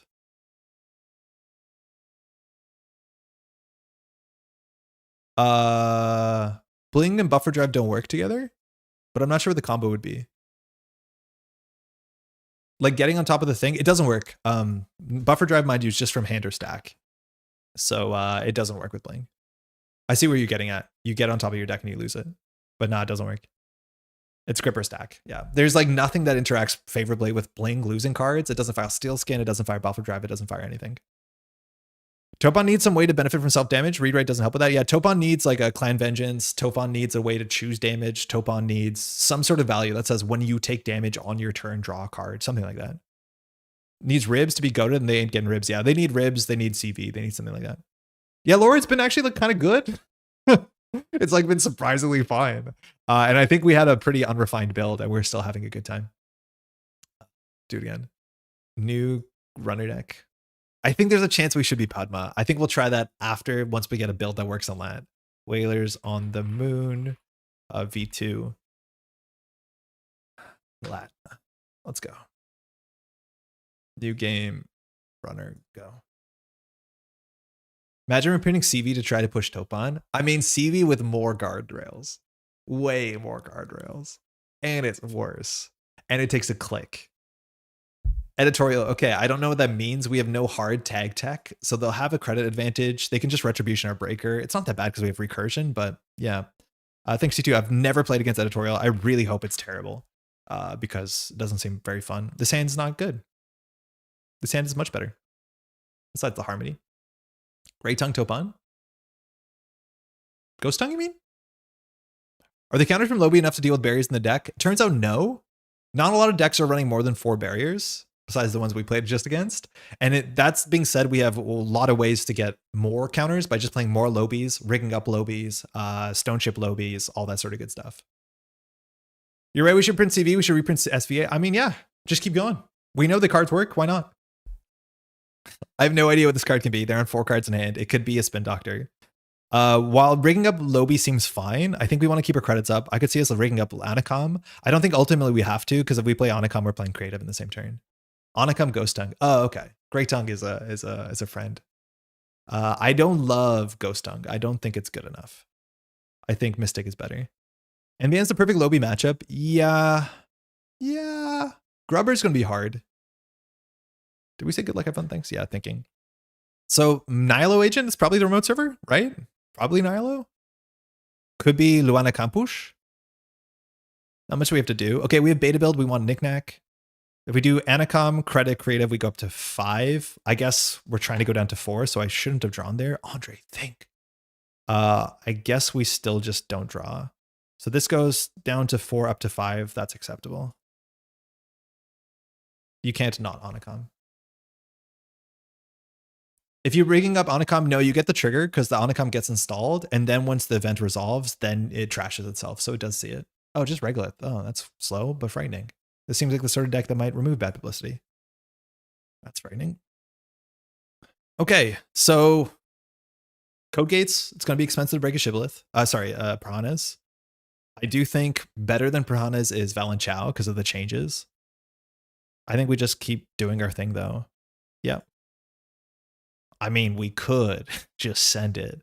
Currently, we have access to 2 breakers, so that's good. We can always challenge when we need to. I think we're just going to play like we're playing against NBN combo and just play our tech cards and just money up. Nice, that's good. Every turn on a comp, every turn. You always pay 6 if you need preserved Lobby counters. Yeah, with bad pub, it gets easier too. Okay, there's a Vulture Fund. They're on 20 on turn 3. Makes sense. We don't need to trash a Regolith no more because turns on Oppo. They went and grabbed the Piranhas. We beat that by just having cards in hand. That's why I don't like this card so much. Just have cards in hand. You never have to break this. Goes on R&D seemingly, and they don't seem to have a game plan just yet, which we're happy with that as we slowly set up. Regolith, fine. Good. Draw. I mean, we don't really need to do this. It gets cards out of hand, and we're going to get stuffed up a bit. I guess we Lobby, rigging up the Lobby Someu. Lobby Someu, I think is more accurate. Credit, creative, keep drawing. Yeah, I mean, just keep going.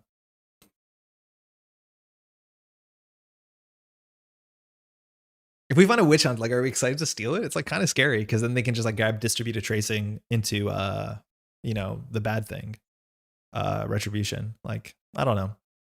I don't know how I feel playing against this. I think we'll find out together. Okay, remote server. Seamless could be real. Could be quite real. We could beta build, just run it. We don't have a Concerto set up. We have no reason to run with Concerto. I think we can let them have the first agenda. It's not likely to be that bad. If it's a Nihilo, they have 1 bad publicity. Like, okay, I guess. So we can just draw. Okay, we have the Concerto, so we actually have the double run, which is like quite fun, and maybe a reason to deep dive. This card's actually harder to play than I think it is. So I think we just do daily casts.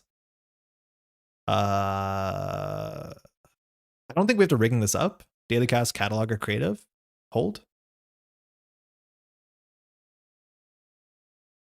Oh, we don't draw anyways, so I shouldn't have played the cataloger. It's fine. Yeah, there's a Nihilo. So every time that they do this, they remove a bad pub. They give us a tag, which doesn't matter if we don't run. But more importantly, they can grab a Vulture Fund, which is what they're doing. So we're on 2 bad publicity and on 32 credits. This is why, like, I think Valenchow is so much more important. I adore ED. I need to go to college to figure out how to pilot it. I mean, I think you just rush. There's a chance they remove bad pub and play like late game Glacier, which like I'm hoping that's not real. 3 cards in hand. Okay. There should be agendas in there. The question is like, how do they leverage credits to win? I don't know. I think we could run HQ here. I just don't feel like we have a big reason to do it. But they have to have an agenda in hand. We're technically tagged, so some of the ice is slightly worse. Myoshu, I mean, I guess it doesn't have the tags on it though. Don't forget we're tagged. Yeah, I don't think it matters. There's no way for them to mess with this unless they like res a drafter and it fires, I guess. We need a knickknack. Okay, that's not it. Pinhole to draw first. I don't think I care about pinholing this. I might be wrong, but so because it clears the tag if we leave it, they get to draw a card out of their deck. Like that just makes R&D more dense. They can't grab an agenda, so it gets ice. Like I can't tell if I need to pinhole this. There's a chance I do, but then I have to clear the tag too, and it doesn't seem great. You can just like concerto for fun. Most of our cards cost more than Stone Chip. It's printed, play, or install. Okay, so it's not just windfall. We pinball, we build bad pub. Oh yeah, you're right. It's the opposite of what I think. I mean, there must be a better pinhole target. If we do this, it turns on Oppo, and like even mini Oppo is not worth it. I think I'm just gonna, for science, see what this does if we leave it. I don't like what we're drawing. I think with Ashen, we can draw a bit more aggressively than this. Not that aggressively. So we could Harmony to shuffle these cards back. We don't actually have 5 different cards. Yo, Dave, let's go. So hyped up MVP. It's been really, really fun. It's been a treat streaming this week so far. So we could get the Orca down for 7. Not amazing. And then it fills our MU, which is bad because then we can't do our cool trick. But we need a knickknack sooner than later. We could rigging up the cataloger. We don't need 2 catalogers with 5 counters. There's no big benefit to that besides the threat. So I think we just like, I don't think we tempo Harmony for -2 to shuffle and creative sure gamble rigging up. That's not enough. Let alone, I don't want to do that. I think we just throw out cards.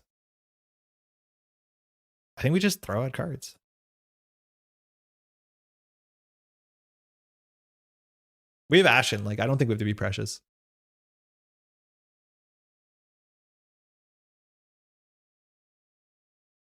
I mean, do they win when they get 50 credits?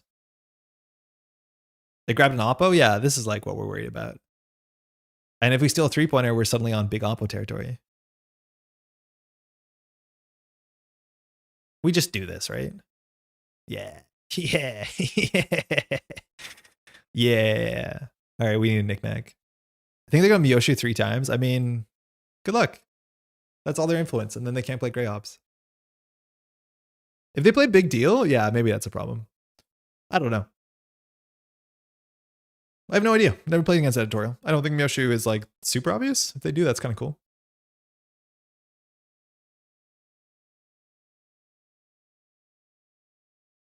Upgrade? So they can fast events out? On top of, they can actually leverage credits like into 3-2 scores with either Holloman or the Hype Machine. Oh, Scapegoat. Does that actually matter? Oh, Scapegoat, not ScapeNet. 2 bad publicity or choose an installed runner card they shuffle into their stack. I guess we're going to have no bad publicity. We actually sometimes like shuffling these back into our stack, which is really funny. Okay, so this could be an agenda. We can run this. They can give us an agenda point. We can get oppoed. We have a tag because they trashed it at the worst time. That's fine.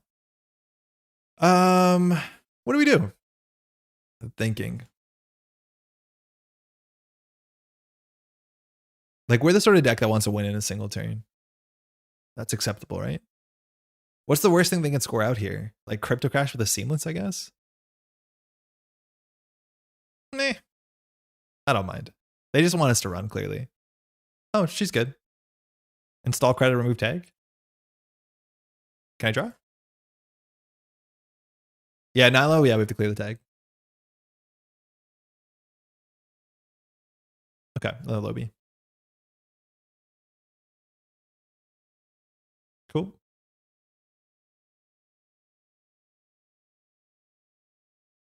All right, so that's probably on an Amaze Amusements. So if we want to run this, we're going to end up in a bad spot. We don't have our knickknack for messed up money. So if we just run this, it is what it is. We cut the overclock from the deck, which this would be a nice time to overclock. Because Valenchow we have to break, which is 3 credits, 4 credits. And then anything else is a bit cheaper. Deck wants to win in a single turn. Deck does not play the make 3 runs win a game. No. We run this, we run Cataloger. You do all the good stuff. I think here we'll start to check this. If it's the next big thing, it's kind of bad. If it's probably an Amaze Amusements, which I guess we could pinhole the Amaze to see what it is. If it's a Holloman, we can just trash it, I think. So that might be better. They're going to draw more Oppos and like ugly stuff. But that's probably it. Yeah, this hand was not a great draw of things. If we pinhole, it beats a bunch of things, including a maze, which is likely, this is a maze or hollow. We want to deal with either of them. It's a maze, yeah, okay. So now they can oppo us. They can't really score out of 5-3, so this looks like it's probably going to be a 4-2, so probably a crypto crash. So now if we run it, we're going to end up on low credits. The most they can give us is 2 tags. We can probably clear 2 tags, like we're dripping daily casts. The issue is like this hand is like really clumsy. So I think we do just run it.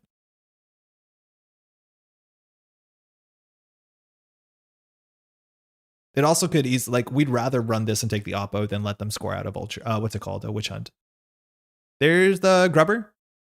That's annoying. They don't get the bad pub. If we want to break this, it's for 4. And then we're assuming piranhas, we can just let fire because we have enough cards in hand. I think the piranhas text wins on a tie. That's expensive for 5, as much as they have money. So if this, oh, because they go +1 card. So I think we just stone chip this and let it fire. I don't think we break this. Right? Because this goes, they go up to 6, we go down to 5, we just stone chip. I don't care about this. Don't hit the knickknack. Fine. It's crypto crash, okay. So we're gonna take an oppo here. That is how it is. So if that's the case, we just want to keep our money up. If they can install advanced oppo and set up the fork, it's a small oppo though, which is fine. They might be on next big thing. They might be on a lot of these things. Like back at stream of being checked out 44 credits. Yeah, they just emptied a regolith and played vulture funds. It's like what editorial does. The question is there a game plan from that point forward? I don't know, maybe. Probably drop Knack. Yeah, playing Knack is fine. We can't get the 6 card hand size. I think we just take a credit throughout the Ashen. This is our last Harmony, last Ashen, but like the game will probably be over before we Ashen. If we lose the Harmony, we have no recursion left over. So install advance. Okay, that's a Holloman setup. We have a small oppo. Okay, cool. So we actually can contest this. All we have to do is run this. We don't need the Orca. That's kind of funny. We can also knickknack the, yeah, we just knickknack the Orca, run this, clear 2 tags. It could be a second Amaze. That's a problem for us. We end up in the tank. But the only way that they get a punishment here is if it's a witch hunt. So it's probably more likely, considering they didn't single advance, that that's a Holloman. So we just want to do the math here. If we run this, we sell this. This will be on 5 cards. We'll be on 5 cards. If ended on, there are more cards in HQ in the grip, so that will happen. Actually, it won't happen because of knickknack. We might want to break piranhas to get the counters. We're not too concerned about it because we can just like bring these back with sparks and stuff. I don't think it's worth it. Like, I think that's what we learned is hopefully just have enough Lobisomius that you don't care about counters. If we want to break this, it's really expensive, right? Otherwise, we can just not do anything and it breaks itself for free. Because we'll be on 6 cards. They'll be on 5 cards. We'll be on 5 on 5. I think we just run it. Could also just clear and let it go. Nah. I want to sell the Orca. It's fun. Like, we're on 21 cards on a bad pub. Actually, maybe we do break the piranhas on that math. This we can pay for 6 or pay for 4. Then we lose the Lobi charge. Oh, actually, never mind. No, then maybe we do break it. Well, that's a new interface. Draw run clear 2 works, I think. Yeah. But we don't have to draw because of knickknack. So if we want to break this, it's for 5. It doesn't charge. So I think we just let this fire, draw a card. If this was Valenchow, we'd have to break it. We lost the Lobi, acceptable. It is an Amaze. Okay, that's the bad thing. It's a witch hunt. So here we're going to end up with 4 tags. We can clear down to 1. So let's see what single tag punishment they get. It does charge? Yeah, it does charge. It just costs us a lot. Because Lobi doesn't charge itself. It only charges on barrier, right? Never mind. That doesn't make any sense. They got end of the line? Okay, so how do they kill us? Mindscaping end the line? I mean, I guess that's Netrunner, right? So I don't think we care about this. Okay, so thinking. So they have end of line. So I'm assuming they have end of line, they have another kill piece. So there's 2 things we can do. We can either win this turn, which is a bit tricky considering we have no functional breakers. We could beta build R&D and then see a 5-3 and win. We could draw into 1 of 18 stone chip and then probably survive. We have to clear 3 tags. If we clear 3 tags, that's not enough if they have Mindscape end of line. Oh no, that is enough. So how do they kill us? It has to be like unleash into damage into end of line? No, that clears the tag too. I think we clear 3 tags here. We're fine, right? Like, we'll be on 12 credits and a Mystic, which we have to trash the Mystic, unfortunately. But then if they have Mindscape End of Line that only does 5 damage, what am I missing here? I don't know. Latra? Oh, we also have Latra. Never mind. Bigger picture, end of line. Yeah, they have all of that, but like, I don't know if they do. If they have bigger picture, double end of line, yeah, I guess they win. Oh, so true. It's just asking for other reasons. So Mystic will get rid of trash. We could have gone for it. Like, I don't think I'm going to play around a 3-card combo when they've drawn not that much from their deck. They also grab the end of line, which like maybe they're only on 2. Vulture Funds puts them on 6 influence. I don't know. I'm not 100% sure. If we thought we're going to die there, we would just try and do a beta build, catalog our win. I just don't know if they're on real 5/3s. They could be. But yeah, if they have exactly bigger picture, and we know they drew Appa, we knew they drew end of line. And I think the other cards that they drew, they all played. Like Piranhas they drew with Editorial. Seems okay. The tempo on the line is actually pretty bad for us, but if they do it, they probably don't have a win condition as much as we haven't seen a Spin Doctor so far. Yeah, that's actually pretty impactful. Luckily, we have 2 more. But the Lobi Somi was literally, yeah, 8 credits on a card draw. Like, the engine's good. We have a great board state. I want to go that far. We definitely have a board state. Now we're on 5 tags. Okay, so we just remove 4 tags again. Same spot. Lat draw? We definitely have lat draw. There's nothing they can do. Okay, so now we just have to draw a Knickknack, which we have 2 in the deck. Shows up at, not under K, it shows under quotation mark. We know if it's a 4/2, they have a Seamless in hand, or the Witch Hunt push last turn was ambitious. So this could be a Crypto Crash. I'm okay if it's a Crypto Crash. It could be a Witch Hunt, which like, annoying. Okay, I don't know what that could be. Can we run this and win? Probably not. We have 2 bad publicity. We have to, meh. My guess is we just like remove tag, install daily casts, and just try and duck under Crypto Crash.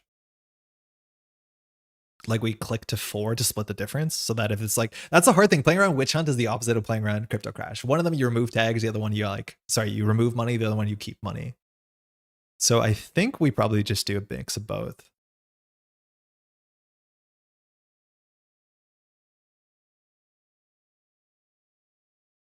Let me turn some lights on. I like that. Slightly brighter.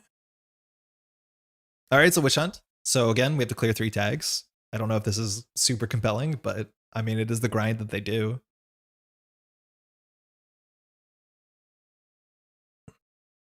They grabbed Scapegoat. Cool.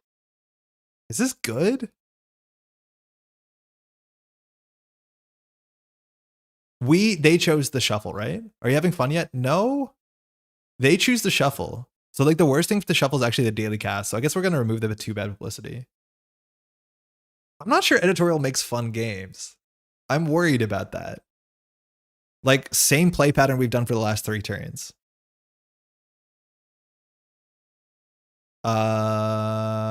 Beta build is good. Spark is good. What's left in the deck? This is our last Lobi. The deck has 1 Orca. 50-50, I think. Like they still have a lot of work to do if we don't die. Spin Doctor? Yeah. Okay. So another like, is it a Crypto Crash? Is it a Witch Hunt? Is it 2 bad not worth 8 credits to us? No, the daily cast is probably a bit worse. This is only good if we're running. The thing is like we're planning to run twice more before the game is over. And like I don't think that's probably what we're gonna end up doing. Here we might actually Harmony AR Therapy just for a bit of tempo. That can't be right. Because I think we need to, like, this is the hard part. It's like the 50-50 between this is just like kind of frustrating. The best thing you can do is offshore your credits onto another daily cast or like a fermenter. Because we have to clear 3 tags. Because if we don't clear 3 tags, we lose. But if it's a Crypto Crash, we lose all our money. And then that's like less bad, I guess. It's less likely to be a Witch Hunt for sure. We need cast to click tags. Yeah, the cast also to clear the tags is super important. That's the only way we can clear the tags and not die. We have to assume their hand has a Mindscaping in it. Thinking. Yeah, this is like just put you in hell over and over and over again. I'm not for this. Okay. We're down on 2 credits. They're still in 16. We lost all our bad pub, which like I thought there was a trade, but no. We can spark out. We can beta build out. Like NBA back. I mean, I guess. Draw. Okay, Concerto is not super useful. It draws a card. It can threaten an archives run, but like we're now on big oppo. Like that issue is like now with big oppo, we can't win the game. We just have to click for 4 credits, I think. If it's a crypto crash, we lose a whole turn. But sort of so do they, I guess. Like, I don't know. If this is a crypto crash, we're in a bad spot. Let's just hope it's a 4-2 that gives them a card draw. Oh, okay, cool. That's cool. So they're probably only on 4-2s. They might not be on 5-3. This means they can be on 6 points. Next turn, they can do install advance, and score out. That is the best option for us. We're on 7 credits. We can now pinch HQ here.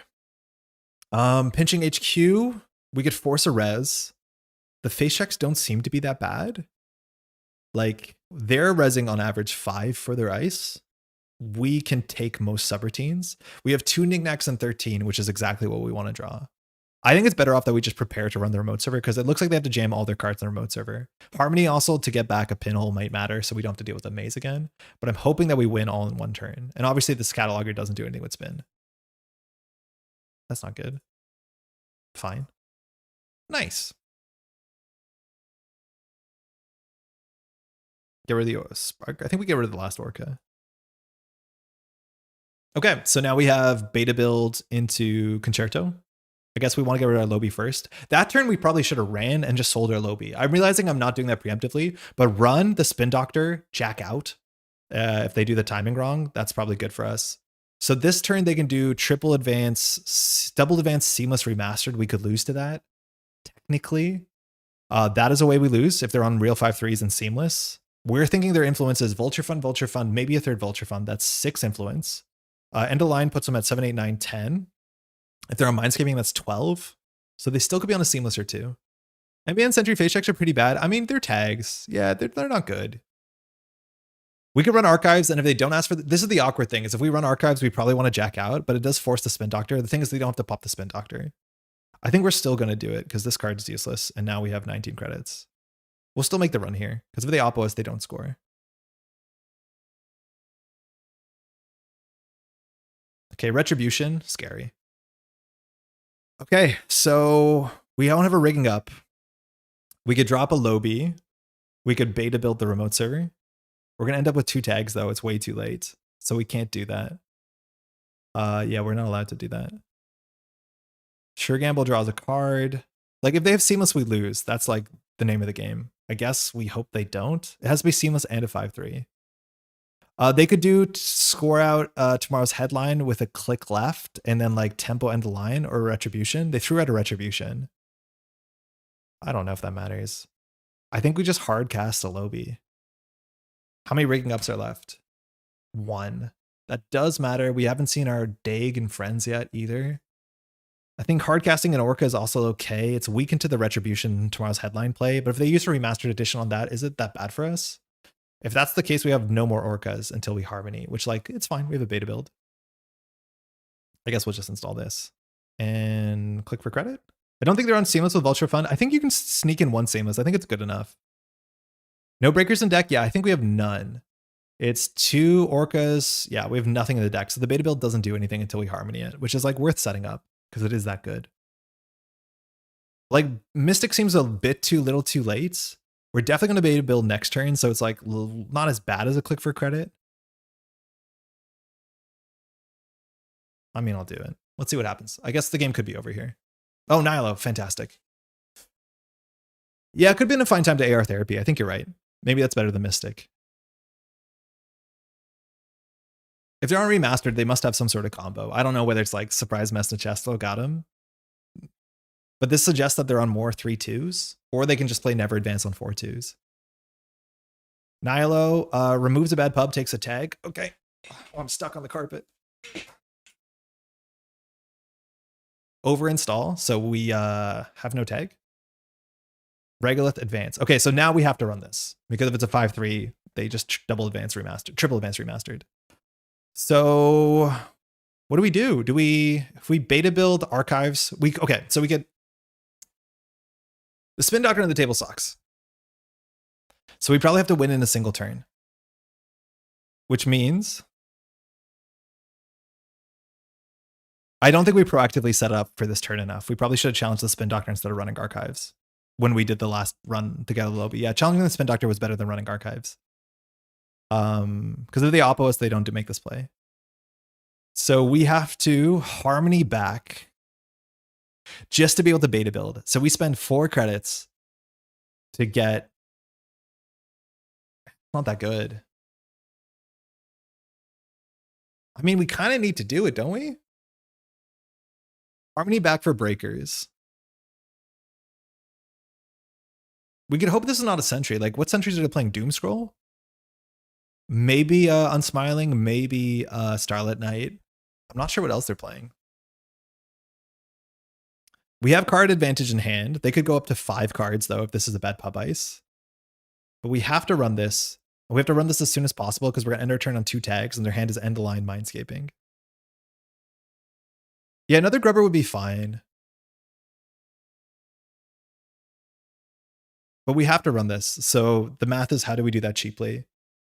We also could like beta build. Oh, the thing is, if we trash the thing to beta build, we can't Concerto. Why are we playing Concerto in this deck? It actually doesn't work. Because if we beta build Knickknack, the Concerto is useless. We should play something else in the slot for sure. Maybe we should be playing Class Act. Because yeah, beta build. If we trash the thing with Knickknack, it doesn't go to the top of the deck. So that's like not the play. So we beta build archives. We have nothing in the deck, so we have to harmony first, then we beta build. We install an Orca from our deck, we sell the Orca. So we have 2 clicks left, which is not good enough. Other option is install an Orca, just run this. Okay. We could just run this and hope it's not 2 barriers. That's also fine. Like we can just Concerto the server and hope for the best. We can also harmony back as many expensive cards as we can and just Concerto the server. And then we can clear 2 tags. That might be honestly fine. I think that's the best thing we have here. And then we can just like sell the Cataloger, which is not doing anything with the spin doctor. You buffer drive it back, obviously. Buffer drive what back? He says, Doug. I think we just like harmony back expensive cards to make the density of the Concerto slightly better here. And coverage are better than more moving pieces. Because we can add a Lobby, an Orca, a Sure Gamble, an Ashen, and I guess a Daily Cast. Like we just add the most expensive cards we can. I wonder if we meant to trash the maze. I think we were. I think that not the trashing the maze has been costing us like this game. I think we're going to do it. So we'll do the most expensive cards. Lobby, Orca, Gamble, Daily Cast, Ashen. Sell the Onicom, do you draw the expense? Oh yeah, we can sell the Onicom. That's better. We're not going to draw on this because it removes it from the game. It loses as a card draw. The Cataloger is not that good with the Spin Doctor, though. I think we get rid of the Cataloger. I think we do. Because it's going to draw a card, which matters. Oh, we hit a beta build. I mean, okay, fine, good enough. 15 credits, let's see. 5 cards in hand. So we do beat Piranhas. It's a Sadievna? Shit. Okay. So the text on this matters. At least it doesn't end the run. So we just have to let this fire. We lost the... Okay, that drew Onicom, right? So we basically have to win this turn. So we're just going to run HQ. If that's the case, we have to break this and then charge the Lobby. We have to charge the Lobby anyways.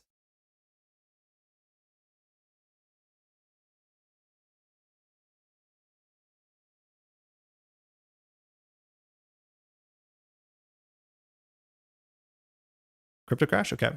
Amaze, it's fine. So we have 2 clicks to win the game. Cataloger doesn't do anything because we got rid of it. So we just probably run HQ twice here. If it's a cheap barrier, we can't beat it. If it's a grubber, we can pay through it. But we have to win this turn. Because if we clear 2 tags, actually, if we clear 2 tags, we could survive potentially. Like, we're just gonna get outputted, but if we go down to 2 cards, sorry, to 2 tags, their hand has to be exactly bigger picture double end line. Because Mindscaping end the line. No, Mindscaping end the line kills us on 4 cards in hand. So no, we have to win this turn. We've already fired Knickknack. Yeah, I think we just try and win.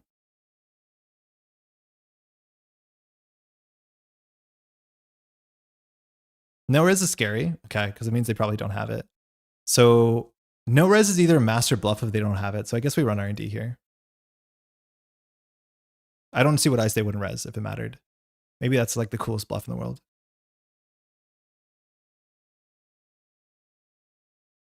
The ugly thing here is if they res an ice, they can go grab a bad publicity ice. They can grab a thing. The thing is, whatever they grab, it increases the density of agendas in R&D.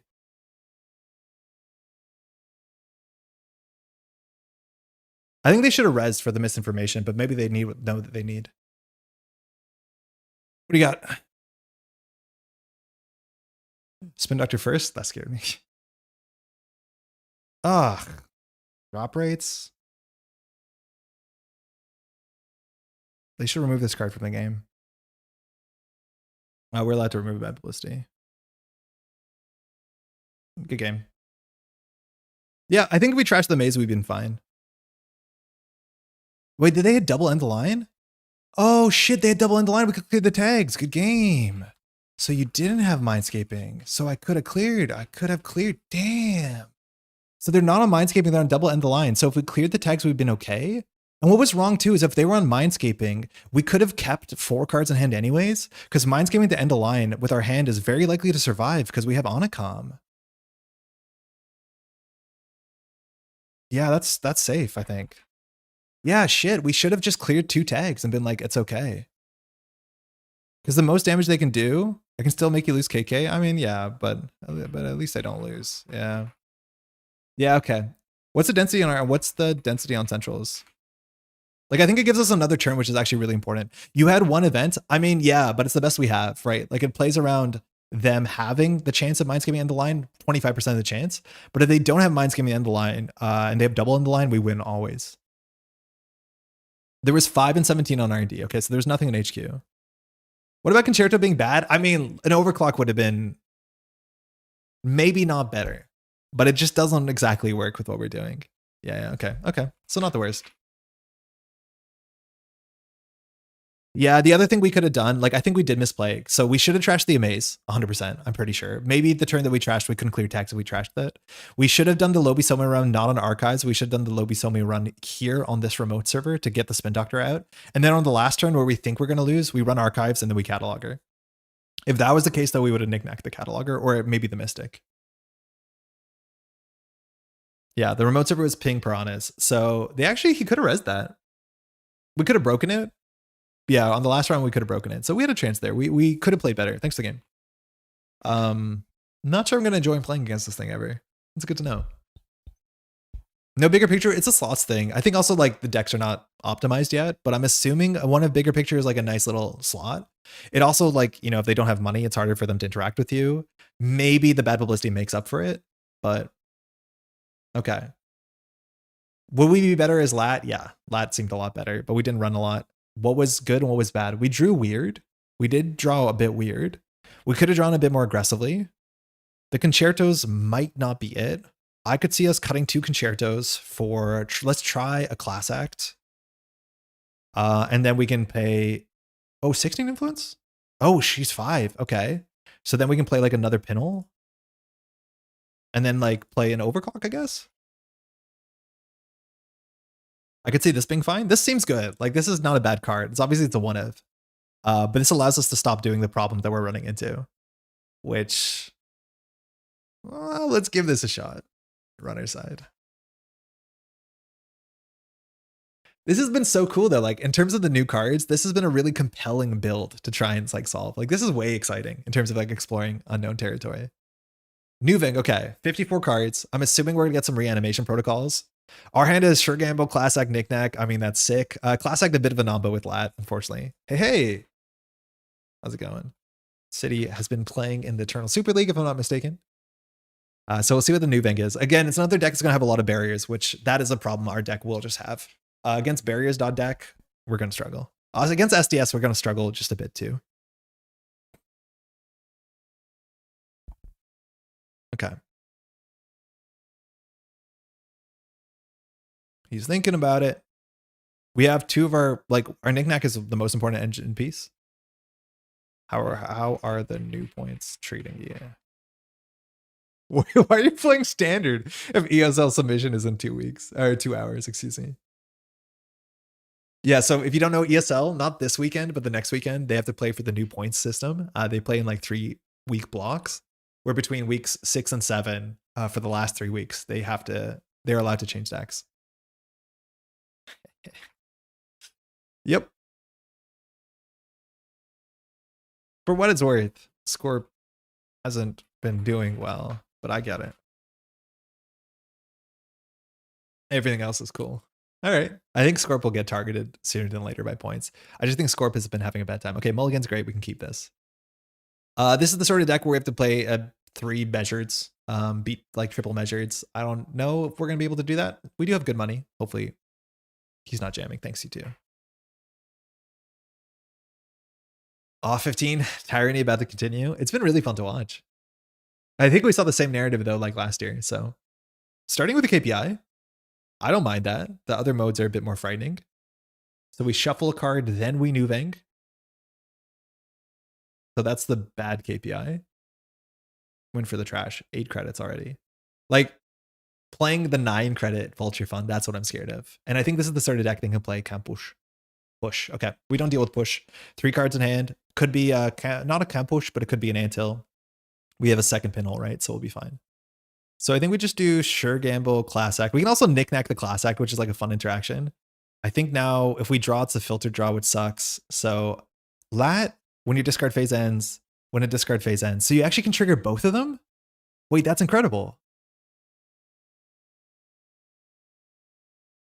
Is that good though? I don't think it's good. I think I'd rather creative here. Because getting the filter draw on Lat is worse than getting the filter draw on Class Act, I think. All right, so we have the Pinhole, which is nice. The Beta build, which we want. The Dig, the Stone Ship. These are all good cards. I think I bought the Stone Ship, but so far so good. Turn 2 Mystic is good. Pinhole for the whatever this is might matter. And we have the Beta build Knickknack already. Stone Ship is important in the matchup, but we have some shuffle effects, so it's not going to be on the bottom of the deck forever. I'd be so terrified of this. Dig, what's happening? We have some charge cards.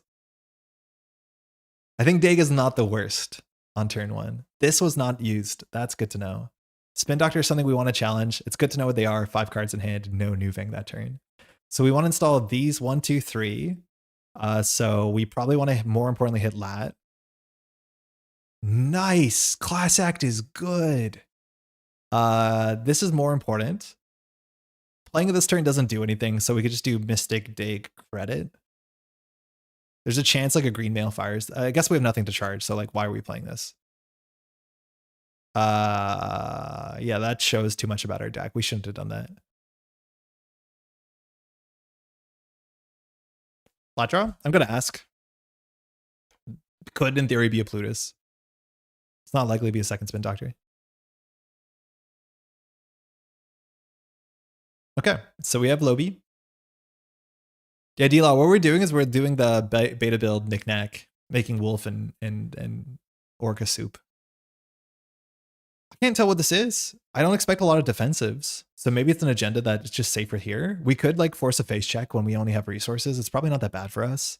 A Maskarovka is a bit annoying, but slowing down City might be good. I also do think we should pressure the Spin Doctor or Archives because Nuvenging with the Spin Doctor is so free. We should definitely charge this.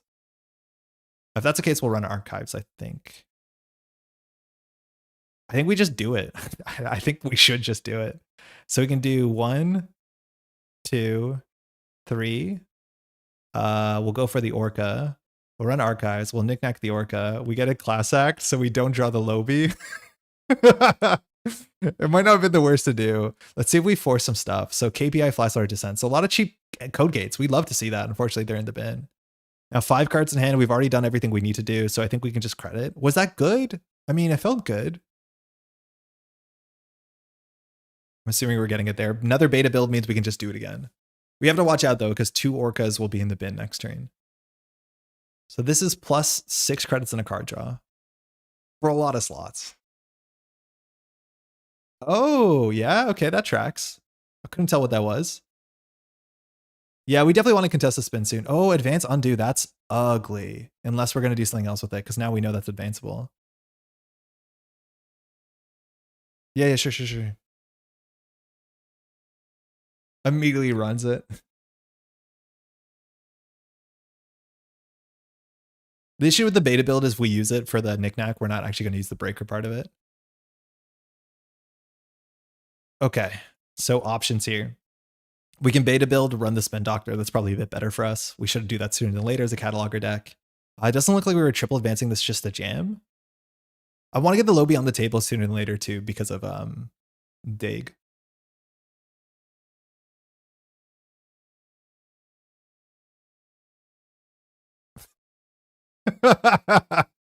We got all 3 beta builds in the top like 10 cards.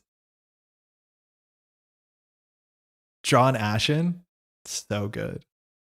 Okay. So now I think we play the breaker. Because if a score happens, it's not likely to be an SDS.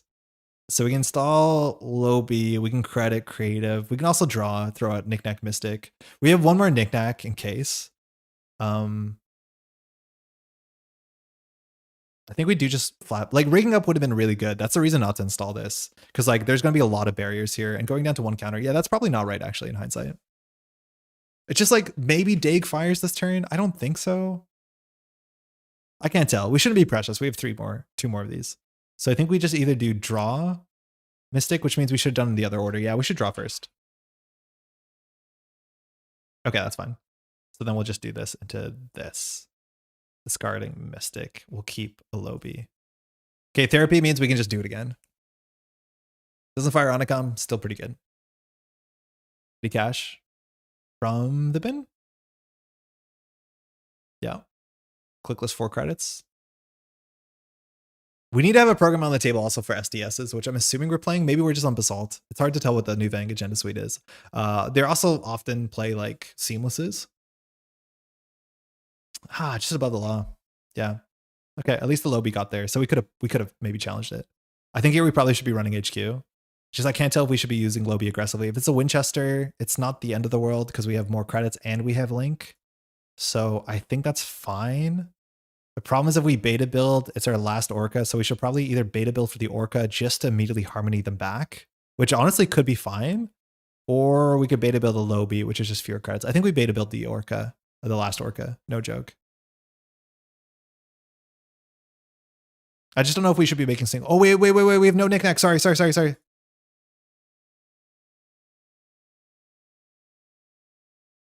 That first.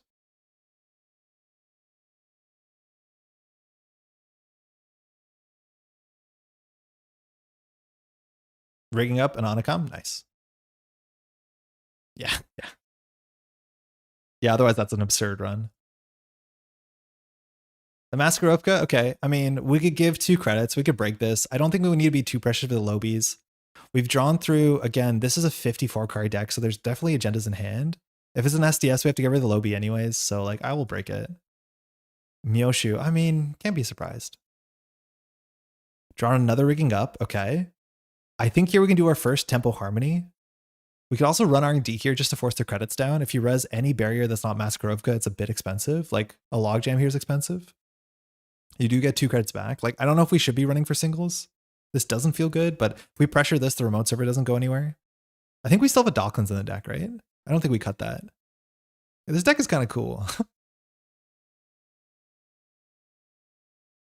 No res. Seamless, okay, good to know. That does mean more Basalt Spire than anything else. We've already Onicom, so I think we'll just Harmony and we'll shuffle back the things that we want. So this is just good enough. We'll do a beta build, an Orca, a Sure Gamble, actually creative. We don't have to do another knickknack. I won't. Draw a card. Cool. The daily cast knickknack engine also just like feels nice. We don't have a big reason to run for the next couple turns, so we'll see what City does. I think getting the Lobby down on like if we saw an agenda there, we'd be in a really good spot. Because we need more counters. The card draw is so good that I cannot be convinced we should be Pudma. We redraw like 5 or 6 free cards already on turn 6. No, we probably drew like 4 or 5 cards.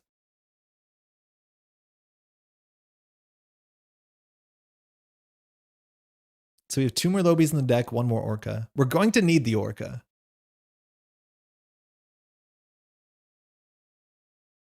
It's hard to stop moving on credits. 2 petty caches are out, so that's like some of the biggest burst. Because these are like an 8 credit play for 2 clicks. Oh, I can't sit like this, my foot.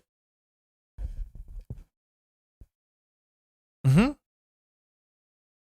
We have to watch out as soon as we hit threat 4. There's a big jump and scare. I do think the above the law on the remote server, obviously City advanced it. We probably should have ran it down. Because what else is in the remote server that's not res? We don't expect defensive upgrades. Man, Maskrovka is just so good into us. We probably should have a way to deal with this. Padma would force you to run? Yeah, it would. Even if we run though and bounce, it's fine. But yeah, Padma forces us to run way too much.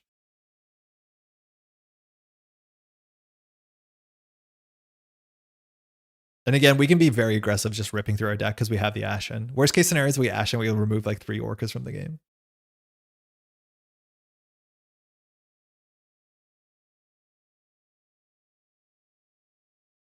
How many sparks are left? The spark is not guaranteed to hit an Orca. It's actually less likely than anything. It's a 2 to 1. Ooh, saying we can't run that. You know what? Respect. You're right. And with Seamless, this can be a 5-3. So for this to be a safe run, this has to be not 2 barriers. The only other thing we could draw into to make that a possibility is if it's an event horizon, I think we just pay. I was going to say a stone chip. Cataloger is nice for some pressure. Like, obviously, City thinks we can't run this. My guess is event horizon into a single barrier. We have to pay 6 on the event horizon. Barrier is probably 7, 8, 9. If this is a basalt, we like kind of lose the game on the spot. Yes, our engine is not perfect. We could rigging up the Onicom just to draw. We might as well draw if that's the case. We draw another Lobby Selmail. We could rigging up the Lobby Selmail and probably run. I think we can draw once more. Nice. Okay, if it's an event horizon, we trade an event horizon for this, which is not good enough, but at least that's a good card to draw. Oh, are we selling something? I think we can sell the classic at this point. It's done enough. Oh, we could have, yeah, that's fine. It's hard to keep us down. Like, we could just always sell a Lobby Selmail. Now, if it's an event horizon, it's kind of bad. I guess you're beta building on Lobies and Orcas and knickknacking them. Exactly. Immediately. How's it going, by the way, Punch? The issue is like we're bad at barriers. If we had a permanent fractor, we'd be okay.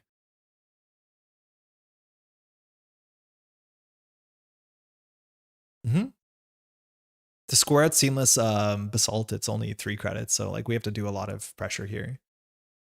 If it's like a Bioac, whatever, we lose the Lobby, it's not the end of the world. People in chat are talking like maybe it's really possible that we don't have to play Spark in this deck and play actual real breakers or like a more diverse breaker and program suite, and I could see that being right.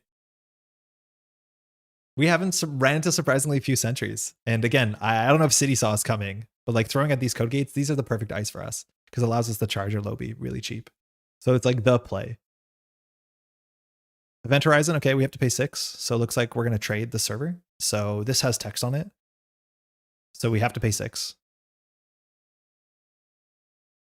And so now if this is another barrier, hopefully it's expensive.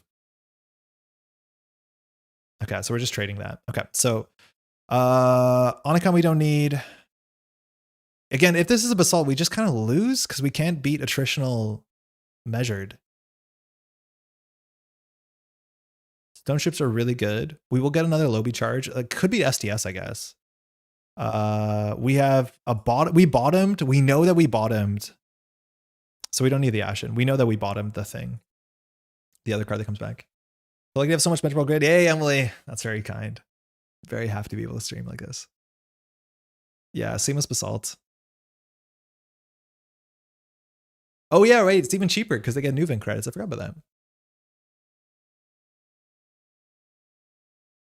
You can just hard install Lobies and Orcas in your hands since you're getting so much burst cash. Yes. Ideally, you're rigging up the Lobby because you need the charges, but you can't just like do it. No action. Oh, because of SDS? Nah. Not much we would do. I'd rather see an SDS here than a Basalt by a mile. Yeah, that's fine. That's actually fine.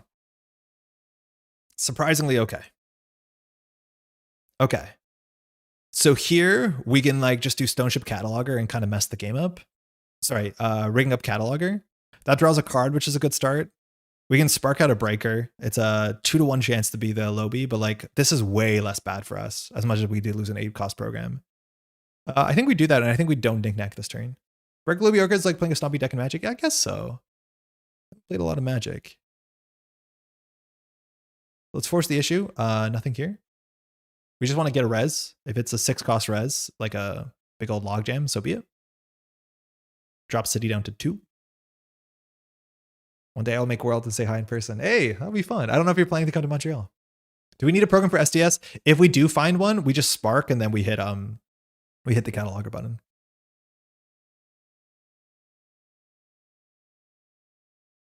Nice. Okay, pretty good. Do we lose to like Slash and Burn? Maybe. We've played an event this turn. We can and probably just should spark, but we don't really need to. So I think we just do draw and install daily casts. All right, that's in our hand. So now it's a 50-50 what we draw. Yeah, we're bad into SDS because like it's very expensive for us to steal. It's actually really rough that this is on R&D. Like a Masquerade on R&D has been surprisingly a nightmare. I think that actually makes this deck probably unplayable, or at least makes Spark unplayable. Like I think you actually have to play real breakers and just get them consistently. I don't know how you do it. Only on 6 credits. Could have fast advanced out last turn if he had it. So maybe we're there. Kind of hard to leave my country. Ah, bummer. Okay, I hear you. Yeah. Yeah, that's not great. All right, gamble for 7. Draw a card. Nice. We don't really need to throw something out. We can check archives for fun, I guess. We probably should just be like menacingly charging. In theory, actually, we should install the Lobby first. I wish we had a rigging up to do it. We did throw out one, which might have been wrong, because if we run archives and get a charge, it's really good off of the DEG. So I guess we'll install the Lobby for 8 and just run archives. This means we don't have an easy lat unless we sell something here. I don't think we do though. I would love to get a small agenda. Of course not. 2 measures in the bin. Whoa. Is 1x pressure spike worth it? It just might be. Obviously the issue is like the way it interacts with like Spark, but we probably shouldn't be worried about it. Maybe we should just put 1. Yeah, just put 1 in there and say it's fine. We'll have to, yeah, I don't think we need more MU cards. I think we should just put 1. So unfortunately we install a card here, we lose a card draw. So I think we just click for credit. Okay, gamble's good next turn. 5 credits on the card draw. But the issue is, yeah, we just need a Fractor. I think if we had a permanent Fractor, this matchup would be so easy because we can just permanent Fractor the Masquerovka. I'm assuming Pressure Spike is the one we want, but like, I don't think anything breaks Masquerovka really well. I think that's a really good change for the deck. Just play 1 Fractor.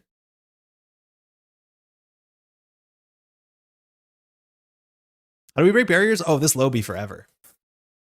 We rigging it up, we DEG it, we stone chip it. Like, it's limited, don't get me wrong. But the cool thing is with Cataloger hits, we generally get a Lobby counter for a Lobby counter. All right, I'll pinhole this. We also can play Rejig. Actually, Rejig is another way to do Lobby. Reinstall Lobby? Wait, what do you mean? Like run it and then Knickknack it? If you have Spare Influence, Rising Tide is kind of nice with extra Lobies in the bin. Oh, yeah, that is good. It's bad when we Ashen, though, but that's actually like fine. It's just its influence. So I think we just pinhole this. We could sell the daily cast now. It's losing 1 credit, but we get a card draw. I think that's fine.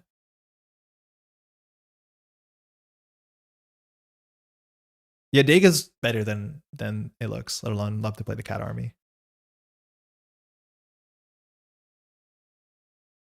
It feels worse, yeah, because into 1 it feels so much worse to accidentally spark it. I'm assuming this is just the what's it called, the 4-1. What the fuck? Okay. That's just on the table? What is this? A sentry? All right, so we can stone ship this. Break for 4. Keeper counter, get a counter. Steal. Dag. Basalt gets a measured or something. They have to be flooded. It sounds like it. They got a KPI. That's like an anti-flood technology. The issue is like checking the best grower is expensive. That was weird. So we're not worried about measured because there's 2 in the bin and they don't have the basalt tokens. But running HQ is a bit pricey. So I think we can just afford to like very greedily. They're on 6 cards, which sucks. Like just do double daily casts. That drops us down low. I mean, they have to be flooded, but I don't think we have to care.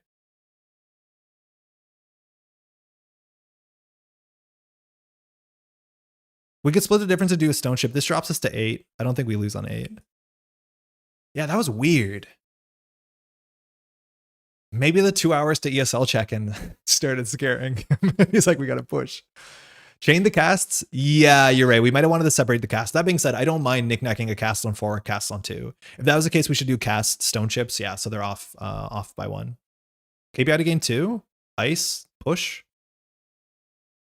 That's the cool thing is we don't show the stone chip here. So if City wants to push. Yeah, I think this has to be an agenda. Seamless. Or log jam. I don't think that actually matters. That's really funny. That's a way to use the seamless for sure. 3 credits. So like this has to be a Maskarovka. So we can deal with this. If we want massive money, we can Spark of Inspiration for a breaker and then hope we just don't need an Orca. This can't be any relevant sentry because it's 3. F4, we have to play around Event Horizon. So I think we just do like Stone Chip, Overclock. I don't think we have to Spark this turn.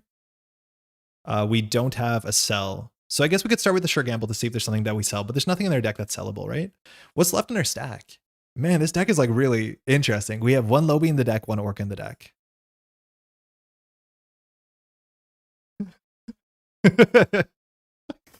My brand. Yeah, I think we still run it. If it's an SDS, we lose the Lobby, so like fine. But I don't know what sentry we'd have to possibly play around here on 3 that matters. How much is this to break? It's not that bad, right? It's 5, so the overclock is like kind of comparable to gamble. I'll start with the gamble and see what happens.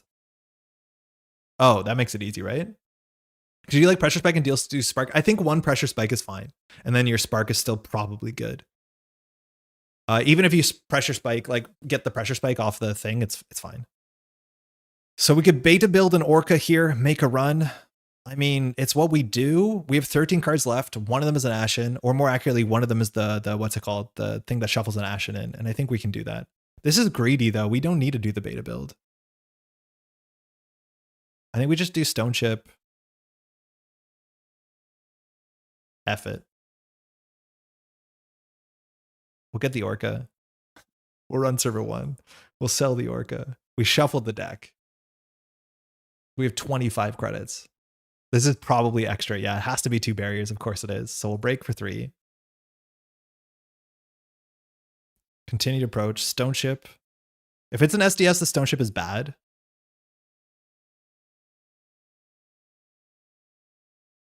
Off the books. Nice. Dag, charge Lobby. This is the best outcome. We have 1 click too few to like win off Cataloger, but now there's a lot of pressure and City's on 0 credits. If we install a card, we draw. We have no more killers in the deck. We could just like play the Sure Gamble to be able to get card draw. And now we don't have to worry about anything. So we're just going to set up the Cataloger with next turn. So I think we just do Sure Gamble to get the card draw. Nice. Pinhole means we can only check the server when it matters because we can break all of these. This is really good. The pinhole means that we don't waste counters. And now on 0 credits, we can just run R&D if City doesn't jam. And we're going to Ashen again. Like we can just do this all over again. I think this deck is cool. I think it does just need 1 proper factor. Sentries aren't real. I mean, on 0 credits. Let me tell you, they aren't. We could just check this for free. If it's an agenda, we win. If it's not, we catalog. And then we reset our deck before he can jam again. Knickknack at casts. Did enough. If it's a spin too, yeah, that's good because now we can catalog her. So this is actually really good for 2 reasons.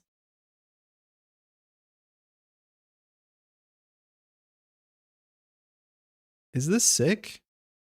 Any other Ds for this deck? Lat seems to be a little finicky for me personally. I think Lat is the most fun because it gives you a mini game. I think you could play Padma. The problem is like running R&D for value is not really a thing you do. This does nothing. Okay. So he has 7. I think we can just run R&D for 2. What's left in the deck? 1 Lobisomeo and a 1 Rigging Up. So that's good enough for me. Cataloger is likely to win.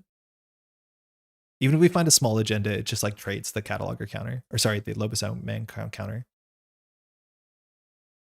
Oh, I forgot about this. Yeah, this is always a nice jump scare.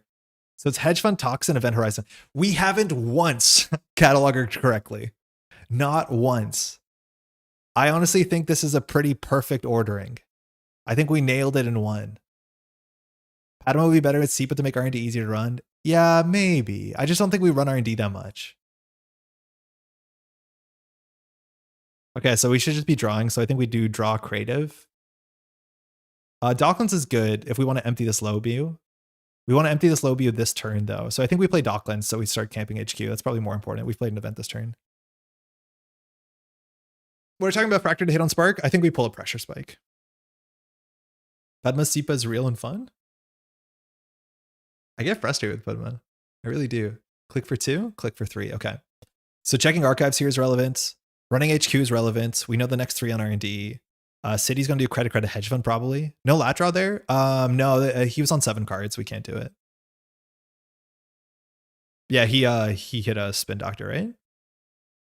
So I think we just run archives for value. Spark hits the second lobby, so we can actually get rid of this lobby. Throwing a measure 2 flagships. Okay. So I think we just do run HQ. Showing that Auckland's last click was probably not right. We know the hand has just hedge fund, I think is what we gave. Toxin's coming up. That doesn't really matter. Toxin can shuffle, which is cool. But yeah, we can run HQ here. We haven't played an event. So we run HQ, we get the lobby ready, we sell the lobby next turn. Yeah, this seems fun. I actually like the Docklands. There's a chance that we should just be playing twinning though, let's be honest. Slash and burn. Got it. Nice. Dig. Choose. Basalt. Nice. Dig. Okay, good game. Yeah, very aggressive on the push, hoping to get rid of the lobies, but we have 3 lobies. Thanks for the game. So we could not be ground out. This deck is cool. I'm kind of into it. Hold on, it's getting a bit dark. I think we have to change the lights a bit. Hey, cheers. Good luck. Cheers. Good luck with the new ESL decks, eh? Thank you. Yeah, City's cool. Check out ESL every Sunday. It's nice. If you don't want to watch it live, the VODs are up too. They're really fun. The casters do a good job of making Eternal approachable, which I think is like definitely the point. All right, we've been streaming for 4:43. I think we got a bit more in us. We can maybe do 1 more with some changes. Ooh, he's blue. How's everyone doing today? Shout out again tomorrow. I'm not 100% sure whether we'll be streaming in the day. Maybe we will, but only for like half of it, because we're gonna be streaming tomorrow evening, Eastern Standard Time, the normal time with Pat. That will be starting, 8:45, and we'll be streaming in paper. Hey, City, good game. So I'm not 100% sure what's gonna be happening tomorrow. Maybe we'll stream in the afternoon. We'll find out, but we'll be back on Friday for sure. I'm curious if read rate makes daily more of a thing. I think why not? Almost like this guy streams every day or something. I mean, imagine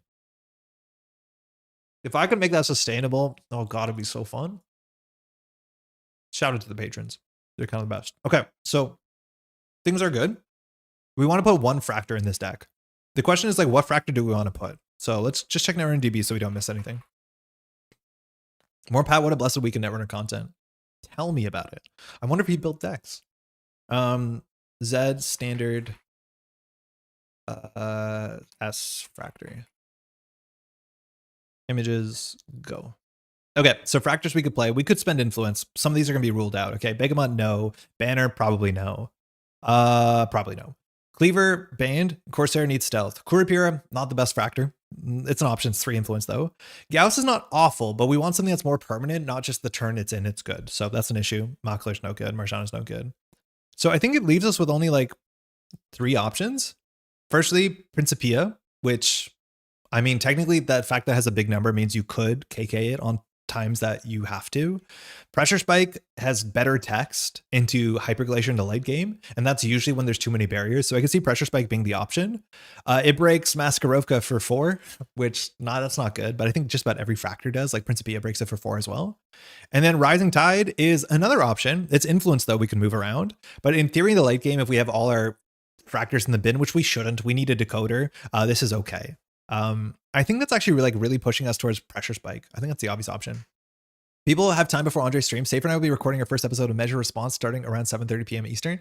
Wait, is that a podcast or that's a live stream? Jeff, that's sick. First episode of Measure Response starting around 7:30. You'll be recording live, I take it, huh? Looks like the same archetype from a couple of hours ago. How's it been going? Honestly, pretty good. Like surprisingly fun. And we have limitations that are like, we're hoping our opponent doesn't know. What card types are you most excited to try and build, Andre? Bangoon. I think I want to play more Zwicky, like just rip its Wiki. I think there are a couple of really cool cards for Zwicky. Whether you're just changing your Antilles for Lamp for Campush, like maybe that's the thing. I think I want to try Mail Yes You, but I'm worried that it's a bit like just Jay Glacier, and I haven't been a huge Jay Glacier fan. NBN, honestly, Synapse. Like I want to play NBN Assets because it looks fun. As much as we struggled yesterday with GameNet, I think like Nihilo Synapse looks really cool. And then HB, everything. I think everything in HB looks really good. Bang, it is like playing against a grappler in a fighting game. It's so scary. It's one mistake, you're cooked. And like you always have to play for the next turn. Whereas like, what if they push this? Just pick a marathon and start streaming that game each day. Be a ground floor streamer for another game with features runners and evil corporations. Does Marathon actually have the runner corpo like narrative to it? I don't know much about it, but I'm not a big extraction shooter guy. Overclock. We'll just try it. What's it called? Pressure Spike. Whenever we rip this, we're going to feel pretty bad, but so far I've liked it. I think now the stone ships are slightly less necessary. We're still in 45. Money's been good. Mystic's been good. Another card that we could consider playing, but I'm not 100% sure it's worth the slot, is Touchstone. Like this technically works for what we want to do. The other thing we could possibly do is like cut something that's good, but not necessary, like the Docklands and maybe, I don't know, one pinhole and play a twinning. The thing is the twinning is only good if you hit the Mystic, which I think is good enough, and it builds late game pressure the way that the Docklands not necessarily is. Like I think the Docklands is probably not good for the deck. I don't think we can run enough to sustain a Wake. So my other read is like play either Touchstone plus something or do what's it called? Twinning and just Mystic. That might be good enough. Twinning is so good with Touchstone too. Yeah, I just don't know if I want Touchstone. Like, what does Touchstone do? Give us a couple more credits. Have we needed a couple more credits?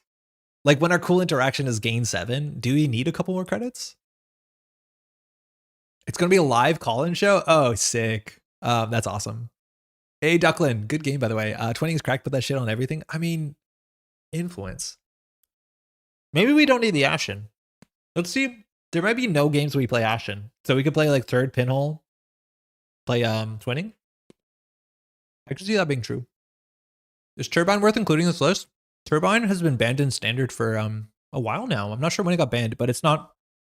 It's a hard thing to play because it is another program for your Spark, let alone it is banned. But I think if we're going to play something to boost strength, we probably would play Game Dragon. Because Game Dragon actually is not bad. You can install this and not put it on anything. When it's attached to something, that's a problem. They sell together. But this is nice if you're breaking Lobby into a lot of things. I'd probably say that sooner. Most cards are kind of broken, so if you play Standard, feel free to leave. We're runner. Hear me out. 2x Mystic actually better than 1x Mystic, 1x Teststone? Almost definitely. One's only good if we're running. Like, having credits to set up is nice. Touchstone you can only use during runs, and I don't think we run super consistently. Oh, this might be fast. I wonder if we could Hermes? Honeycomb's really good, but yeah, maybe we could Hermes. I don't know. Hey, thanks. Hey, thanks you too. There's a lot of different PDs you could play right now. We're probably not amazing into assets. I forgot Turbine is banned to Eternal. Eternal filled at the moment. Ah, got it. I don't love this opening. It doesn't have anything super fast. Mind you, PD is the matchup that lat might not have text, but I don't think you can always be up to 6 hand size, so we'll mulligan. Is this better? I mean, it's fine. If they dump a lot of cards, it's easy to dump a lot of cards. Do you get the value if you knickknack something that Game Dragon is attached to? The Game Dragon dies, but you only get the knickknack of the main thing you sold. You don't sell 2 cards, you sell 1, if that's what you're asking. All right, Humanoid? 4 cards in hand. So we could do draw, gamble, daily cast. We have a spark if we just want to charge this remote server. I think we just want to establish economy. I don't think there's any card here that we don't run, we lose the game. As for action, probably not Spin Doctor. Nice. Okay. We want to draw a Knickknack sooner than later. We opened with the classic last game. It's so good. Okay, that's a bad one. So now they're probably going to be on 6 cards. I guess they could choose not to play an operation. They're definitely going to install 2 cards. We'll see how quickly they just like ignore us and jam. And we are going to be a bit weak to rush decks, I imagine. That being said, we could spark and beta build and just like always charge the remote server for 6 credits, which, I mean, that's a possibility. It's just like really hard to tell with seamless launch whether you should be running on any given turn, especially when we don't know our opponent's deck. It could be like core damage, could be assets, could be Tranquility Home Grid. Who knows?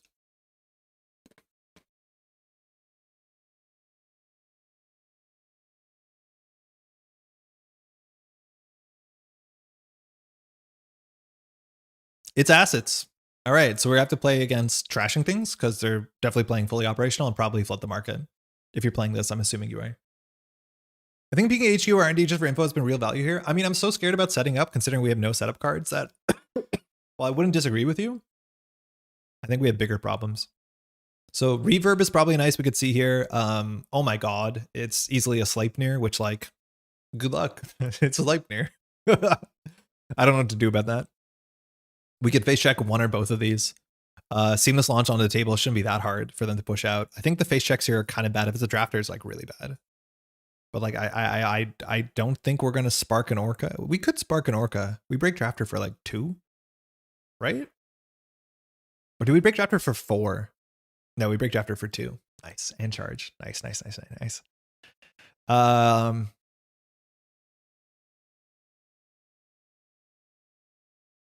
I mean, we might as well, right?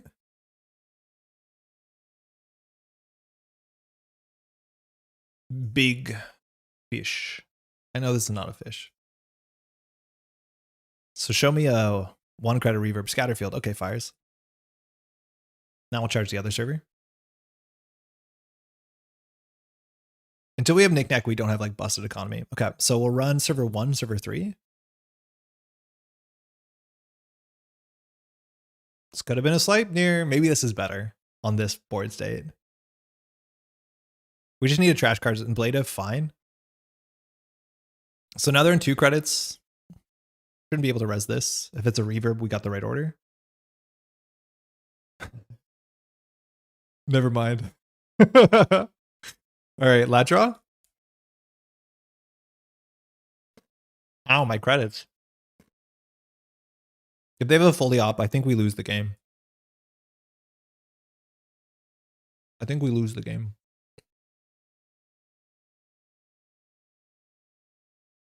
It's turn 2. They have 6 cards on the table. Oh. Uh-oh. Funny enough, this was the bad breaker. If we got the other one, it would have been so good. What if asked a lot to draw? If they have any card that can immediately draw them cards or get cards out of their hand, we no longer match hand sizes. So for instance, if they have a Spin Doctor and a remote server, that's it, right? It's very important you ask. It's good manners as well, because it's hard to undraw a card. I mean, this sucks. This is what it is. This is what we have to beat. I don't know if we can.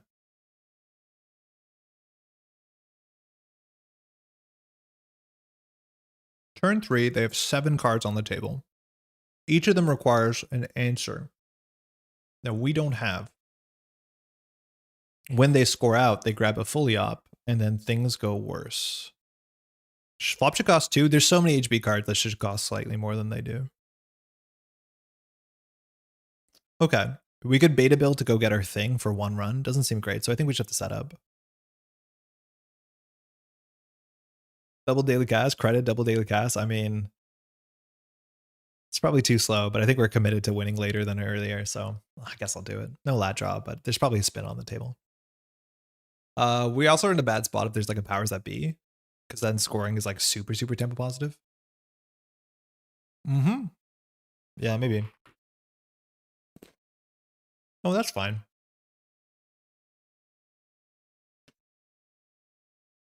Hey, Dardarin, how's it going? Maybe Goddard Darren. Getting back in a long absence. Very excited by Vantage Point. Hey, glad to hear it. It's been pretty sick. All right. So another 3 more cards. Play another top down, it's going to be even wilder.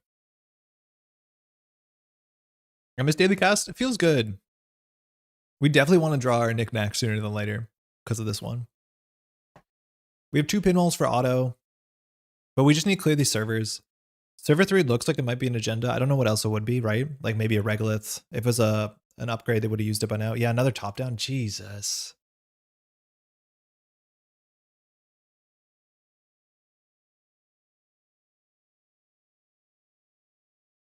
Yeah. This is like Estelle Moon level, right? When I get to turn 4, this is the corporation's board state. I'm not sure what to do about that.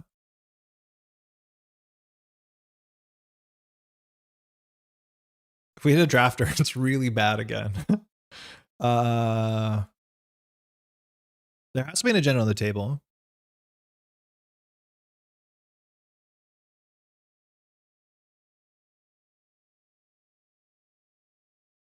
Yeah, we don't got nothing. Like, I don't know if we can afford to do beta build just to break 1 ice. During the turn of Daily Cast, I mean, Aurora, when they're there, we'll play them. It was arguably too slow for the matchup. I don't think we're going to lose in 3 turns. Why is it bad to hit drafter? We have Orca out. Oh my god, you're right. Yeah, you're right. You're right. Why? I think we just run server 5. The agenda's here. Maybe we have to make a hard call. We just do sure gamble, beta build, run server 1, and then it puts the thing on top of our deck anyways. Yeah, actually, that's good. This puts it on top of the deck. That's what we want. And then we don't care about the counters. Wait, we should believe in ourselves. We're very powerful.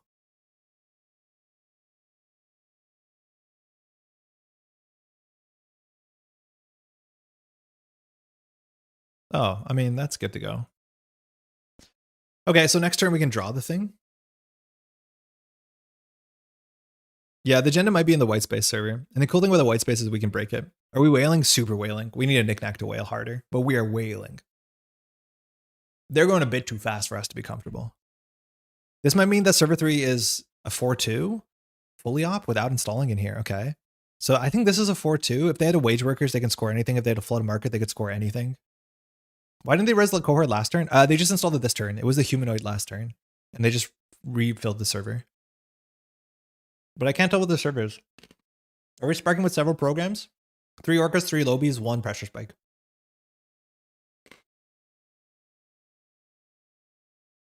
Is this like full footgun combo? I think it is footgun combo. Yeah, they just drew 10 cards. I think this is a footgun combo. So they're on like, I think they're on Let Them Dream. Obviously the auto has to die. Did it not draw agendas? No, they had to have drawn agendas. There's 18 cards left in R&D. Like, I would not believe that world. Maybe here with 2 clicks left, they can still score out a Midnight 3 so they don't have to discard. Like, they could res a single Cyclotron, flood the market here, and actually score out a 4-2. That actually is a scary world. And then not discard. It's kind of frightening. I think Synchro might be slightly better than I think it is. But this sort of footgun is like very, I'm assuming also by the name, and maybe this is like a characterization, like a lot of German players play it. It's like big in the German meta. I probably should know where Holz Pub plays from. Okay, so the top of the deck is a Lobby. If we draw it and rigging it up, we go down to 3 credits. That's not a lot. Sorry, no, 5 credits. We can check this. They should know it's on the top of the deck, so that's really expensive. We should check this first. I think we just do it. Like, it's the only play we have.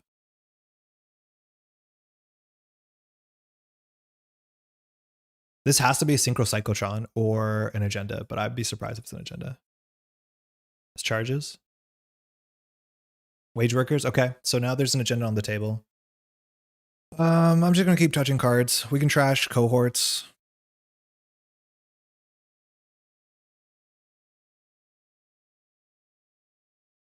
Nice. No dig. They can still install in fast advance of 5-3. Oh no, the auto goes. I forgot that was the auto turn. Okay, so they can do whatever they want. I think they can score on this board state. They can score maybe 7 points from hand. Probably 5. But here they can score. They can install. They can res a single cyclotron. They can flood the market, the 4-2, let them dream that gets an agenda. And I think they can still score the next agenda. Oh, powers. Yeah, that tracks. If it's just the 5-3, oh, we don't care about that. That's fine. That's actually the best outcome for us. That's sick. Good for us. We don't want that. You can have that. This is the problem, not the agenda.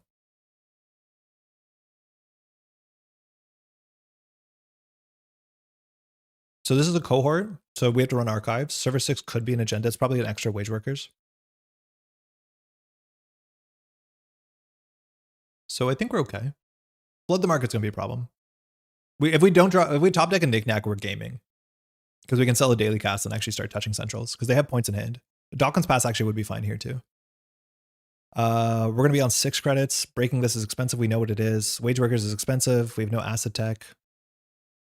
Wait, they have a click left? Oh my god, Melius, I forgot they have a click left. So never mind. Things are bad now. I changed my mind. The fact that you can score this out, grab a top 10 solutions and still play it is so funny. And they didn't grab a fully op, so I'm assuming they have one for next turn. So unknown card.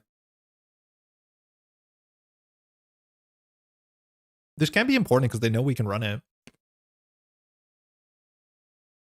Makes sense. We have to draw here. Not good enough. Cohort unknown. Unknown. I think we just run HQ 3 times. We might have to run archives once so they can't cohort this agenda. Top down install doesn't trigger the wage? No, because they played an operation. They didn't install 3 cards. They played 1 operation. I think we're just going to flail and start touching cards. Spin Doctor, if we trash that, they go down to 5 cards in hand so we can technically get a draw. I'm just going to trash it so we can see different cards. They're probably on 2 Melias. Ingatan, nice. So we can't win on the last Melias. But now we get lat draw. Fully up, no surprise. Lat draw? We didn't shuffle archives or flip archives, which only matters if this is an agenda or this is an agenda. Which server 6 seems more like a fake wage workers. Pinhole's good. We can deal with the wage on an important turn. We just need to find the one last Melies before we find too many copies. Oh, that's fine. Too many copies of Let Them Dream. There might be agendas and archives too.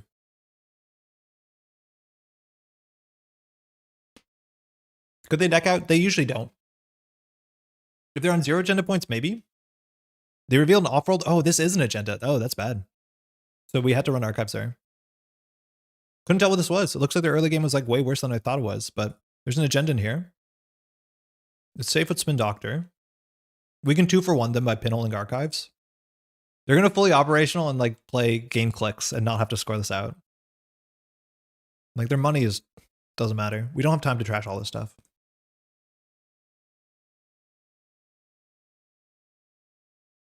Score out another Melias. Oh, it's an Ingatan with a counter. In fact, an Ingatan with like 2 counters. Cool. We could have ran that actually. That was on us. That was on the table. I don't feel bad about that. Want to score it and then flop? Yeah, seems good. So this is another auto campaign, which is a must trash now. They added a flood the market to hand. So unless we snipe the agenda from hand, they can draw any agenda and score it. Because flood the market is fast advances 5-3s. I feel very not prepared for this. This is a Spin Doctor. This is a Spin Doctor. This is an auto. Next turn, they're going to draw 4 cards. And then they can install, put 5 advancements on it. Like, we win this turn or we lose. This is just wild. What? This is why, like, we were playing yesterday Poetry, where, like, this seems so much better. Because you can consistently get your power cards back, like, fully op. Although then you can actually just, like, top-down solutions on tempo. Because, like, this board state was absurd on, like, turn 4. So there's no way we can stop them from winning. Run R&D. There's 2 Spin Doctors, so, like, Cataloger doesn't work. We'd have to just win on singles. We've only had the time. Admittedly, we've played a lot of daily casts. At least they emptied. We've drawn through 15 cards. They've drawn through 30. I think we have to just like run HQ. They didn't have time to filter any agendas from hand. We also have to not run last click. So we could like run HQ, run archives, run RD, run HQ. But the thing is like we have to win off the Melias and we can't win down last click. It's more likely they have agendas on HQ because they've barely filtered. There's a flip the market, the one card we knew. And we could have stole the Ingoton off the table. That's on us. So we can pinhole threading to go for a 2-for-1. The wage workers doesn't matter, because with the wage workers, they still can get 4 advancements. Oh, no, it kind of does matter. If we pinhole down, say, the cohort. No, that doesn't matter, because then they install the agenda in the server, and then they do 5 advances. Yeah, we can't stop them. Let alone they only need 2 servers. Like, they install, as long as they have 2 cards and servers, flood the market always goes through, because they install in the other server and flood the market. So I think it's like run archives, run R&D, hope we find the 5-3. If they had agendas in hand, also they could res the spin doctor. So we probably shouldn't have done that run. Okay, ablative here on R&D is like also slightly annoying, but we have a very small chance of winning. If it's a trashable, we can run and trash back, but the fact is we have to win on the Melias, and that's not possible. If we don't hit it here, drafter, fine. Fully break, charge Lobby.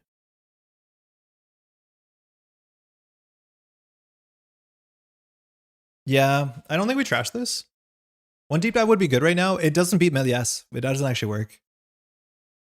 Like, you need tech because of Melias into HB. It's cool that we did the deep dive play, but like, yeah, it's just not good enough. We'd have to steal an agenda on one of those runs. So we cannot steal Melias, so we do lose. Let's just talk about the options.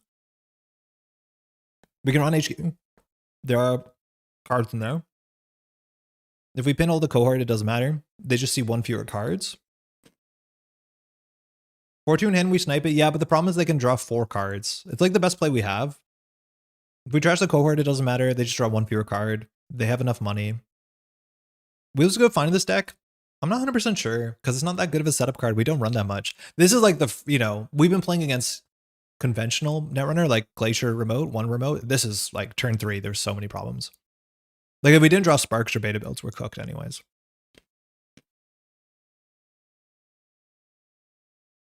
Yeah, GG. That's straight messed up. I don't know who can keep up with this. Oh, doesn't think he has it. If that's the case, we want to play around it. Pinholing the cohort makes sense, but I think stealing the 4-2 from hand is probably a bit better. There's just like still 9 points and 12 cards. The chance of not finding it's pretty low. We can't steal the 3-pointer. No, we just have to hope that we snipe the 1-4-2. That was turn 8. Is there a cards installed metric? Thanks, you too. Is there a cards installed metric? That seemed way above curve. That seems so ridiculous. Oh, get out. I couldn't read the table installs. I thought the furthest one was second wage, but that's sneaking through was the game for sure. Yeah, you can probably backwards engineer a lot of the deck lists. Like, check this out. There's only 10 unknown cards plus some in HQ. But yeah, this seems busted. Yeah, they did even have a bad draw there, supposedly, which, like, I don't know if I was capable to sniff it out. Well, I'm going to save the replay. Okay, cheers. Like, what happened? I don't think I've lost a game like that in a long time where I'm just, like, stunned. Like, what happened? Hold on. We're at stats.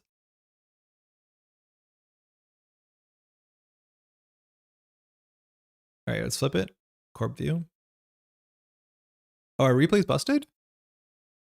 Our replay's busted? Let's see if we can cycle through this. No, that's good. No background, that's fine. That might be actually their background, his background. So this hand seems fine, right? So we'll keep this. Cool. So you just put the top down, sorry, the humanoid behind the ablative, 1, 2, and then you just click for a credit. Seems fine. Yeah. Yeah, sick game. That was absurd. I was really tilted with how bad things were. Our hand is actually pretty good. I honestly don't know if we hit the right breaker soon. I just included top downs before they will keep it in. Yeah, they were like the best thing. Like this humanoid, like check this out. This is the humanoid. So we install a second humanoid, great. The auto, and then we have the operation left. So then we draw 2, install 2. We still have 7 credits. I think this deck could be playing Reverb for sure. It doesn't look like it is. I think the Scatterfield was better than a Sleipnir. So this is the hand which doesn't look good, but like there's so much pressure here that I can't afford to run HQ. It doesn't feel like. Now this is exactly enough credits to res everything. Oh, sorry, that was last turn. So we get the Orca, we charge this. At the end of the day, I don't think I'd break the Scatterfield to trash an auto, so I think that's okay. This is the server that we needed to be able to make a successful run on. The wage workers hit the table is like whatever. We had 1 click left here. I think we clicked for credit just to get lat, or we just ran this to get lat, and this turns out pretty bad. That's fine. All right, so then we just humanoid again. Oh no, we can't because we're credit short. So fully op in hand. I think I was saying if there's fully op here, it's so bad. So here we can just gain all the money we want. We can put the Spin Doctor in the remote server so that we can fix the hand flood. That's cool. It's up to us. We have to figure out what to do here because we don't have money. I think we draw into double daily cast and just play it, hoping the game will be long enough, which turns out it was, but barely. And then it's back to us. We res the auto because it's free. We res the Spin Doctor to get options, and we fire the humanoid. Now we have 5 agendas, right? And if we do the math here, right, we're probably on 18 points, 44 cards. So we drawn through 20 cards. We're assuming 4 agendas in hand. 5 agendas is not that much worse. In fact, no, this is 4 agendas. This is what you expect it to be. No, it's 5 agendas. Sorry, I missed the one on the left. I think that's something I need to keep in mind. Like noticing that there's 25 cards left in RD, like a hand has to be flooded, and stopping the hand is so important that, yeah, that could make sense. I think it makes sense here that we should be running HQ a bit more. Because, yeah, on average, 1 in 5 cards in an agenda. We've drawn 20 cards. There should be 4 agendas in hand. Now the agenda goes behind the ablative. I think the one play that is strange. Then we have a top down. So like, okay, now we have 1, 2, 3, 4, 5, 6 agendas. And there's just an Ingaton on the table. This Ingaton on the table is so smart because I think you install this like an extra wage workers, like an extra Spin Doctor. So I'm never going to run this. Once you ice it up, I just think like, oh, it's a fully operational. So I never ice it up. But that's wild. Like that's a very, very good play. You could easily swap these around, but I think this is like way better because like, of course, lat on 6 credits is not going to check this. And here I need to figure out what we're doing. The hand is flooded. That's for sure. I should do the math and pull points out of HQ here. We draw up. I think we do sure gamble. And I think we beta build to charge 1 server. We get the cohort, which is fine. That's good. This cohort also makes me think like, I think what I should have seen with this hand is that this cohort means that there's either an agenda on the table, maybe, because I don't know why you would be excited to fire this cohort when we're 20 cards through the deck. Like there has to be an agenda somewhere. Maybe you don't think I can get through this, but like this makes me, oh, actually, no, that doesn't really matter because there's no face downs in archives. So like, yeah, I don't know. I don't have a read what this is. I think if there's an agenda, it might be here though. So maybe I'm meant to like run this one instead. I think I'd be happier trashing the powers. All right, fully op seems good. Next fully op is there. We're drawing a lot. Again, at this point, I should realize you have to be flooded. I was desperately looking for flood the market. Yeah, I reckon you're only on 2. But like these sort of board states, like this is the wildest thing. This is the end of your turn 4. What turn is this? I ended turn 3 into this board state. Like that makes no sense. And I think it's mostly because we fired 2 top-down solutions. And now the issue that I was like tilting under is that any install threatens flood the market score, and flood the market score threatens powers that be HBPD, right? Like, yikes. That's absurd. Like if I can't clear each of these servers, flood the market is just cooking me. Seblu might be able to keep their board in check. Criminal might be able to crush their centrals and win fast. Shaper early game access won't be as good. That is like a downside of this deck is we have no central pressure. So like you can get away with not icing HQ. I think transfer impacts the game a bit, but like with all the fully ops we drew, I don't think it's massive. Lou has to deal with this ice. And like you can also tech this ice to be a bit worse, like fly swatters, I guess. Scatterfield's not easy to deal with. Ablative is fine. So it's like kind of tricky. I do think Seb puts on more pressure on centrals. Yeah, this is wild. I think I'm not sure what we're drawing for here, but this agenda we get through, we ice up the Ingaton. I think this is just you setting up for flood the market. And we throw away 5 points. Yeah, I think I need to do a better job reading what the opponent is doing based off of this. I charged this server because this has been sitting here for a while. Yeah, it could have been anything, honestly. I charge this because we have the low B. I think this play is like maybe the big thing that like with beta build is you know that the lobby is on top of my deck, so I can run this server. The rigging up made it more easy. I think I just charged this also because it charges lobby. Maybe this wasn't a good enough run. Cool. And here we don't have it yet. We jammed the Melias wage workers. Do we have this here? Powers? Wait, how are we scoring? Why do we have 5 clicks? Wait, what happened? Oh, because the auto campaign. I forgot about the auto campaign. Yeah, on that turn, the auto campaign was much more important. It's an auto campaign turn. And then everything gets rebuilt in a bad spot. Let alone you have a click left. This card is so absurd. And then you go from there. Cool. I do think I hit the 1 ingot 10 from HQ, which is kind of nice. Spin Doctor, go back, hit the 1 in 5. Feels good. Go back. We don't have time to pressure the Spin Doctor, it seems. And then this Ingaton gets scored off of a Flood the Market draw. And then the game is like super, super over. It's so wild that you can draw first, get credits, and then Flood the Market. But yeah, if this didn't sneak through, maybe we had a chance. At that point, though, like you just top deck Agenda Flood the Market. So like icing R&D makes sense. At this point, there are 5 points in archives. Yeah. Yeah, and then it's just too little too late because there's a Flood the Market back in hand. That is like the most terrifying thing. And again, I would not endorse playing Poetry because this deck, if it has a Flood the Market board, it means the runner can't deal with it, which means if you score out with Flood the Market, you can pull it back to hand and just do it again next turn. That is so much pressure. So much pressure. I wonder if this deck shouldn't play Docklands and we should actually play Tailgate. Maybe. Should we be adding the Wake to help us pressure Centrals? Not sure where to find extra influence. I don't think so. I don't think we're running HQ enough. And like the singles on HQ don't seem great. What we could do is play Jailbreak, which is some earlier pressure and it draws, which is nice. We could play Tailgate because it is an event, which works with our package. I'm not 100% sure. Played Blue Speedy for the last 2 months, and Reg Shaper is the hardest matchup, weirdly. Took the German League with it, didn't drop a game, 98% credits. Go to Balrem was sick. We need Burner? Yeah, Burner would have been fine there. Maybe we could use Burner to slow the game down. I could see that. Let's do one more. We've been streaming for about 5 hours. It's Emily. Oh, this again. Okay. Opening hand, no money. Classic Knickknack is nice. Hey, hey. Generally, you just need to like survive Oppo spam the ID. So making sure you have like public trail credits also kind of matters, but I haven't seen anyone played it. She mulled, we can mull. It's worse, I think.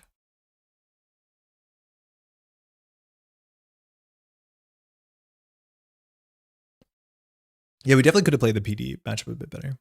Hey, Milla. Hey, Chad. I hope you're all doing well. Take this shotgun blast of good vibes. I'm about to climb into bed so I can hang. Can't hang, but I'm stoked to catch up on later breaker. Like, thank you, Milla. Hopefully you're doing better, huh? Hopefully things have been good.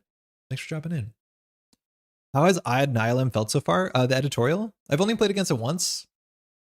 I didn't like what it felt like.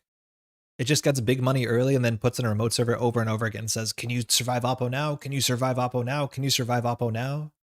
Like, it seems linear enough. In theory, it should like promote, toolbox, but it does not seem particularly deep.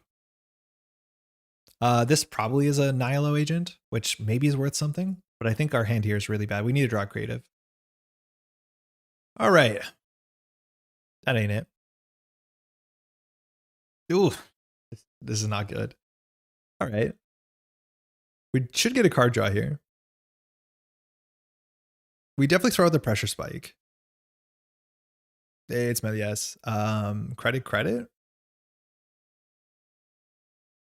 I think we're just rigging up the Onicom. Just get cards out of hand to draw one more. Yeah, that's good. So we can keep the creative to next turn so we can fire the Onicom. It's our like one obvious trigger here. Yeah, rigging up Onicom, then Spark. I don't think we have to Spark this soon because keeping our liquidity up is way more important than producing a breaker on this board state. But I could see us clicking for credit, throwing out the spike. It's good to know where the spike is though. Lat draw? I'm assuming this is the bad pub getter, which Emily, if she wants to do that, won't be able to easily vulture fund this turn. So that's fine. Nice. Okay, so we need a Knickknack. Oh, looks like it's not.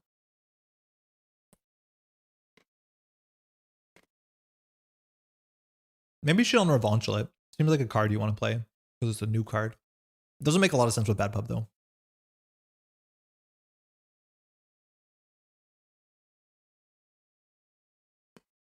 Okay. Ooh, that's a lot of respect. I don't know how you win the game if you put your first 2 ice on R&D. Let's see if that works out.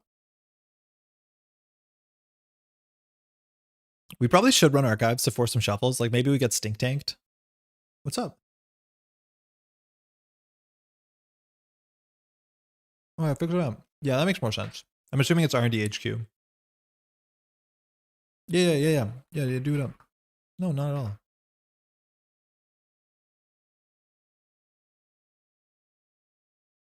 If we do undo turn, it just undoes my turn, right? Because it started. Can we do double undo turn? Uninstall?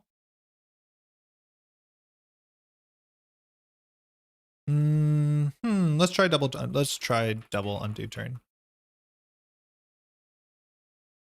You have to type it too.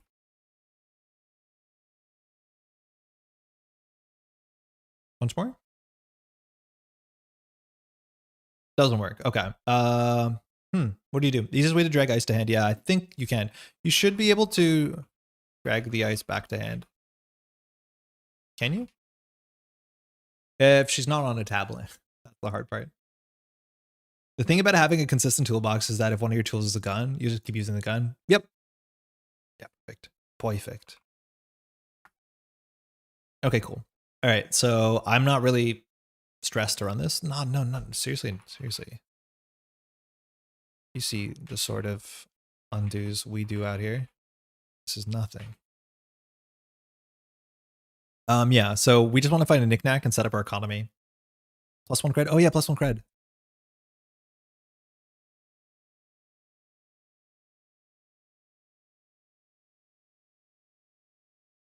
Yeah, good catch. Okay. I mean, we could get an orca down. I'd rather get a low B, but a 7 credit orca here is, well, firstly, not affordable. But this is a bit of an ugly hand. I think part of us wants to just play the cataloger to have it. I don't know if we have the time to like compressor the spin doctor when our hand it looks like this.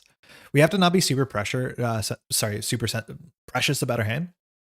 Like it's not bad to discard these cards. We have like a lot of recursion in our deck in a weird way.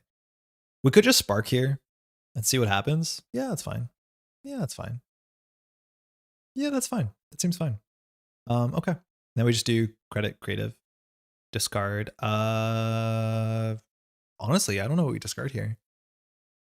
Rigging up is equivalent to sure gamble. This is liquidity credits. Pinhole is really good to check the remote server and deal with amazes, which is important.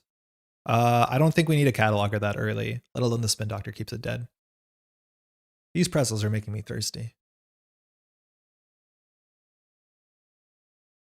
Predictive, draw 3. She might YDL here. She has a spin doctor to just draw like kind of blazingly, which is good. All right, her money's good.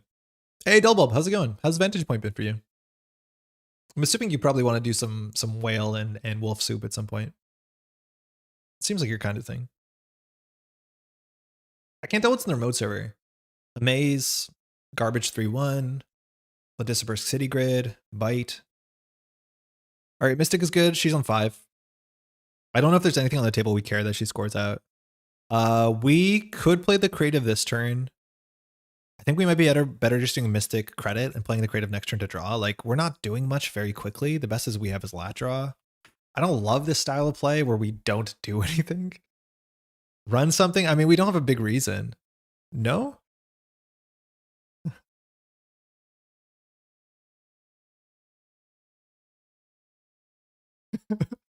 Wait, can I have it? I'm going to draw it. All right, Dag is here. Sick. That's nice that we have Lobby first. Control Shaper, I know. Control Corp. The oldest house and all that. Lat draw, no thanks. No, I'm good. Thank you. Crispy or grilled? Yes, please.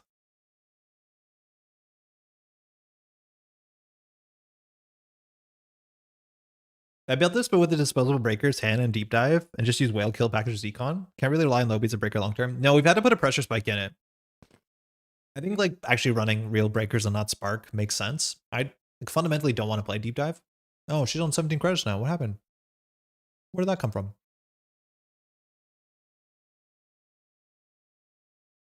Can we let her have 6 more credits? I mean, yeah, it does play around Oppo. I think we should probably run archives or HQ at this point. Probably a spin doctor. Let's draw. Okay. We might have all our breakers soon. So we can spark, puts us on 7 cards. We can do day creative and not do anything. I mean, I'm cool with this. If this sparks and we don't hit a knickknack soon, it's ugly. Yo, 2 lobies, that's so good.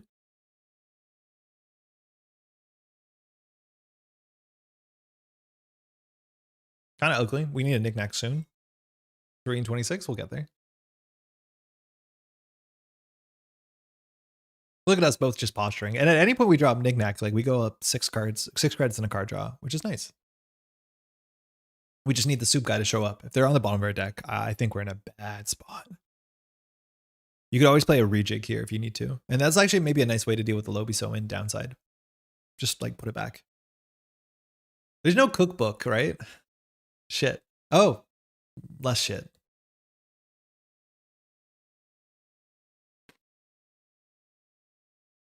We need a cookbook for power counters, right? Earthrise for 4. Nobody say Captain Putman.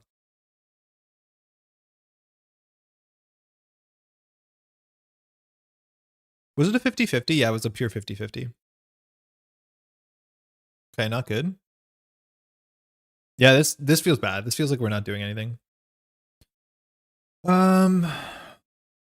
I put on my enter card ratings. Are you doing a tier list for this set? Yeah, with Jeff. I'm hoping to. I haven't talked about Jeff about it, but I'm assuming we will. Ringing up his cookbook for power counters? Yeah, but not like that. What did she score at that we're upset about? Themeless into tomorrow's headline and to trash one of our lobies? I mean, that seems fine. We can throw out Anacom into Harmony. We can't really get lat draw here. We can do Orca for 7. That's a lot of money. Just keep drawing for knickknack.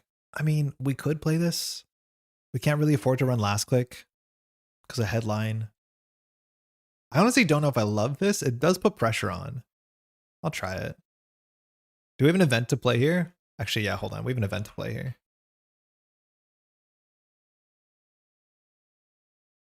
Yes. Okay. So if we don't install this, we can't lose it to tomorrow's headline. So I think we don't show it. We just click and throw these 2 out. Any painting fig would also work. A pity they're all programs. Yeah, they're all programs. And all the positioning ice stuff is programs. Oh my God. Never mind. How long do we wait on this thing? Because we do have a pinhole, right? Are we worried about this? This is 5 influence. I'm not worried anymore. She has a lot of money. We have to deal with the Nilos. That was not a program? I mean, I guess not. I should have seen this coming. This is the obvious answer, right?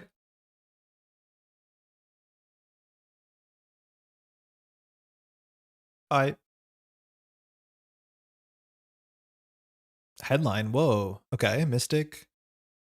Mystic's not happy.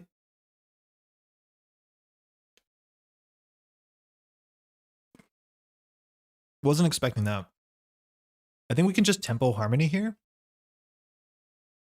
We shuffle back enough good cards. I think it's probably worth it.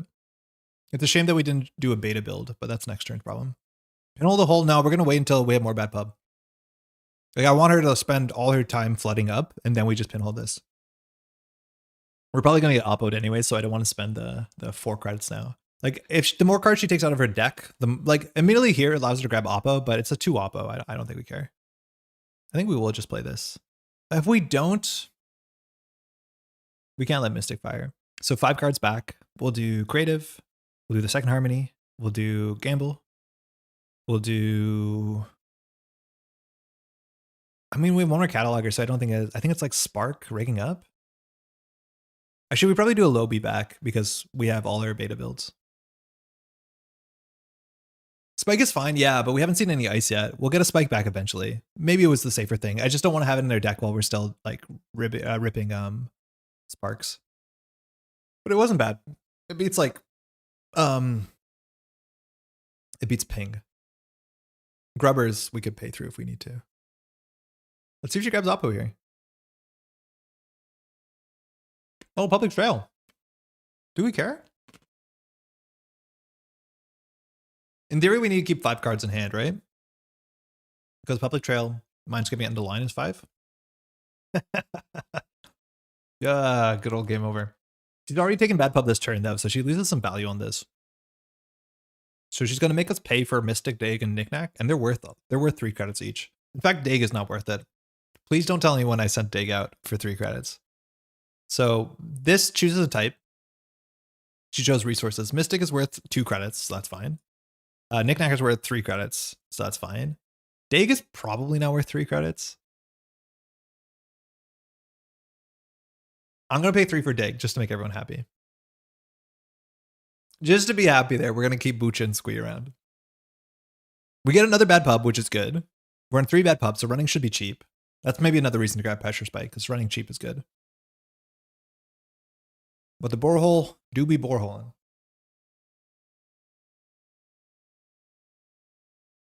Oh, I forgot about this interaction. We'll pay 8. She can oppo us, but we can just sell the Lobby Somi and clear the tags.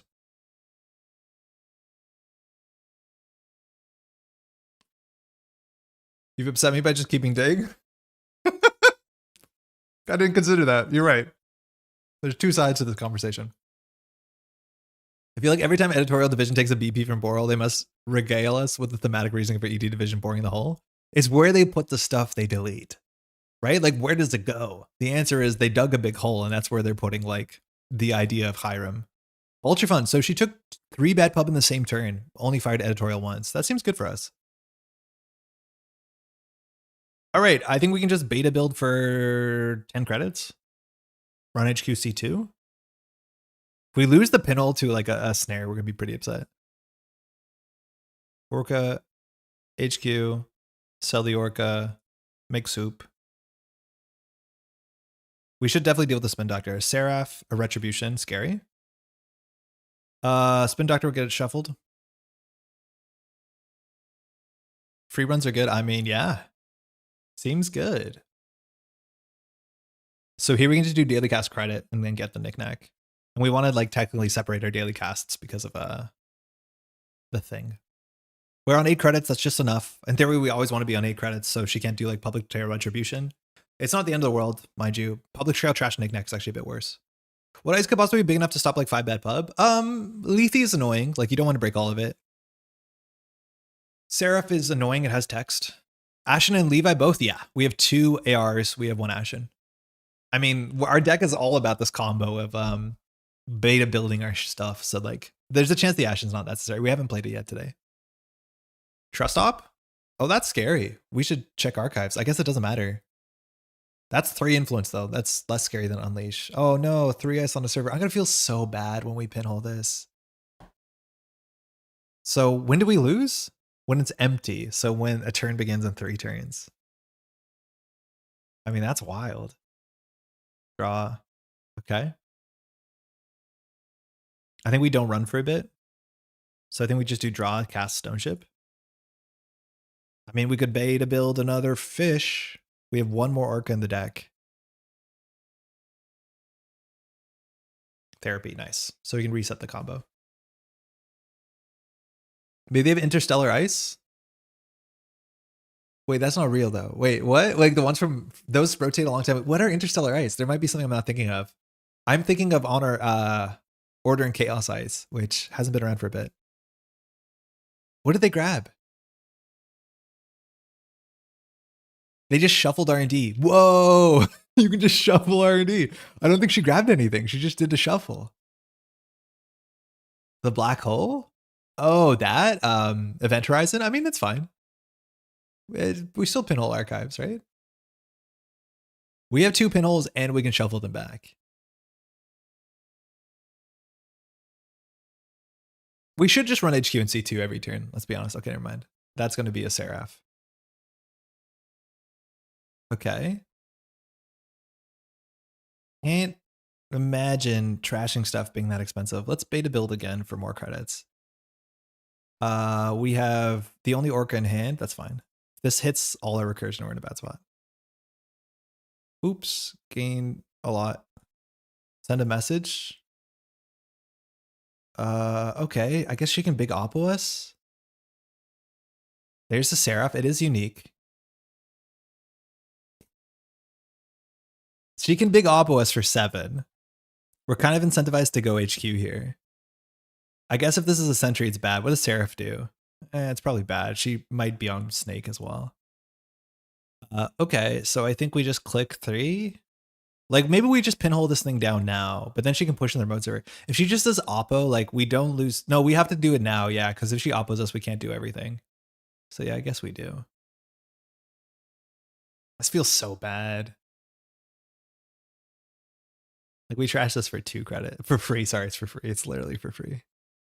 Yeah, because next turn it goes down to 1, she oppos us, it goes down to 0. I'm so sorry. That's been in hand for a bit.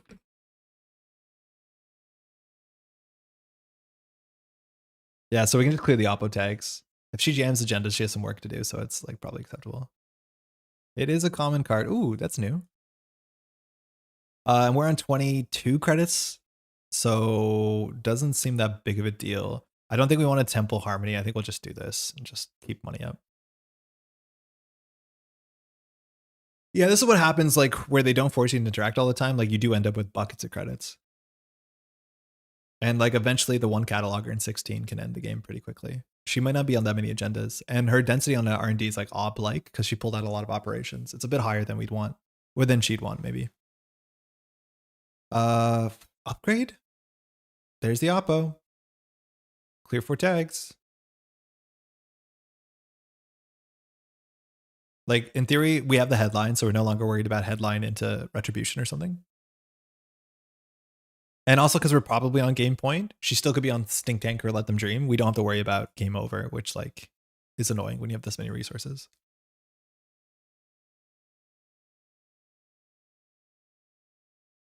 I imagine unless editorial division becomes like, oh, I have a really good ice, and in the late game, I'm going to remove my stuff with Scapegoat. I do think you're going to see a lot of games like this where it's just like 3S on remote server, jam, jam, jam. And if you can keep up with Opera or not, I don't think it makes a very interesting game. 4-hole at least is kind of cool, right?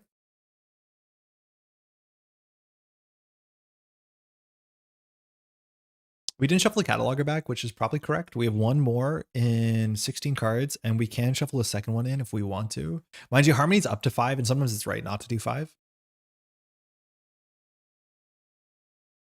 Cool thing too is if you ever just need a lot of cards, if you're down to 1 card in hand, you can just play Ashen and you draw 5.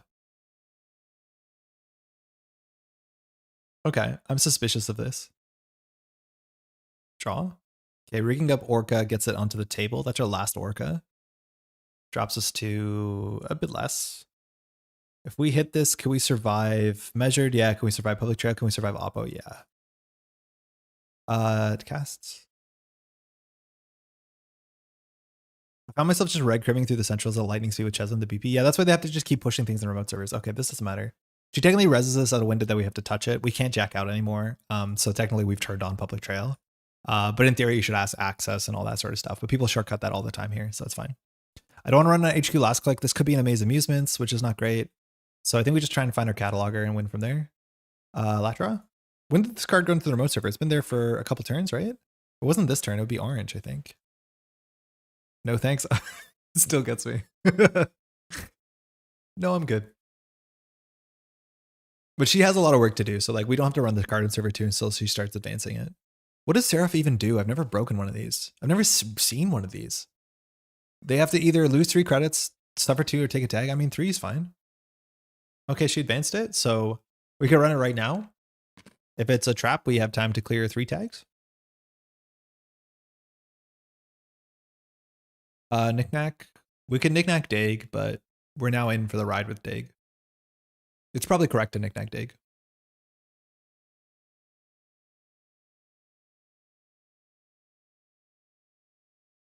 We'll lose 3.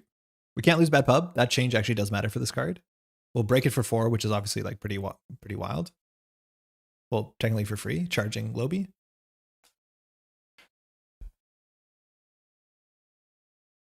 A good game. You can't be on 3 borehole. You can't be on 3x borehole, right? Just 2? Yeah, she can't be on 3 because we saw some other stuff. My deck is supposed to rush early. Unfortunately, borehole is not rush. It's way slow. It's like you need to deal with this in 6 turns. Right on. Thanks for the game. Yeah, I do think the turn that she did 3 bad publicity, like you need to feather it out, which is kind of hard. It's really cool that you do game over and then they overextend and then you public trail. I didn't realize like keeping 8 was correct. And we just hit 8, but that's another reason why we should have let go of Dake.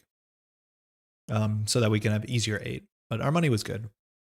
Again, 6 bad full estate. It's hard to imagine that running is going to be expensive. But our cataloger comes up, that should close the game sooner than later. 6:30. I don't think I can stream more. I think my partner's expecting for dinner. 0 advance 7-pointer win. I mean clearinghouse. Let's go. Let's go. I'm worried there's some good clearinghouse decks. Thanks so much for hanging out. It's a Wednesday evening. Hey Emily, thanks for the game. That was fun. The Borehole was a very, very good surprise. And I had the pinhole. I'm like, oh, I guess I just have to wait. It's gonna be really, really rude.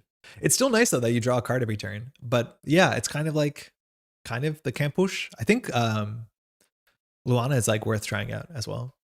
What's your favorite ID from the set so far? From the set? Oh, man, that's a hard question. Because like there's a chance it is. It's not a great answer. And that doesn't mean I think Vantage Point isn't sick. Right now, Hiram has been more frustrating than anything. I think we'll find a good Hiram deck. I just don't think I have one right now. And I think the thing that will make a good Hiram deck is ignoring a lot of the cards from VP. Right now, not only as a player, but as a content creator, I have good interest to try and show you a lot of the cards from VP in the same deck. And it looks like Hiram is just seemingly butting into himself the more you play anything, right? Like Touchstone means you should play a lot of events, which is not Hiram. Is Methuselah good enough when you don't have great card draw, let alone there's not enough hardware? I don't know. It's hard to tell. I wanted to say Hiram. Be very clear, I haven't played Vic yet. And I assume Vic will be the easiest to play. Oh, that kind of worked. I think Vic will be very easy to play. I think I'll enjoy playing DreamNet. I think like good criminal fundamentals has always appealed to me, and it's always been like a fun comfort deck, and I think this is going to be it. Melee SU is probably a grind, and I'm like really not into what's it called? I really don't like editorial kind of at all. Maybe I'll play a bit of it and it'll feel like modernism, but I played one game so far and it just felt like it's kind of linear.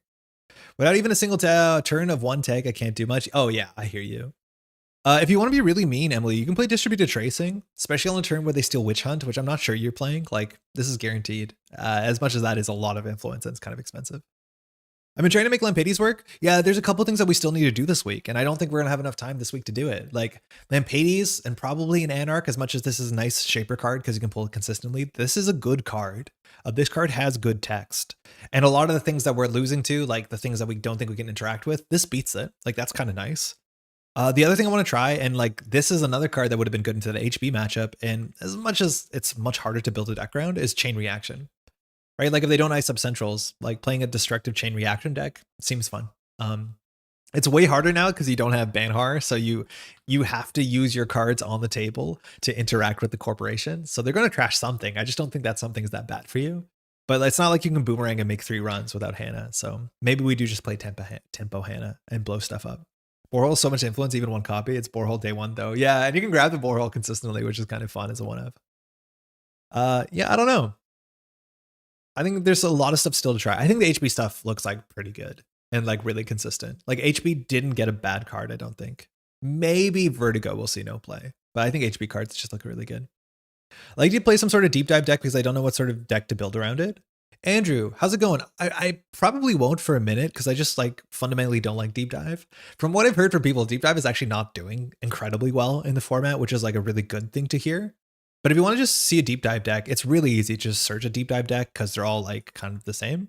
All you need to do is play good stuff Shaper and then have a way to close games out.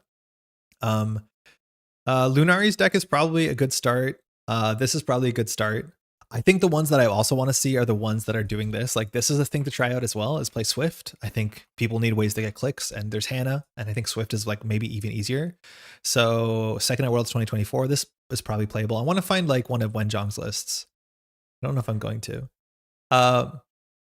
Yeah, so like Deep Dive is back, Daily Cast is back. I think you can literally play this deck from oh sorry, this is Lunari's deck, so that makes sense. Yeah, so you could probably play this. I'm assuming this is good. This seems just like good stuff Shaper. Seems fine. I'm assuming it's fine. This is D's deck from First in the Summer Showdown last summer. You can play this deck. It's probably fine. Probably fine to good. The click gaining on this is It wasn't as important last year. That's the thing, is like you need to play more click gainers. So like one Hannah might not be enough, but this is a good start to spot to start. And then this is another one of these deck. This is the Swift one. So yeah, this is, you can play kind of card for card. Turbine you don't play, so you maybe play something else. You can maybe play more propellers for more aggressive stuff. You can't play trick shot, but that's okay. You can play something else in the slot. DJ Fenris is not here, so this is another one of your nice ways to get clicks, but like all of these are very, very good shells where you just have to change a couple cards, like Prisha becomes Azimut, stuff like that. I think it's very, very doable. Most of these cards are still in the game and they're still probably played. I just don't want to play it because it doesn't use a lot of vantage point cards. In fact, I am assuming a lot of the deep dive decks play no vantage point cards, which is not something we want to do. We'll be back tomorrow, definitely in the evening, maybe in the afternoon. I think we'll find out. There's a chance we'll do a smaller stream in the afternoon from like noon to 3 and then just like relax because we're going to be streaming later and we don't want to blow our voice out. We'll be back for Friday for sure. Huge thank you to all these names here and more. It's been so fun just hanging out and playing some Vantage Point. Set's been sick. These names are, mind you, the Sure Gamble patrons. We also have a lot of daily cast patrons that support the Metropole Grid, so we can do stuff like this. Not only like licensing, equipment, editing, music, all this sort of stuff costs a fair bit of money to make it happen like this, let alone taking time off work to be able to like hang out and stream. Super appreciated. Thank you to all these names here and more. If you want to support the Metropole Grid, any amount of contribution is incredibly appreciated. You can find a link just in the description. Another way too, if you want to support the channel, just leaving a like on the VOD, subscribing, hitting the notification bell, leaving a comment, all that sort of stuff really helps a heck of a lot as well. We will be back tomorrow. We'll be back on Friday. On the weekend, no, I don't think so. I think maybe not, probably not. And then hopefully in the near future, we'll have a nice long piece of video on my channel or Jeff's channel doing a reveal tier list. I'll talk to Jeff about that. We haven't like lined up on that just yet. That's mostly it.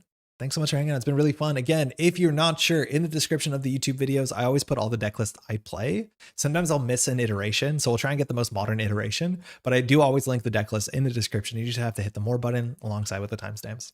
That's mostly it. Thanks so much for hanging out, and we'll catch you in the next one. Thank you for Wednesday stream. Really, really fun. Take care, y'all.